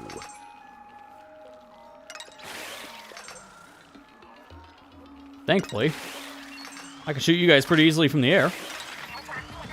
So I'll just chill here. And that's that. If it was any other weapon, that would have been pretty bad.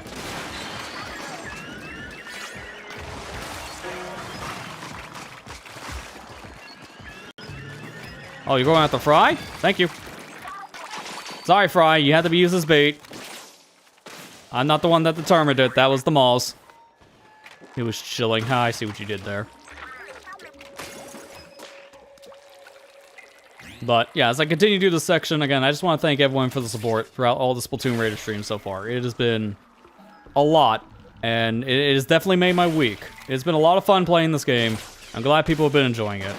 There's definitely more to come, because I'm still obviously playing through the campaign. And I know this game does have a decent amount of post-game as well. Like, there's more stuff that unlocks once you beat the main campaign. Once I get through the main campaign, I'm then going to probably do a mix of playing this online and offline, because I want to at least do all the main story stuff online. But I do think, like, the spicy raids, then that's the stuff where I'm like, I don't think you guys need to see that on streams. So if I want to play it offline, I'll just do the spicy stuff.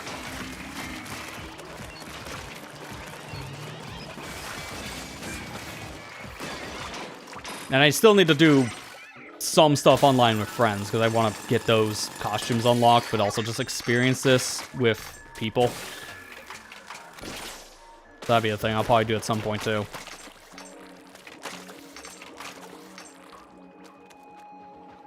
Here's the ending.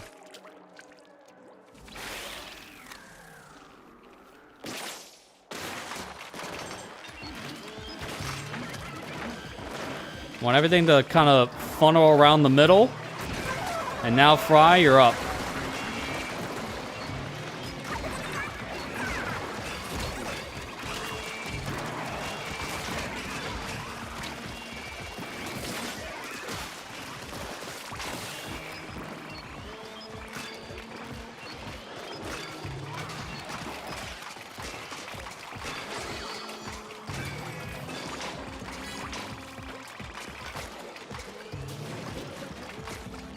I think I'm missing one more enemy? Alright, Fry got him. Thank you, Fry. As we'll grab the eggs while I wait. And I think we're all good. That should have been everything. I don't think I missed anything in this level.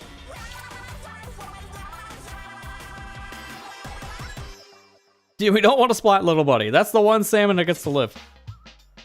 The only one that deserves to stay around from the great hairy nation. Like, what do you even call the plot of Splatoon 3 at that point? Because it's just a lot of hair. Oh, dear God, this thing is tall now. He big. Superfluous beauty. That's one way to put it. A statue whose aesthetic is derived from its break with realism. You don't say. Though who knows? There may have once really been Salmonite like this. I don't know why, but I'm getting a lot of Gex vibes out of this guy. Like, he's just such a big lizard. And I don't know, the face alone, it's just something about it that just gives me Gex. Like, he's about ready to just sling me with all these outdated references that, like, nobody's gonna understand unless they grew up with the game in the 90s. Now we get speed up. Up now, +3 level, +5 total. So there's still, I guess, 2 more pluses that we can get on this. That's what it looks like. So, speed is really fast. Oh, hang on. I got a level. Great work back there. I was watching every second of it from the bot. The way you moved. You got any dance experience? I almost want to recruit you to the O.R.C.A clan. That reminds me of that one time when this bludgeoned older lady made me an offer. She was some B-list fashion designer who wanted me to go to her off-seas as an exclusive model. Seems kind of sketch, honestly. But no one who feeds me that well can be all that bad. But I turned down the exclusive contract thing. I want to stay put and take the O.R.C.A clan to new heights. Plus, Splatsville is where D-Cut is. I'm gonna be with my crew till I'm old and shriveled. So I put on some of the ladies' outfits, took a few pics, and it called it good there. Shiver was big mad, all, don't sign with strangers, and always get your cut, and blah, blah, blah. You ever felt down from getting yelled at, mechanic? I know the song that'll cheer you right up. I'll tell Big Man to put an invitation on the hideout ship, so get hyped when you hear it.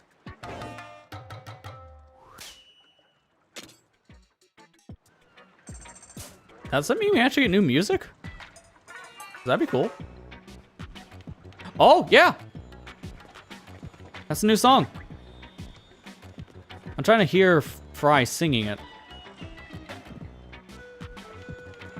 No, it's just in like the style of her music, but she's not singing it. I thought she would for a second.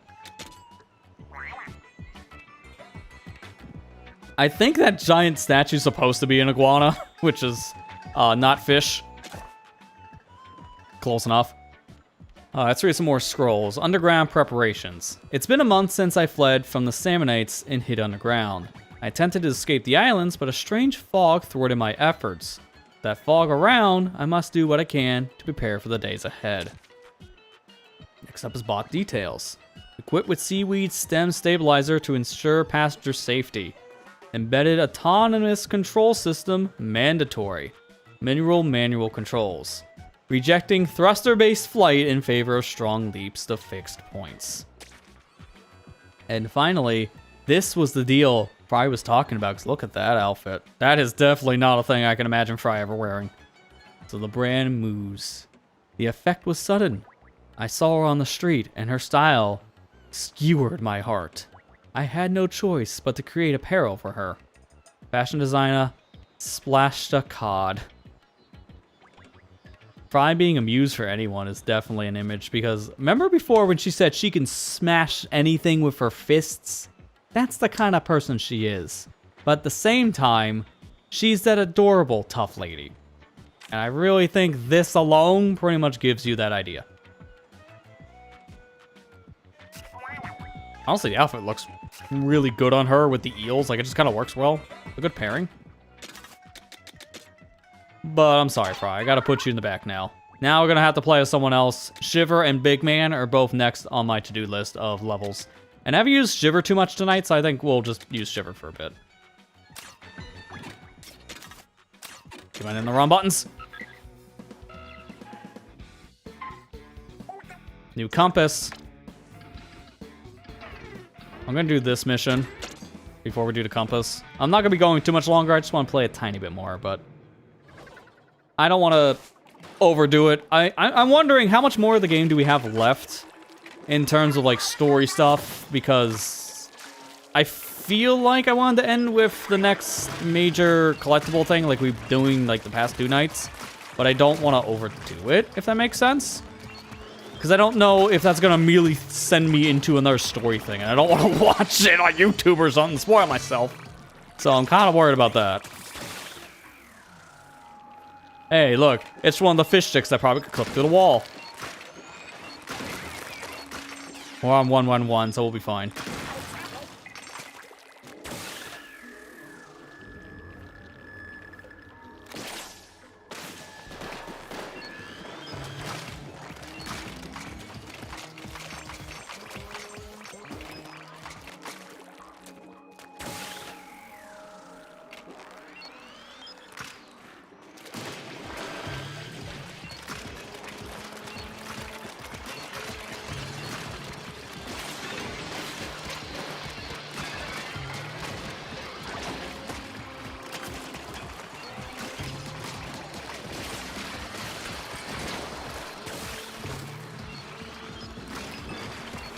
I just hit him the second the head came out. Wow, that was a really good shot.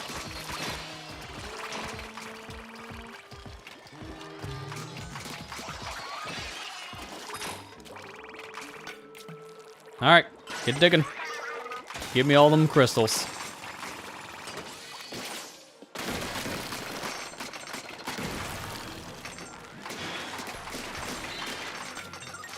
Compass? That's why we didn't do the compass mission yet, because I knew I'd be doing this level, get another compass, have to go find our level. Might as well just get them both around the same time.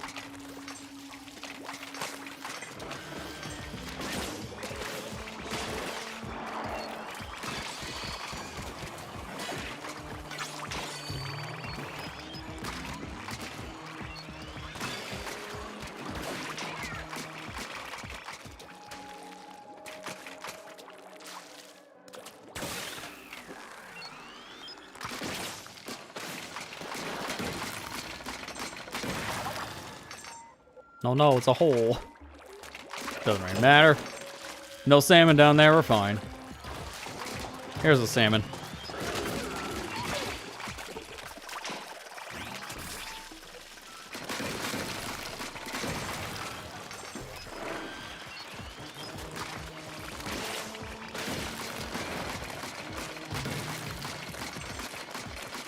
This is feeling very much like a super linear level, so in terms of finding the collectibles, I think the game's going to be trying to guide me to very specific parts of the stage.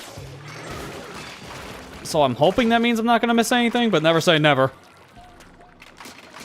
It's reminding me, though, like this level setup, it's kind of reminding me of that one DLC stage from Sonic Unleashed. It was in Coolidge. It was like the last DLC stage for the Werehog. I think it was Coolidge Night 3, because I think I only had 3 acts as Werehog, so that should have been I should know, I 100% the whole thing game last year, so it's still somewhat fresh in my head. But it's very similar to that level, because in that level in Sonic Unleashed, the Werehog had to battle through a lot of different sections in the ice, just like this. So very similar design. Not necessarily the same thing.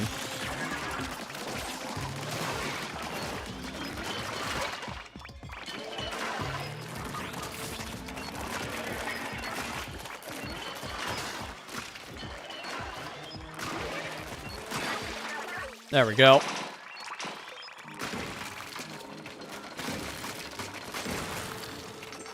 Yeah, this is what I thought. They're just gonna lead me to the collectibles along the way, because there's not many places you can hide stuff. This is a very linear level.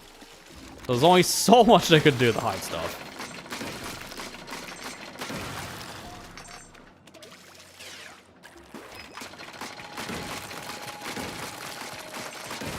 A little annoying to shoot these fish sticks, though, as the the tri-stringer of all things. Although, I'm not very much of a tri-stringer, I'm more of a 5-stringer. Because every stringer I have has 5 projectiles to it, but the weapon class is tri-stringer. Between this and the reflux, they're both 3 shots each. This is more like a well-string, actually, now thinking about it. It's tri-stringer speed, but well-string bullets.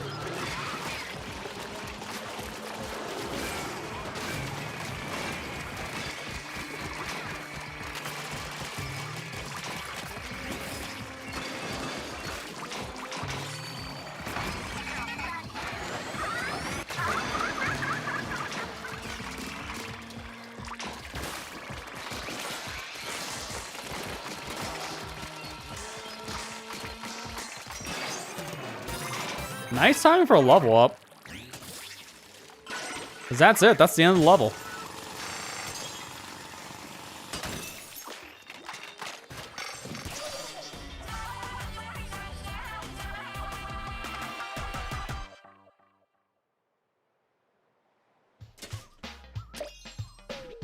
I'm going to be doing something very, very dangerous here, but that's only just to tell me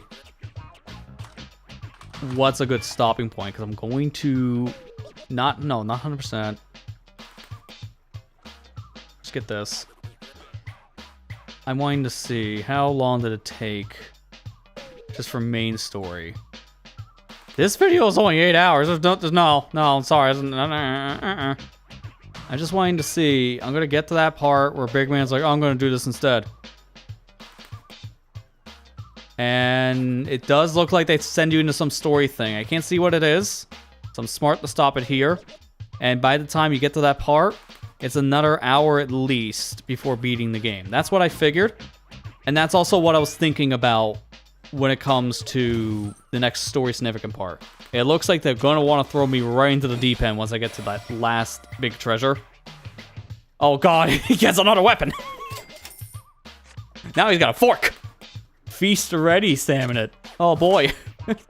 Where's food? A statue of a salmonite presumably awaiting its next meal. The vacant gaze depicts a state of ravenous hunger. Before, it was, I'm gonna slice you, to, I'm gonna slice that dinner. Just, it went from dangerous to wholesome. Not a direction I expected. And that gave me the next thing in midair jump, excuse me. You can now do a large jump in the air. Let's go. I love me some large jumping. Oh yeah, that's a great jump. Like, the middle jump was already pretty good, but this is much better.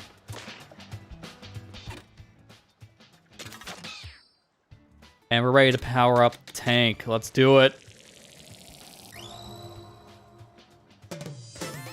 Ultra speed tank. Now we can equip a new gadget. So this is one of the things they fixed in the patch. So I couldn't have seen this pre-patch, but now presumably you don't have to hit the A button to activate these gadgets. Sometimes I guess I just activate on their own. And that's it. All right, so it's just standard, super, and ultra. There's 3 levels to each one of the tanks, and you start with level 1. So you only have to level it up twice. That's really good to know. Actually, wasn't that hard to do. And mind you, we can equip a speed gadget, or we can equip a tactic gadget. We're not limited to just the speed one with this. If we use any of the others, yes, we are. We can't combine. But once it's at the ultra state, you can mix and match, which is really interesting. So if you wanted to use all speed tanks, you could. But if you wanted to equip, I guess... No, you can only do one. You can only equip one tactic tank. So you can do all speed and one tactic. That's your options.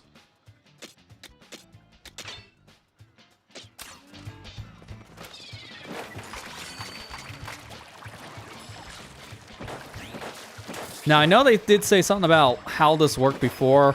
I don't know what exactly would have happened with the old patch. But based on the wording, is once you got to the tank limiter, you can now release it without holding down the A button. Okay. Don't really know what the behavior was before then. But nothing in particular that really changes. Just have to. It's the same as the others. There might have been a bug, I guess, at most. I can't necessarily see what it was on my end now because I updated the game. By the way, that's fixed now. When you're doing the tank limit, you don't have to hold down A. Unless, was that just, hang on. New outfit, we'll look at that in a second. Was it just this? I guess next time I could just, like, tap the button? I don't know. We'll have a chance way later to check that out again. How up any tank twice? I guess it's this outfit. Not bad, but I'm gonna stick with what I got. Oh, wow, this almost looks like the dual Squelcher from Splatoon 1. It's not, but it almost looks like it.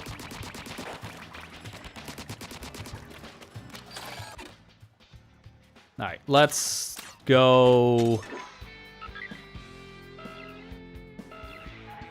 Yeah, we're not doing that tonight.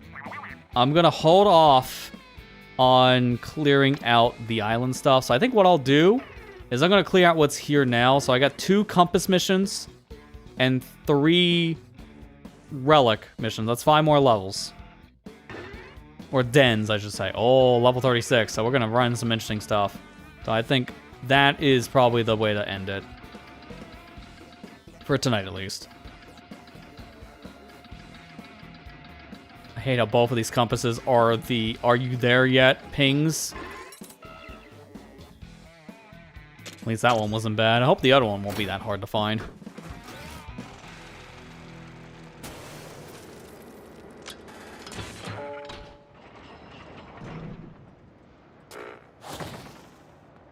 These are both things we've used. So at least I'm familiar with these gadgets.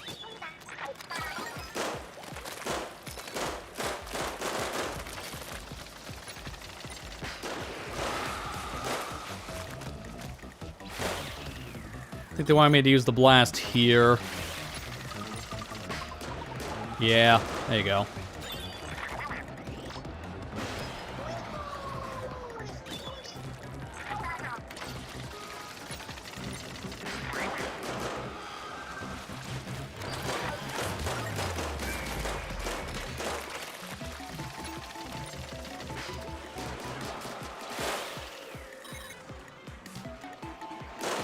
Yeah, it's insane just how many unique abilities they were able to put in this game. It is just so much. That's the one thing I've been really loving about this game so far. Is the fact that this is a single-player focused game right from the get-go. They have had free game to all of this cool, unique stuff that they can do with level design and the weapon design as well. It's not to knock the other campaigns in the Splatoon games, but outside of the DLC campaigns with Side Order and Octo expansion, the development team of Splatoon has always been limited with what they can do with level design because their main focus has always been the actual multiplayer mode and not the single player stuff. That started to change once we got Octo expansion with Splatoon 2. But until then, the campaigns were kind of simple. As much as I liked them, they weren't the focus of Splatoon, and it really did show in some areas. But yeah, I've been loving just what they've been able to do so far with all like unique stuff in this game because of it being the massive focus. I've legit not had this much excitement to sit down and play a campaign for Splatoon since Octo expansion release. Like I loved all the other campaigns, but Octo expansion has still been my favorite one. It has been a fantastic game.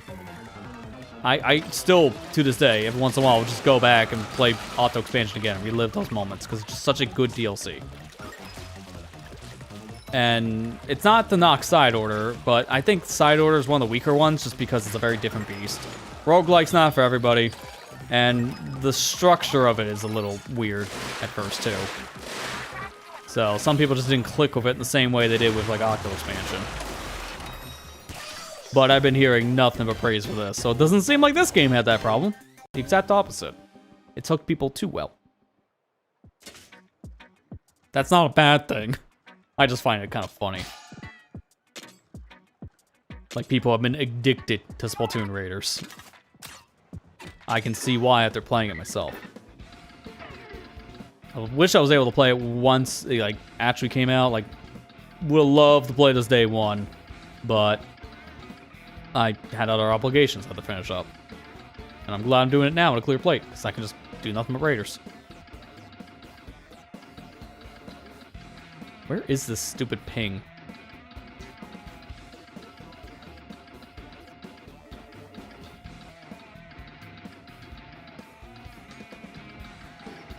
There it is. It's near the fog. That's an interesting place to put this.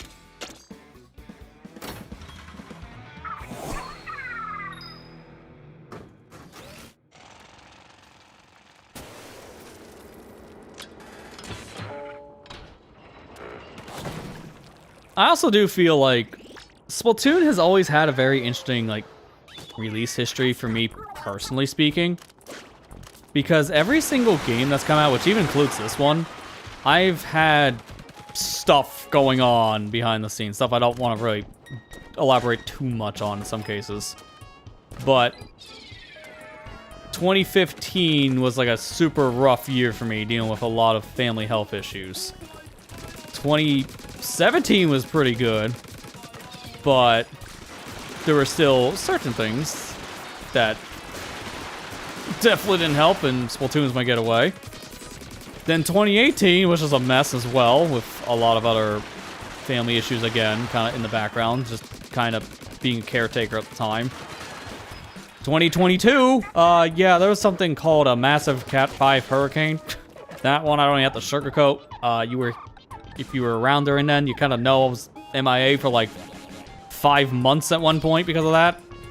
It was not good. And then Side Order, I honestly can't really think of too much bad, but then like after Side Order, then I can. It's kind of ironic, because in the beginning it was fine, but then later 24, I had a repeat of the same problems of 2022. I need to detonate. So, yeah, I have a very interesting history with this stuff in general. Like, right now, I'm still dealing with some stuff behind the scenes that I can't elaborate on too much. That, again, this has been a good escape from that. For me, these games have always come out like the perfect time in my life. That just helps me just kind of unwind and just express myself. That's why I love being able to play this stuff, especially to make videos on them or stream them. They've always just been kind of like my comfort food game. I can easily play this and just kind of shoot the breeze. That is so cool. That's literally what I said, Fry. Look, thanks. Same brain cell. Yeah, I mentioned a lot over the years, but this series does mean a lot to me. It's one of my favorite game series of all time. Something I never expected to get into nearly as much as I have. Because Splatoon at first did not look like anything special. It kind of just looked like just your run-of-the-mill shooter. Didn't really look that interesting at the time. But it had some of the worst showings when it was first announced back in like 2014. Because this was during an era of Nintendo where they had no idea what they were doing. They were struggling showing new products. They were repeatedly reminding you of the same game 6 times in just a month. Because they didn't have anything else to show. And Splatoon, unfortunately, when it was first announced, kind of had that curse because it was shown at an E3 when Nintendo had, like, nothing, so they had to kind of use Splatoon as filler. So that did not help things. But once I got to play the demo the first time, yeah, I was hooked. Never looked back. And again, this series has gotten me through a lot of rough times, so that's why it means a lot, because it's kind of just been my comfort game. I always can just sit down and play it, no matter what I'm doing. I can just easily pick up a controller and play a round of Turf, one of the ranked games, maybe play Salmon Run, even go back to these single players if I feel like it. To prepare for this game, I've actually been going back and playing a little bit of the single player stuff in Splatoon 3. That's why I'm referencing a lot of alternate stuff, because I've been playing some of that campaign of late. So I can easily kind of just look at this and say, so far, I think this is the best single player campaign we've gotten in any Splatoon game. Like, this has been a solid campaign with so much going on. And the level design has been fantastic.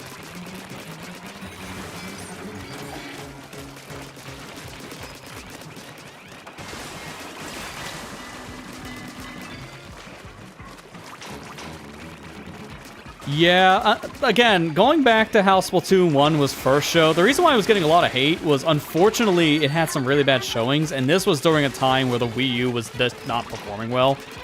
So, Splatoon was seen as this brand new thing that just didn't look interesting because it had some very basic looking gameplay. And that did change over time, thankfully. It wasn't the only thing that the series was known for. It's like, oh, just a super generic shooter, nothing really too fancy, or the new kind of gameplay style they're going with. Oh, that doesn't really look that good. That changed real fast, especially once it got the demo right before it came out, like back in May. Because I believe it was May 2015. They did the first ever global test fire demo for Splatoon, did a couple of those in a row, and then it released in June of that year. It's like a month later. Although, it wasn't without problems on its own, because I can still remember. Go back and watch the very first global test fire stream I did of Splatoon 1. You gotta dig a little bit on the YouTube channels. On the main channel, you can find it on the VOD channel by going through some playlists. But still, I recommend just look up that global test fire. Because I remember we literally got one game in, and the server shut down. It was supposed to go on for like, what was it, 2 hours? But unfortunately, we got one game in during the playtest, and they had server issues, so they had to pull it immediately. They then extended it, but I still remember, that was a great omen. It was a great omen for how the series would go, because this series is also known for some of the most comm errors of any Nintendo modern game, I would say. It has a lot of comm errors.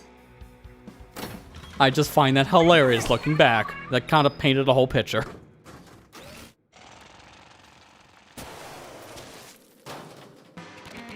I remember back then saying, oh, the demo of the game just did not look all that good compared to the retail product, because they started to let people play the retail single player stuff during that global test fire, especially when it was down, because what else are you gonna do? So I remember seeing the footage, and I was like, wow, graphically speaking, that single player looks a lot better. Like, it just looks like it has more detail. And now when you look back, not really. I think I was just seeing some footage. It was in 1080p. I was playing in 720. It just looked sharper. Like, my brain was playing tricks on me. I've done that a couple times with looking at some stuff. Kind of jump to conclusions. I try not to do that anymore, just because that's not a great thing to do.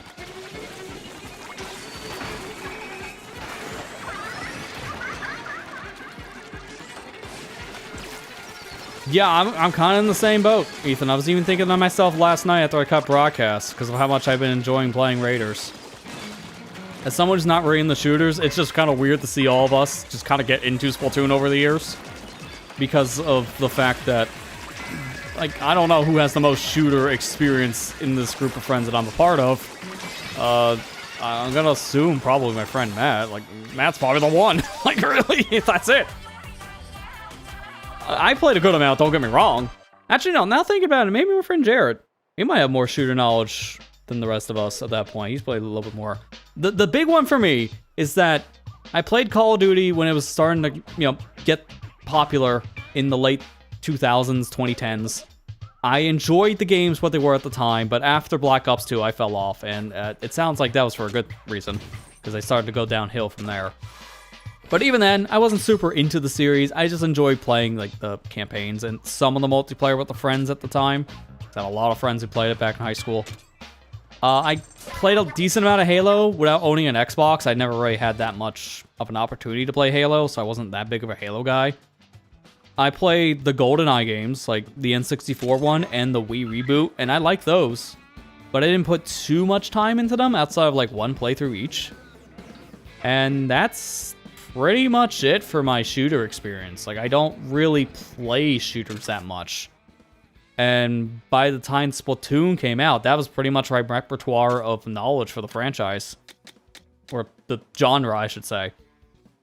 I played some, but never really put too much time into them outside of, I guess, Call of Duty.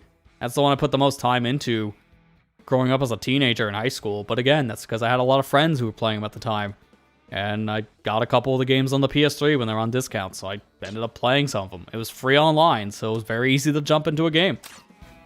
So that's pretty much my experience. And then I got to Splatoon, it's like, yep, this is the one. This is the shooter that will get you hooked. And I never expected that. And now, that experience of others, it's still about the same. At most, now I've played, like, the Doom games. I never really played them online, but I played a lot of Doom 2016. Absolutely adore that game, it's fantastic. And I've played a lot of other, like, shooter games over the years. And notice how I left one out. I have not said Portal. Portal doesn't really count in this argument. It's a first-person game, sure. It does have first-person shooter mechanics, but it's not a first-person shooter in, like, the traditional sense. It's a first-person shooter when it comes to its control, but it's a puzzle game, first and foremost. So that's one, like, I don't really count Portal in that argument. I played a lot of Portal 1 and 2 before Splatoon, but it's a whole different beast.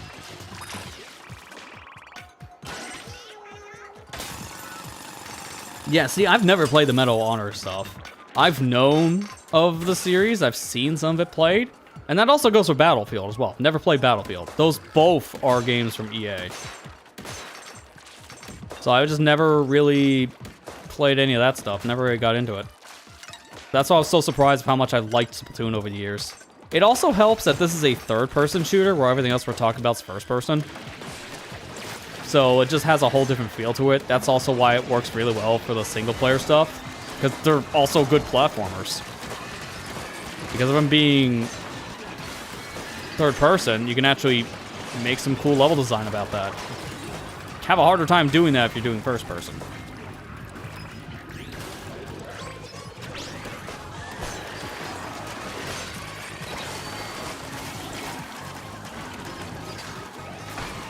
I need to rip this now. Go, Shiver.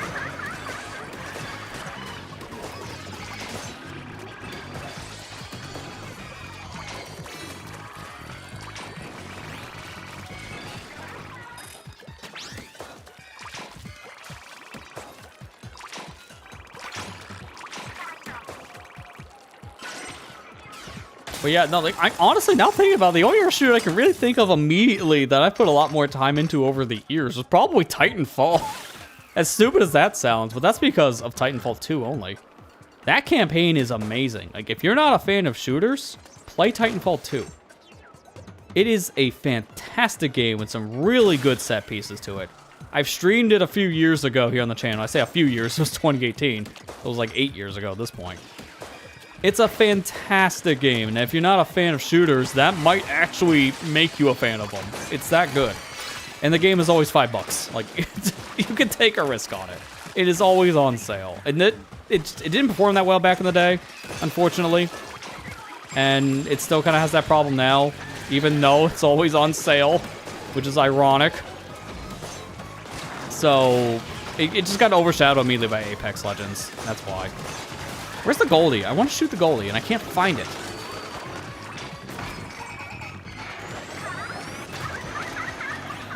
There it is. Jeez, I think I've wasted all the goalie time. So I don't know if I'm going to get him.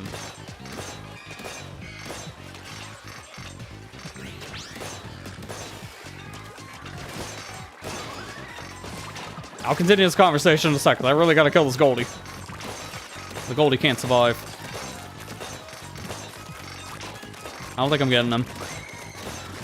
Yeah, that's unfortunate because I couldn't see the guy for like half of its life. It was in all that chaos, and I tried to get those salmons out, but nah, there's too many salmons. I couldn't burst through that easily. But yeah, back to Titanfall 2. I can easily recommend people just go play that. Again, get it on sale whenever it's on sale. It's $5. Might even be on sale for all I know right now, because again, that game is literally always on sale. It's worth your time. It's just a fantastic campaign.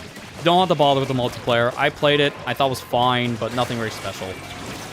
I just can't recommend that enough for single player. It's a solid shooter. I love being in that mech. That mech, like playing with BT, it's so fun. And I really wish they got to make that third game. Those devs really wanted to make a Titanfall 3, but every single time they pitched it to EA, they got shot down. Like, literally every time, because they tried that pitch a couple times.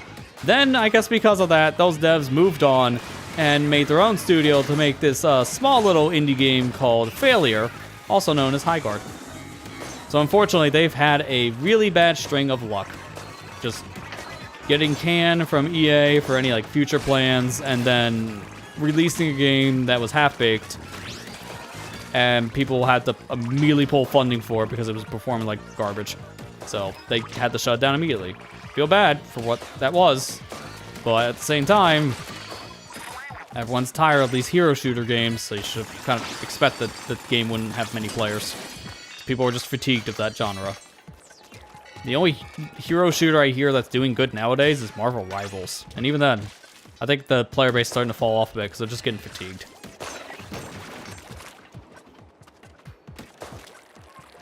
I've not played it myself. Oh, also, other shooter experience. I played Overwatch when that was a thing back in 2016. I never fully got into that. I played it with some friends, family, and like a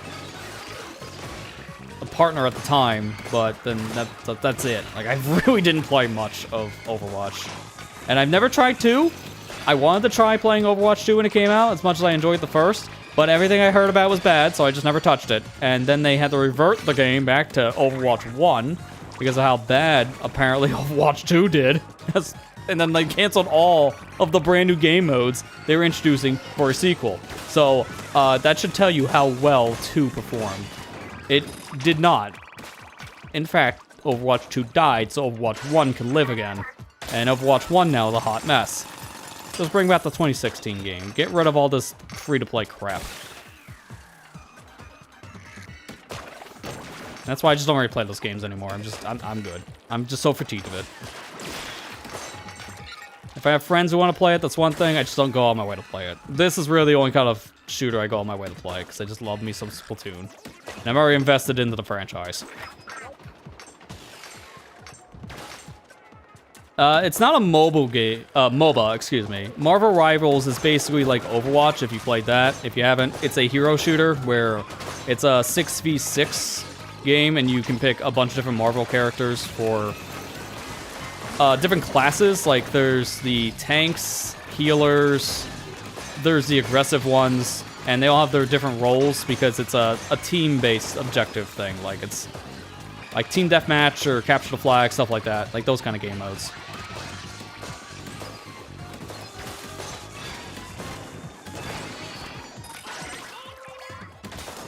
I don't blame a lot of people here, probably in this community, not really playing Rivals in particular, because I don't think a lot of people in this community have interest in that kind of stuff. I think there is supposed to be a Marvel MOBA of some kind. I don't know what it is. I think you're probably right, at least on that existing.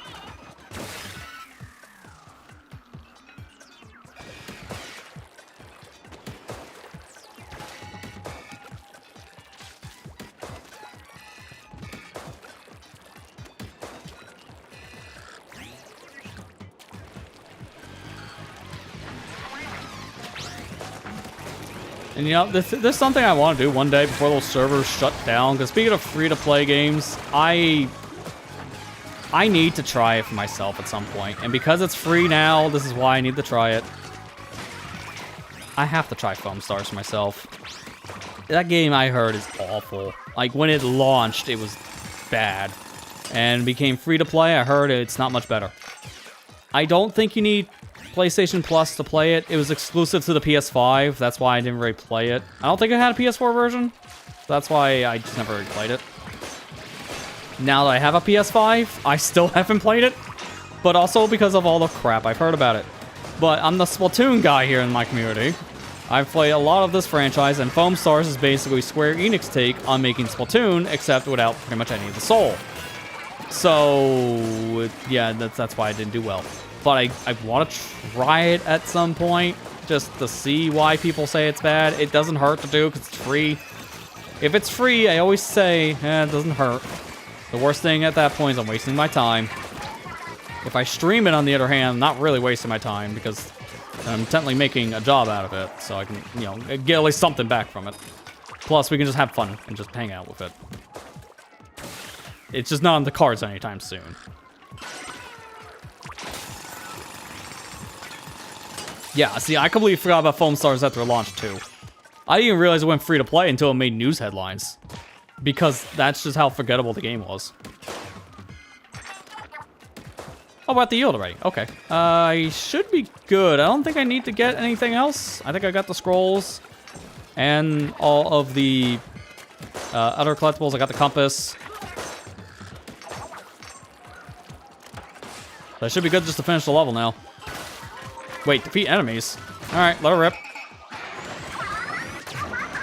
I just noticed they changed their hair color to whatever your ink is when you're doing the special. Because Shiver right now is blue, but she was purple when the special was active. That's a nice touch. I think it's the first time we've ever seen any of the idols have a different hair color besides the color they have. That's not like during a Splatfest, because they change colors for Splatfest, but that's it.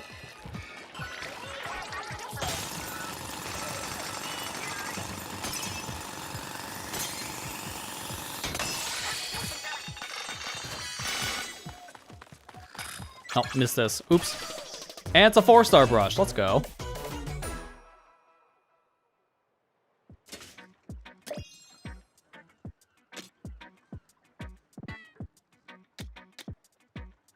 What's this? Slash area up. Ooh, okay. Definitely going to want to equip that.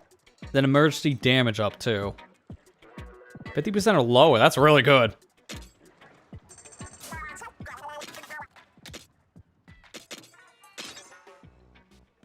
Uppercut?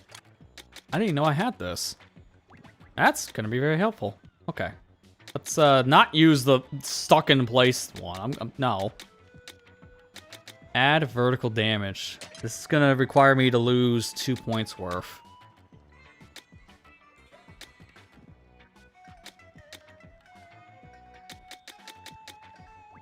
I can downgrade this, I think. Right? Oh, that's a lot.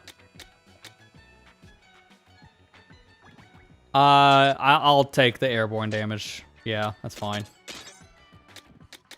Turn that vertical off. I like having horizontal slashes more. Yeah, we got everything else equipped that we can equip. And now let's change our weapon. Probably actually to the brush.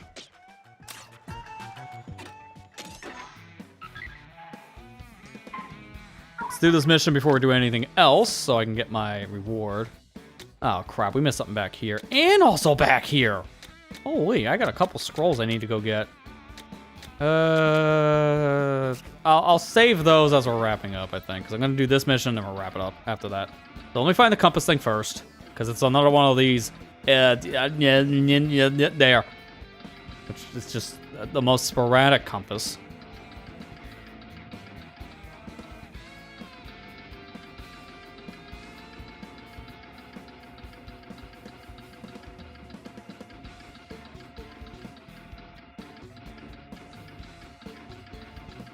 Where? Like here?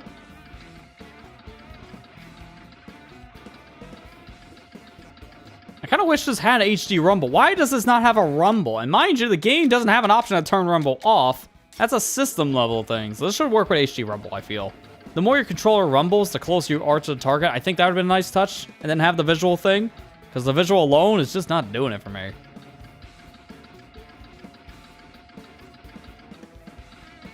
Like, I get the idea of how this works, but it's just not the most elegant radar system. Let me start back down here.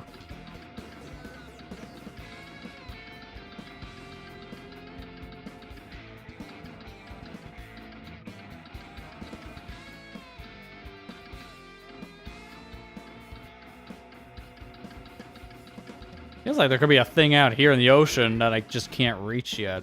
Which I don't know if that's the case. I didn't do that.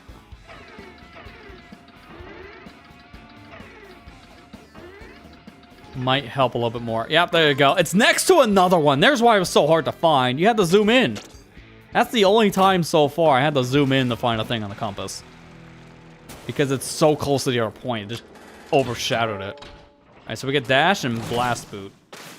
I haven't used the dash since the very first mission. because I don't like it.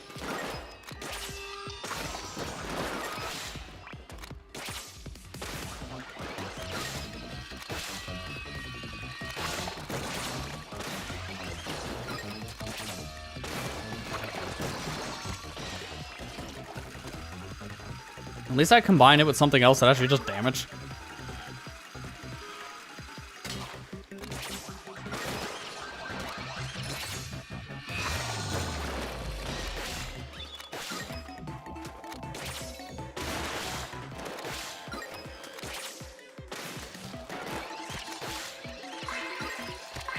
Oh, it's on timer. I just realized that. Oh, I gotta go.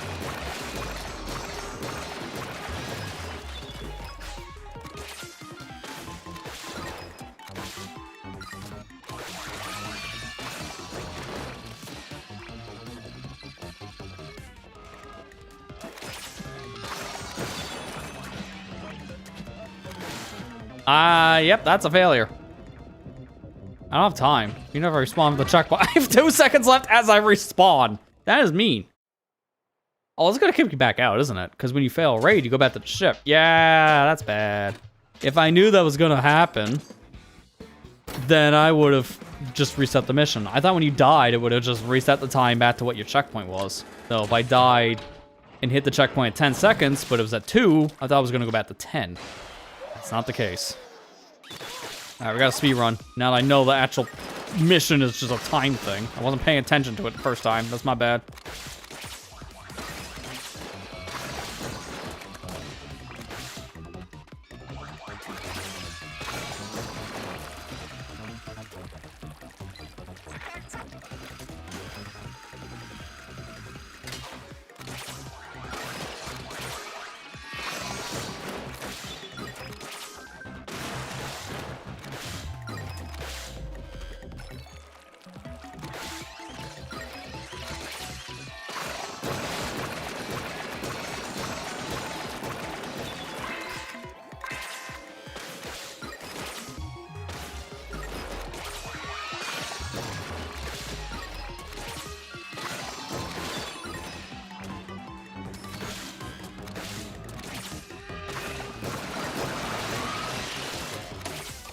No!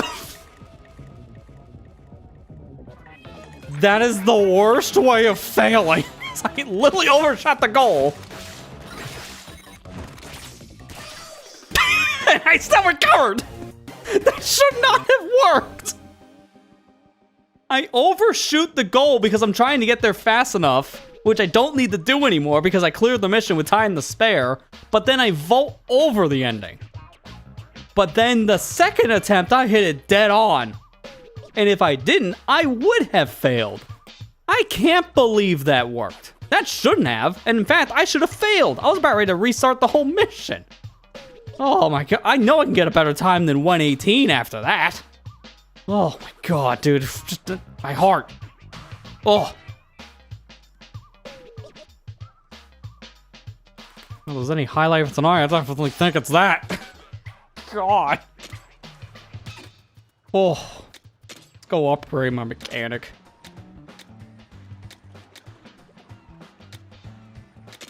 We gotta do some weapon damage. This has been neglected. I'm gonna just put all my stuff in the weapon damage.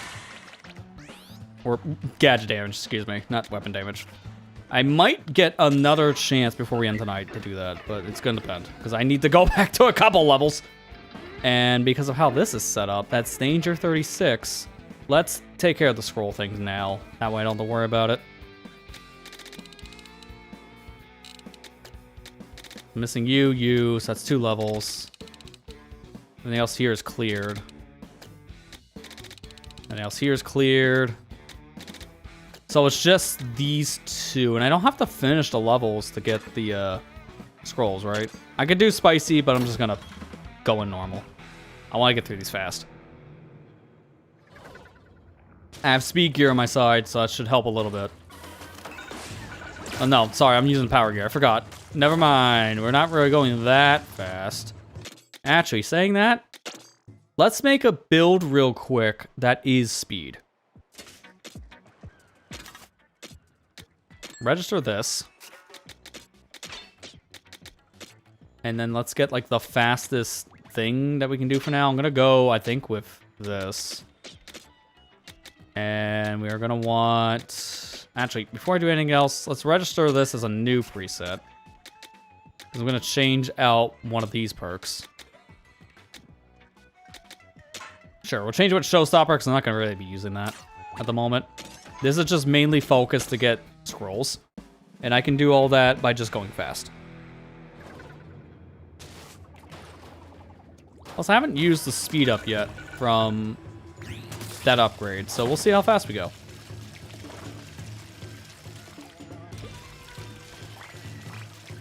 Keep in mind, we are looking for just the scrolls right now. I know I'm going to be bypassing a lot of stuff that might bug some people. It's like, hey, mission objective's back there. I know. I'm not doing the mission.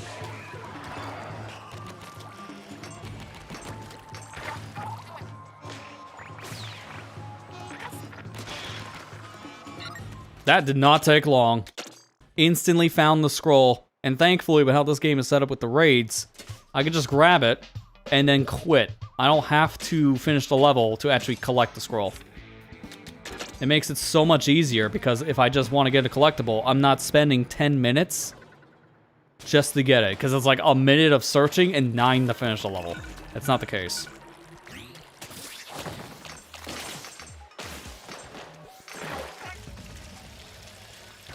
Alright, now let's see what we could have missed here.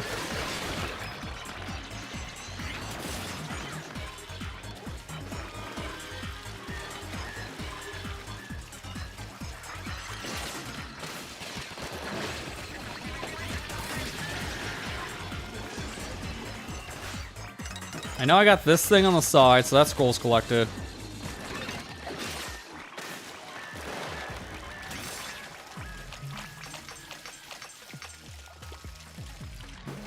Oh, I see it. I'm gonna do a little cheesy thing to get it. I don't know how you're supposed to get over here. Oh, you just fall from there. Okay. There you go. Easy. And now we're already done. That's how fast that was. Thank you for letting me quit the level and collect the collectible at the same time. It's a 50-50 if games let you do that. And thankfully, this is one of those games that lets you do it.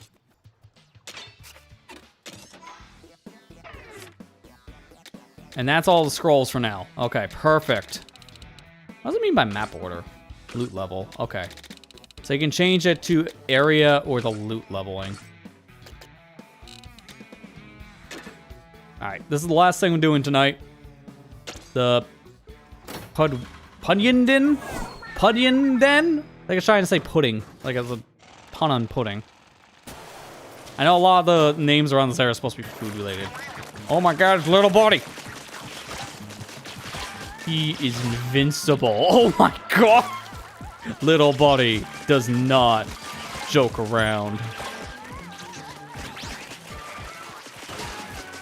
I was not expecting this. This is indeed the final boss of Splatoon.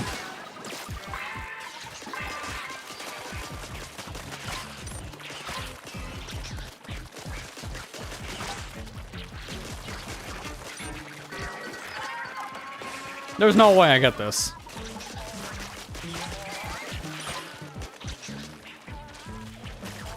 I'm doing like no damage.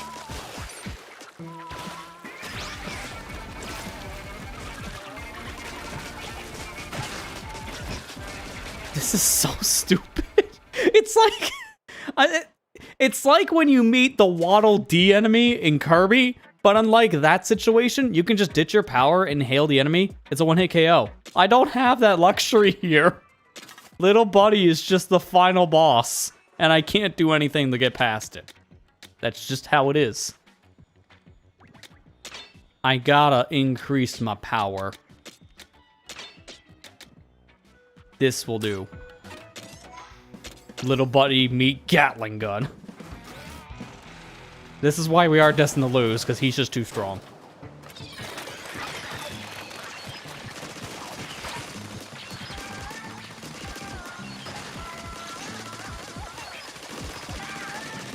Instantly doing way better.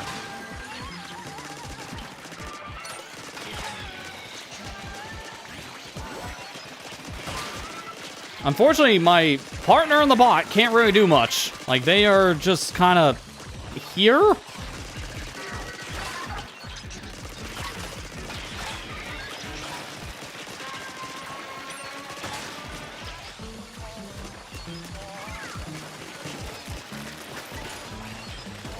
Trying to see if we can push them off the edge, because if you can push them off the edge, that should be an instant KO, right?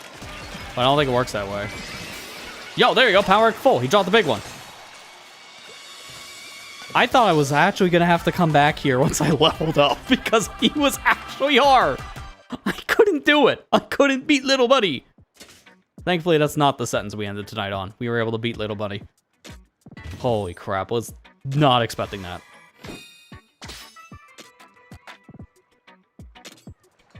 That was an interesting raid, to say the least. And that's it. Last thing left is this, which should then probably open a portal to get into the inner layer of fog, which will lead to the middle. So, I think that's a good stopping point for raiding tonight. But we're not done just yet, because I got some stuff back in the fort to look at. So we got 40 of the collectibles here for the scroll menu, so that gives me 2 of the crystals. And now, got a lot of reading. Got like 5 different entries here. Salmonite battle music. Salmonites of the Spirelight Islands sometimes use music to get into a fighting mood. Exceptionally fresh bands and tunes drive the brave warriors into battle to protect their territories. The music also seems to increase the appetites of invaders. Next up, Mesh on a Bottle 2. I like how we found Mesh on a Bottle 1 and then 3 and we skipped 2. Because I found this one, I think, in one of the crystal levels. Skipped this one by accident. And then found the bottle 3. So we really skipped the story. So we're kind of go back a chapter. Oh, angelfish. Though I know not where you are, I believe with all my heart that the sea will carry my love back to you. Just out of curiosity, though, did you change your number? Yours with an ocean-deep love, Inkabod. Actually, I kind of like reading that after. I had to find a job, and I'll make my way to you soon. Because this now also makes this sound worse. Alright. Wow. That's the first entry. We got that late. The Islands. Salmonite Gathering Grounds. I followed the Salmonites that attacked the city, and saw them withdraw to the sea. I trailed them as they arrived at some islands that appear to be their home turf. If they notice me, I'll be in a world of trouble. But surely, I'll be fine if I do some light investigation, right? Many pages later, it wasn't light investigation at all. Test notes for the gadgets. Successfully powered a gadget using energy stored in Spiralite. Energy efficiency is still an issue, but works reasonably well. Went outside for the first time in a while today. Sea level has risen faster than I thought it would. Is that one guy who's just been like in the basement for weeks, and he goes outside and he just realizes, oh no, everything has changed around me. That's a mood. Research note on tanks. Energy conservation and high purity Spiralite. Temporary physical elements tailored to user? Fog still hasn't lifted. And that's all the entries you have for now. Still working our way through all this stuff. Looks like we got a research update on some enemies, so we get some fun facts now. So every X amount of enemies killed, so this one's like 30,000, the 3,000 to 30,000, excuse me, then that's when we're unlocking things. But not everything's going to be the same, as you can see. I don't think I'm going to read all these, because it's a lot. I just want to read some. So for the chum, fun fact, they're usually staring off into space, so it's hard to tell what's actually going on in their heads. They have a distinct call and may be using it for communication. Small fry that demonstrate good lung capacity or skill with machines might become boss Salmonites. That explains a lot. They yell and become these things at some point in their life.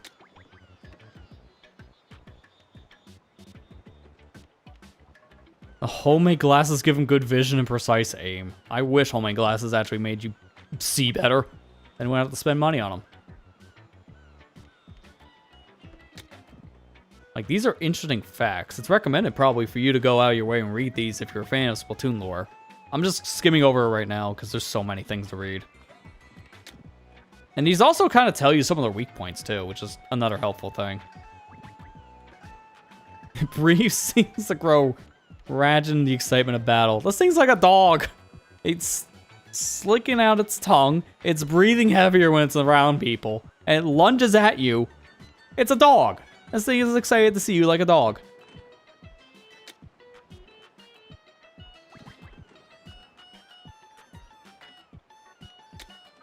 I don't like reading how the other enemy just drools a lot. I didn't even know that.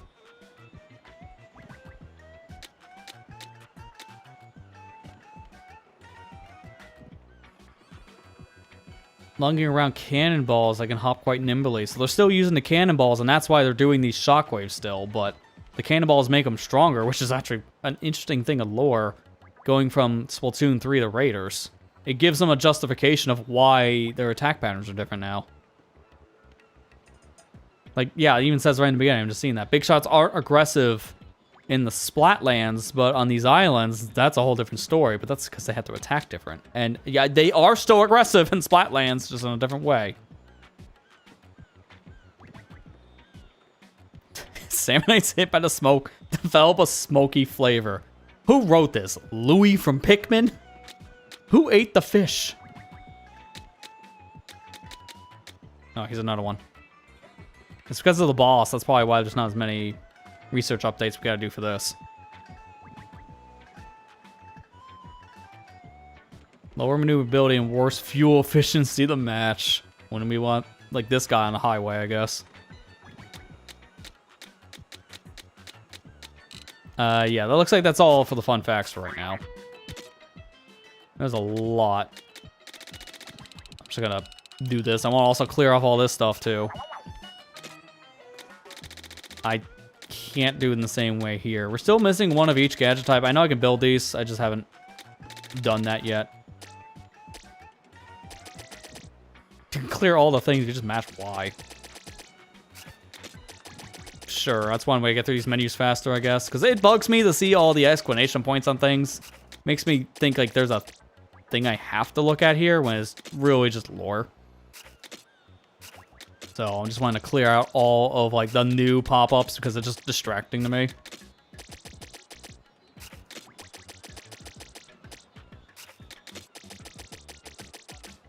There we go. That's all the pop-ups, and we've seen everything for Relic Collection. So I think everything is all cleared in terms of like pop-ups. I know they still have things in these menus because I gotta develop more parts. I'll leave those alone. But I think that's a good stopping point for tonight, because based on everything I'm seeing, again, for how the story's going to progress, we have this stretch left, and it's that's it. Like, at that point, there's only really post-game stuff, when I understand. And obviously, just going back and doing the previous raids that you've done to level up, get more gear, and so on. And once I do this specific Ruins run, that starts unlocking the rest of the story stuff. So I'm just going to hold off on this part. And we'll come back and obviously continue more Raiders. Next time we'll start with this, obviously. Well, technically I'll start with a Go Help because I like helping people. And getting a bonus makes this so much easier, too. Really is encouraged to have online for all 4 Splatoon games. Just because these are multiplayer games first and foremost. Even Raiders, single-player focused game, is still very much focused on its online component in some capacity. Yeah, Louis arrived from PNF 404. I see he too got shipwrecked out here, just like the rest of us. But yeah, let me turn off the motion controls so we can actually put down the controller so I can wrap up correctly. This has been a lot of fun. Like, I've really enjoyed the past 3 days in a row like this playing nothing but Splatoon Raiders. This has just been a joy to play. And nothing but smiles this entire time. And just in particular, as I mentioned before, I just want to give a shout out to everybody who's been watching the 3 days in a row like this, because I wasn't expecting the viewership as much. I know it's not concurrent views, and I'm never the one who focuses on those numbers. In fact, I never look at them when I'm streaming. That's just a thing you shouldn't do as a streamer, because you don't want to see that stuff. It could put you down if it's bad. But when I'm just seeing all the love for the streams, a lot of it has come from recommendation videos thanks to the YouTube algorithm. So if this is your first time watching, consider sticking around, subscribing to the YouTube channel if you haven't already, because we do a lot of streams here, usually 2, maybe 3 a week, and we play a variety of games, not just Splatoon here on the channel. And I appreciate people who've been finding these streams just from the recommendations and sticking around, because there's been a lot of folks who've been lurking, and shout out to all lurkers. I do think I want to do one bonus day of this week, because I just want to see the ending. I'm so close. I want to play more. I can't commit tomorrow because I'm busy, and as late as it is now, I'm going to focus on working on that Splatoon Raiders unboxing video I mentioned before for a Monday release. So that should coincide with the ending of Raiders for me, especially given how the VOD channel is going to be set up, because I'll probably end up having all this go up starting tomorrow from the VOD channel. Subscribe to the VOD channel as well, SonicGhost VODs, if you want to catch up on all streams, including these. Because like I said, the first one should be going live tomorrow afternoon, 3 p.m. Eastern. So I'm just going to announce it ahead of time, subject to change, just in case something comes up. But I think there will be one more Splatoon Raiders stream this week, because I want to see credits. And based on what I have left, I can probably see credits within, say, like a 3 to 4 hour range at most. So it wouldn't be terribly long, like today's stream, for example. But I just want to play more Raiders, so I think I'm going to try to schedule it in, pencil it in now, just give you that heads up. I'll announce it ahead of time right beforehand on socials for people who haven't watched tonight and caught the ending. But I'm going to try one more Raider stream, just so we can finish the main story and experience the ending, because I've heard the ending is something you gotta experience. And I felt that way about every game. Like, every single game has put a smile on my face for its ending, and this is probably going to be no different. So, if all is according to plan, one more Raiders Day, Saturday, 7 p.m. Eastern. That'll be what I'll shoot for. With that said, though, that's going to do it for me for tonight. Again, thanks to everyone who stuck around. Thanks for all the love and support throughout these streams. It's been a lot of fun. And I continually look forward to playing more of this on stream. So with that said, I'm done. Thank you for watching. Hope you enjoyed. And again, see you back here on a bonus stream on Saturday so we can see the ending of Splatoon Raiders. Take care and have a good night, everybody.